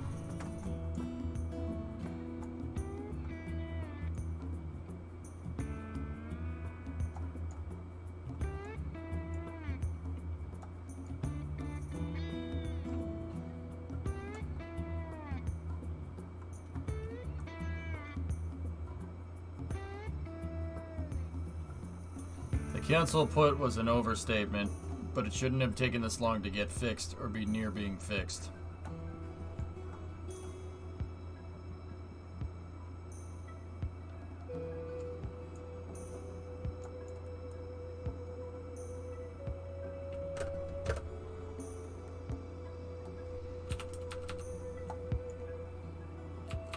Okay, should be getting an entry interface here very soon. Okay, we have EI. Let's do this.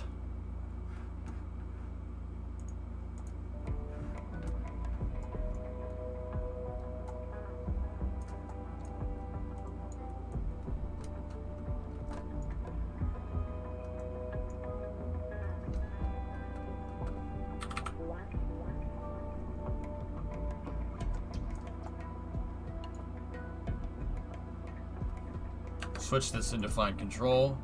YPR inputs are up.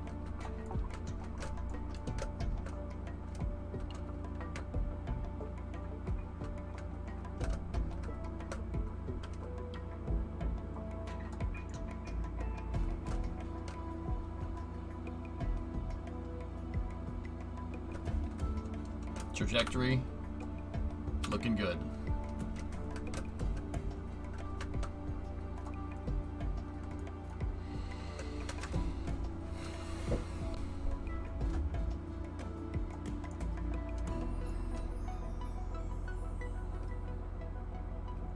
Plenty of fuel in the tanks to get this done right.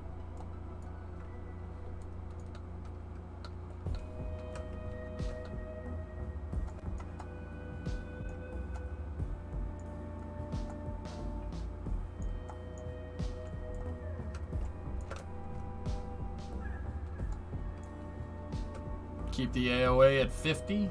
15, not 50. It's not the space shuttle.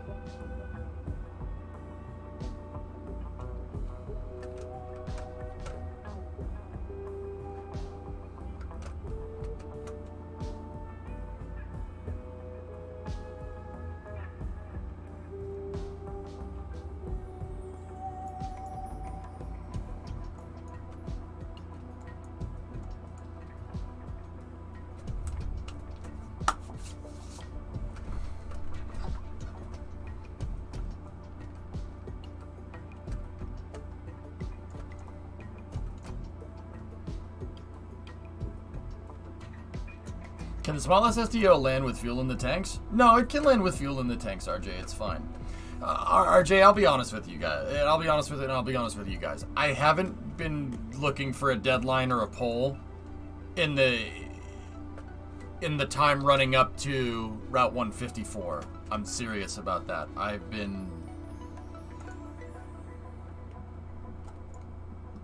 purposely over the last 2 weeks, 3 weeks have been saying no deadlines. I failed the last one, and I want to have this thing make money, just because of Route 154.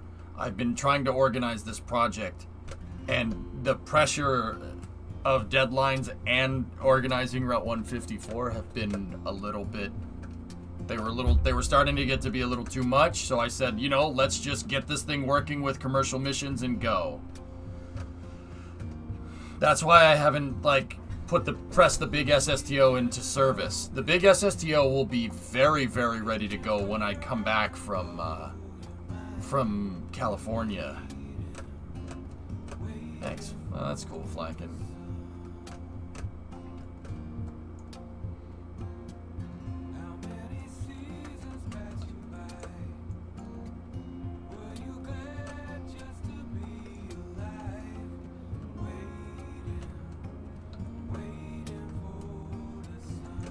Where's your fix of the big SSTO?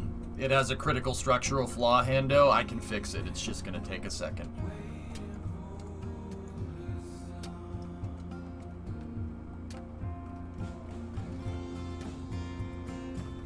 Why did the shuttle do the roll program instead of just launching facing east? Because it didn't launch going east every time?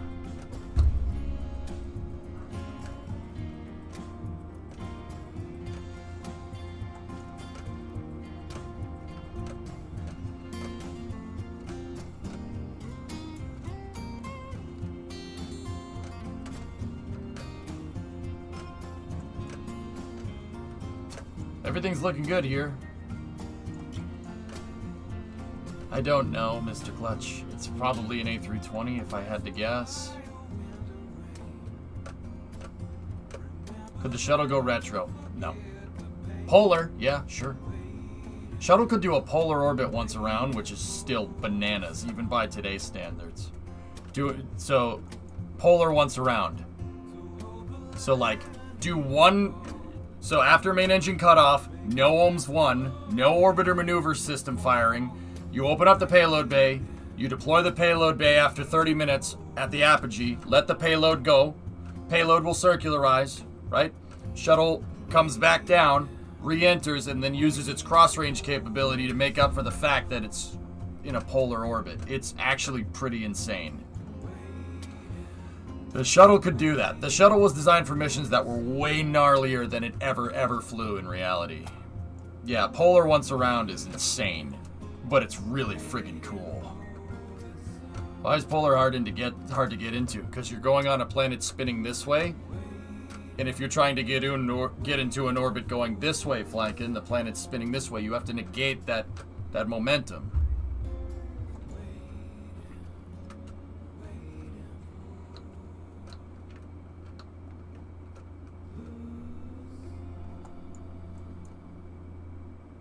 Everything's looking real good here.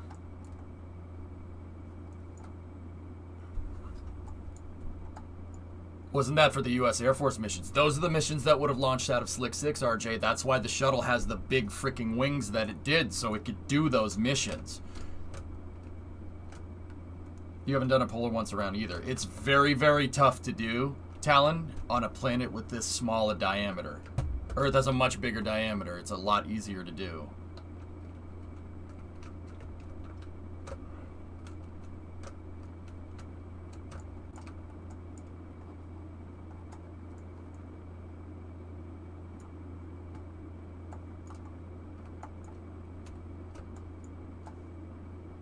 We're crossing a little bit faster than we want to, but it's okay. Bring the RCS online here out of fine control mode. Just do a little bit of this here. A little bit of some S-turn action. Launching west is difficult. Yeah, if you're launching due west, then you have to completely negate that out. It actually costs like an extra 500 meters a second delta V to launch retrograde. Yeah. A rocket that could make it into orbit launching with the rotation of the Earth would need 500 meters a second more delta V to go the opposite direction. Hey, Chief. How goes the mission? Partial success. Can we convince the DoD after Delta stops flying that SLS needs to fly out of Slick 6 for national security? You need a much bigger mobile service tower. But yes, we should do that for national security.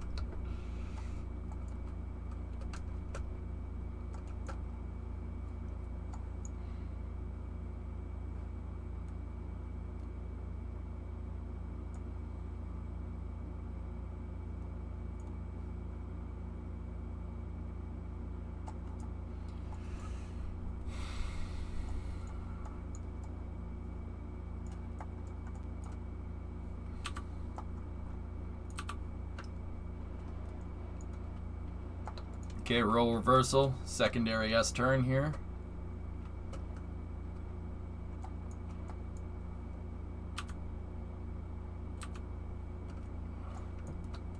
Could any rocket flown get into a retrograde orbit? Most of them could, yeah.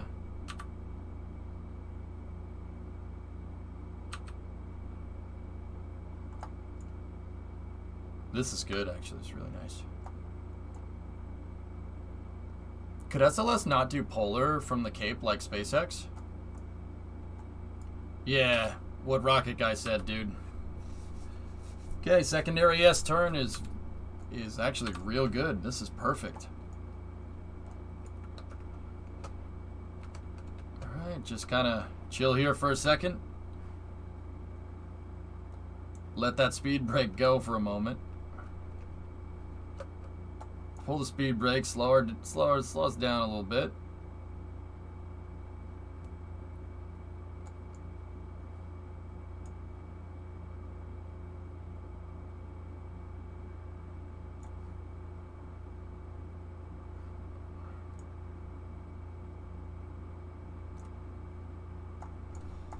Okay, we're in transonic here.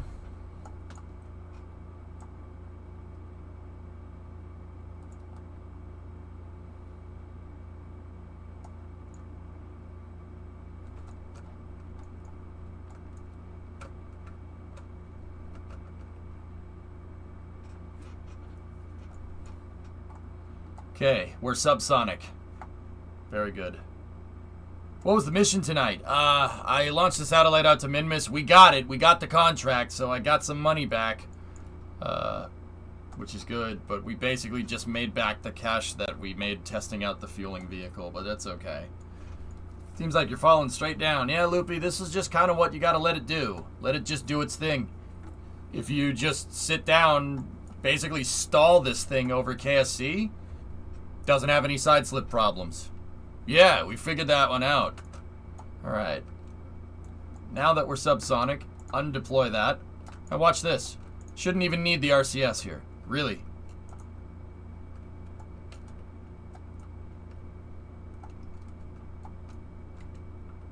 And immediately it side slips. Lovely. Well, still working out some of the kinks. Automatic flight termination system. Right.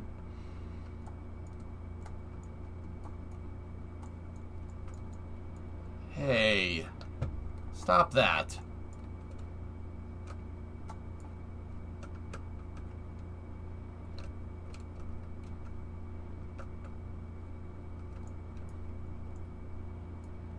Why does this game like doing the opposite of everything that I say all the time?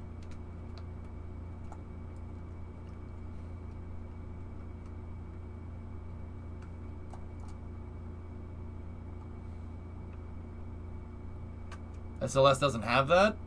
Why does it need that?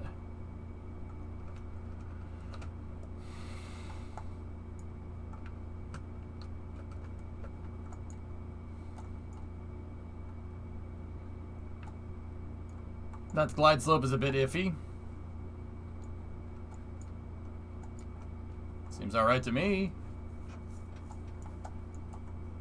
Discovery, go at throttle up. Matt G, 58-month resub. Thanks, man. Loop, it looks fine to me. What's wrong? I thought you went further. You said you did. Never mind. No, it's all good, buddy. Discovery, go at throttle up. Hey, JG, what's good, man? 18-month resub. Thank you. We shouldn't need the RCS anymore. This thing likes flying subsonic, even though it doesn't do that very well either. All right, trim the body flap. Keep the nose up just a wee bit.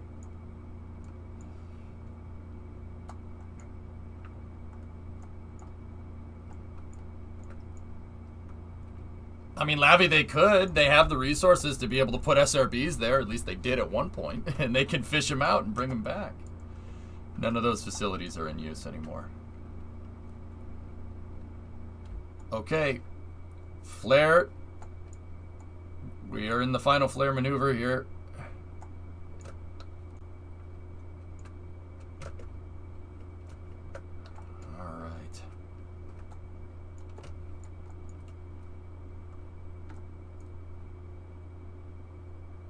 Gear coming. Gear down.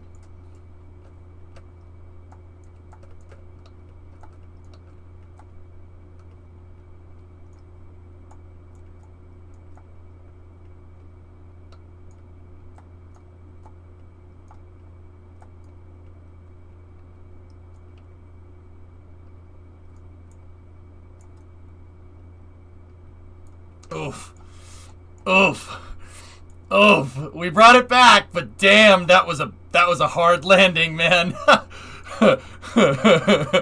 We brought it back. That was a little tough, but hey, 2.1. Okay, I'll take it. I'll take it. That's not bad. 2 meters a second vertical speed. That's still a little rough, but it's okay. I'll take it. 10 is done. Ooh. Not as bad as you think. You're used to the slow sim rate. Yeah, probably. Probably.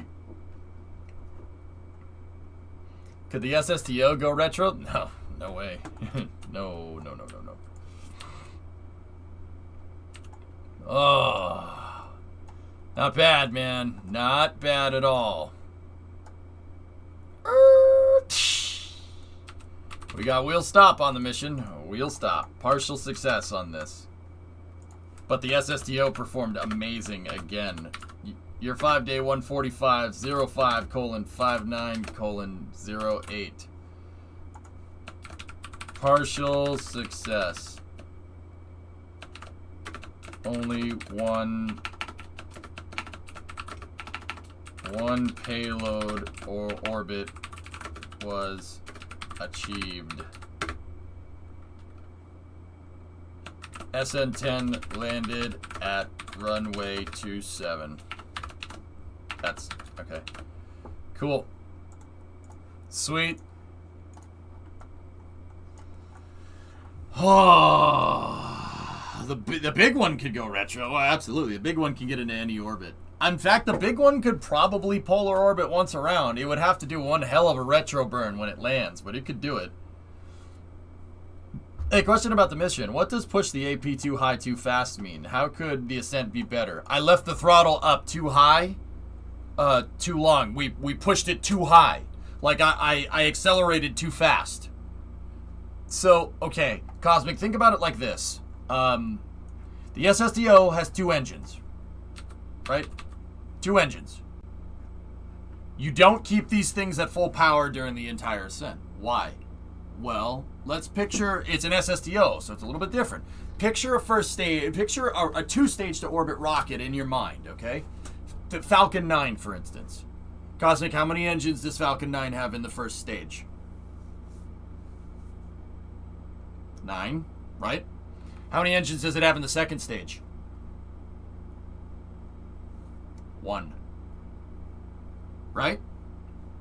That one engine is derived from the one upper stage engine. The Merlin vacuum is derived from Merlin engine. So your upper stage has 1 engine, your first stage has 9. See what I'm talking about?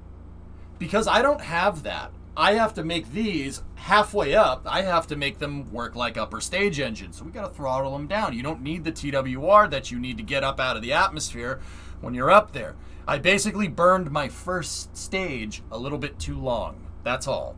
It was still good enough to get it where it needed to go, but it wasn't the most efficient around. That makes sense? I could have been better. I could have been better with that ascent. We got lucky.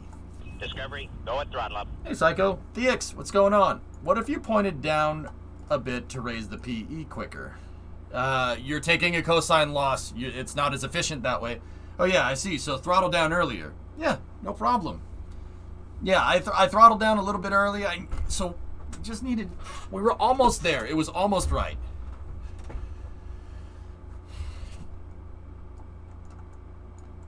It was pretty close. But yeah, this thing came back down.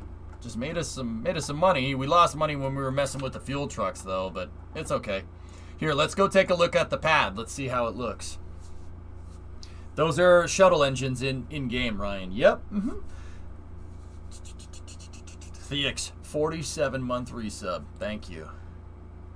Discovery, go at throttle up. Harp, yo, coming in hot. Was it a success? We had a partial success tonight. Some weird things happened with the maneuver nodes because I switched vehicles during a burn. So, yeah, I was a little bit inefficient. So, I'm pretty sure we cooked the ground anchor. We cooked the ground anchor on liftoff. We fried the thing. Oops. We don't need those things, man. They're friggin' useless. Friggin' useless here, man. Oh, boy. All right.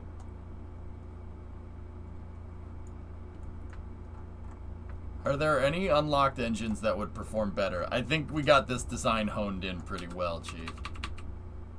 Wow, what happened to this? Ooh.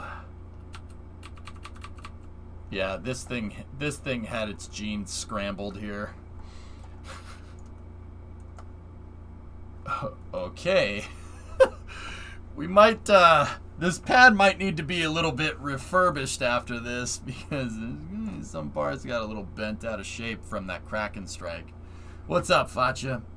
Wouldn't have been related to this. Oh, it's absolutely related to that. Yeah, this whole thing is bent out of shape because of it, dude. But it's alright. I mean, heck, the pad isn't even facing in the right direction anymore. Look. It's supposed to be over here. This 270 line is supposed to be that way. It's completely broken. Yeah. It's ribbed for the orbiter's pleasure. Ew. I have a flag marker for the spot Oridon, so it's not going to take as much time to place down a new pad. That and the crane's still working just fine, even though the top's kind of buckling a little bit, but that's okay. Hey, Grimes! Welcome to Mission Control. You're going throttle up. So, I'm going to leave the SSTO there. It's time to do some GTA racing, but hey, partial success. I'll take it. I'll take it. It's not bad. I want to get into a rhythm with this thing because when I fix that big SSTO, I do not want that damn thing to crash and hit the ground and blow up. We need to start running that thing operationally. Don't forget to anchor detach before recovering. Oh, no need, Chief. We fried the ground anchor on liftoff. Yeah, and it clearly scrambled the pad up. The pad was like, ah! So, do you ever upload your save file? Not generally, no. But here, let's check the contracts. Whoa, hey, how you doing? Science data from space around Kerbin, that pays out pretty good. Science data from the space around the moon. Can you guys just excuse me for a moment? I'm just gonna try and get some money back. Oh yeah, Chief, yeah. I had a nasty Kraken strike during integration operations, but the pad withstood it, but it's clearly like, ow! Just started learning about compressible flow and supersonic flow. Never been so hyped yet so confused. We are building knowledge to eventually solve a scramjet system. Yeah. Yeah. Yes, guys, these compressible flow. Yeah. Yeah. Just wait till you get to the part where your intake air needs to go transonic to feed the engine correctly. Yeah, your brain will be like, yeah. You'll probably make that noise, to be honest with you. That's cool though, man. Really cool. The Kraken's like, oh, I wasn't even here. I don't know what you're talking about. Yeah, aerodynamics are a thing. They are indeed a thing that exists, man. They are a thing that exists. I need to send fuel to Jewel for reason, so I'm working on this to deliver a 23K payload there. Alright. Oh, Maz, I want to get into building stuff like that so badly. All my classes are deep into aero now. Your brain toast yet? Just got home. How are you doing? I'm doing good. How are you doing?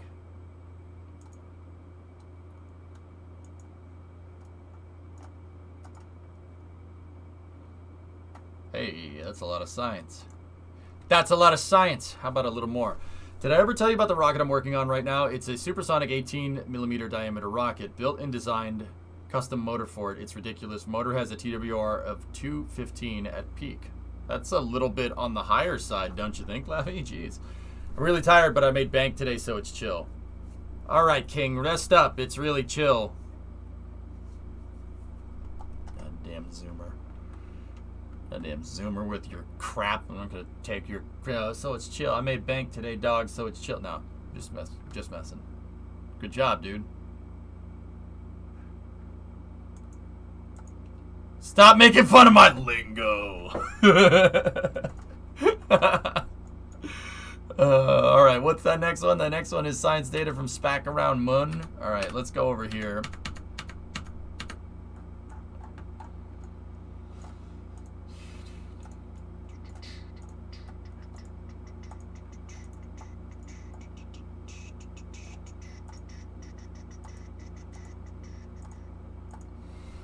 Also, 98 Kid, you are absolutely a Zoomer. That's exactly what a Zoomer would say. It's all stroop to me. With drag losses, it ends up being, what is that? 70 Gs, but you can get commercial motors to peak into 400. Cool, cool. Ian, you put your 2 weeks notice in at work today? I've had enough of that job. We'll be doing more with NSF and working the observatory on campus. Ian, as long as you have another job lined up, it's fine. It doesn't matter how much you hate your job. Don't quit unless you have something else lined up. Or a ton of bank. I mean, but yeah, cool. As long as you got NSF stuff lined up and whatnot, yeah, then you're good. The observatory, yeah, you should enjoy that, dude. Should be a good time. All right, guys. Well, that's gonna do it for KSP. I got some science data contracts there, which are pretty good. That paid off. That actually made the loss of testing out those fuel trucks actually pretty much negated. It's been a long time since I've seen that lander. Yeah.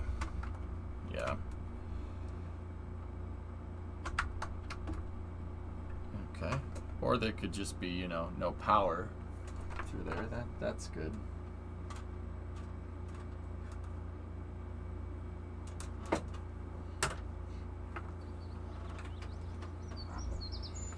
There we go.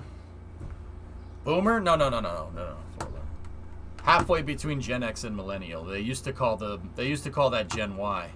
How was your avocado toast? Was it good? Science data from the surface of the Mun? Oh, I kind of want that too. I'm just going to take that contract.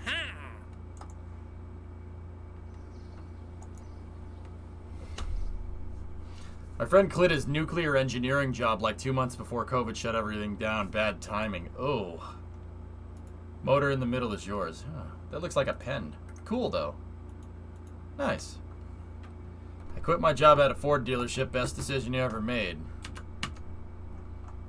Yeah, of course, Harp. And,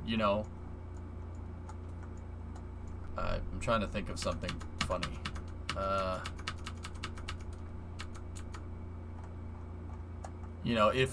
If you like,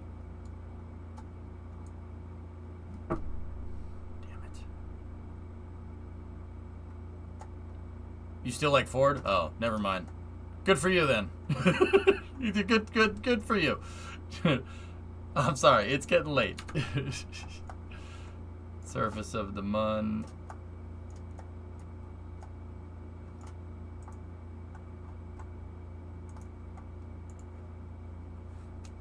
Well, at least that wasn't weird.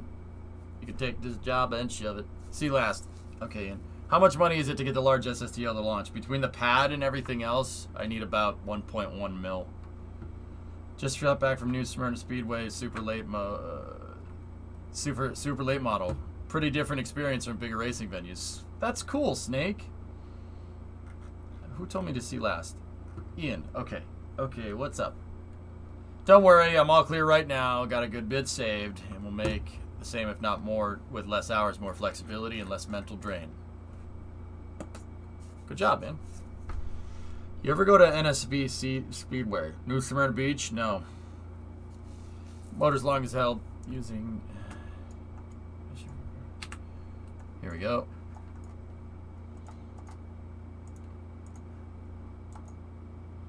Please, game, just keep giving me these contracts. How much did that pay? 32 G's? I'll take that. That's fine with me. My dad has 24 Fords on his property and one secret Chevy Car Club of America card. Oh, jeez. RJ, I just quit my job at the nuclear power plant in Ukraine. Things really heated up after I left, so it wasn't a bad call. Yeah, Chernobyl jokes. Nice.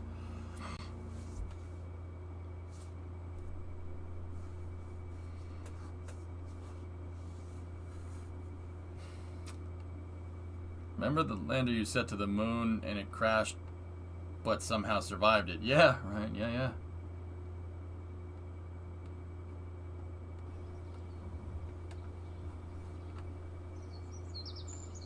Alright. Come on, give me another one.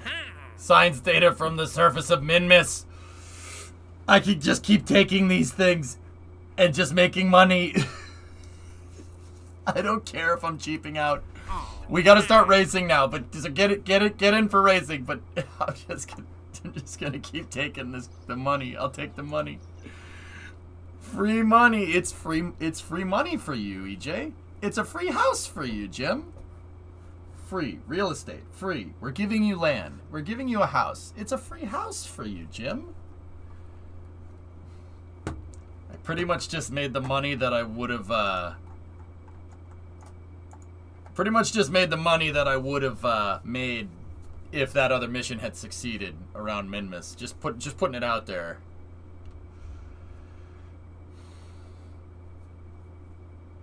I hear Russian segments of the ISS are also heating up. No, they're not heating up. They're cracking. Oh, the short. Yeah, Forlorn, that happens all the time. Seriously, it happens on our segments all the time. Just something gets a little too hot. It starts to melt a little bit. That stuff literally happens all the time. It's not a big deal.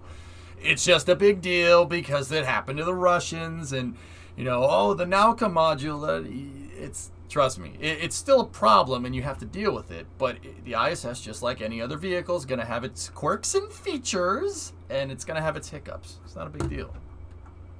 And those aren't my words. That's not EJ saying it. That's what NASA said. So I'm inclined to, haha, orbital mechanics jokes. I'm inclined to just to believe that,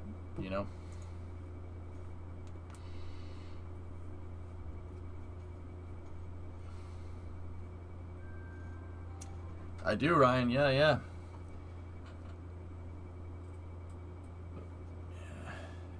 Yeah, Xeon, that's right. Thermal control is a big pain in the butt. You're also quite eccentric. Well, you're fractal. You're a very longitude of ascending node.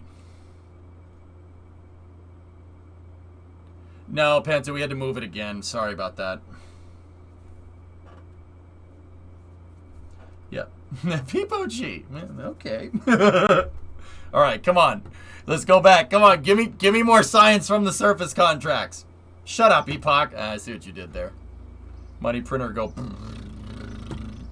Ooh, sick burn got him. Science data from the surface. Damn it! Oh, position GNP Probe 1 in an adjusted orbit. Yeah, I'll get right on that. Hey, why don't you do me a favor, Kerbal, and shut up? Frick! I'll have you know it's right ascension. I'll have you know you being in my chat is dissension my brain. Good.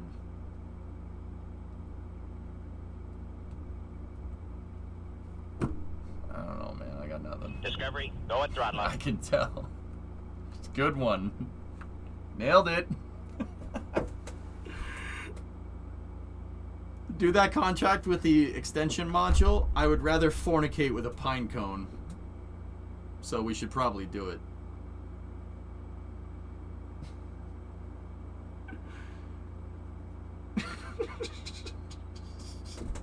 Hey Chop, what's going on? My goal is to be called eccentric. Make a lot of money and then act weird. When you act weird and you don't have money, you're just crazy. When you act weird and you do have money, you're eccentric. Wait, do I have money? I don't have money. Anyway, that's gonna do it for That's gonna do it for Kerbal. Sorry, guys. I'm sorry. Dan, you made something in KSP. Did the front fell off? Hey.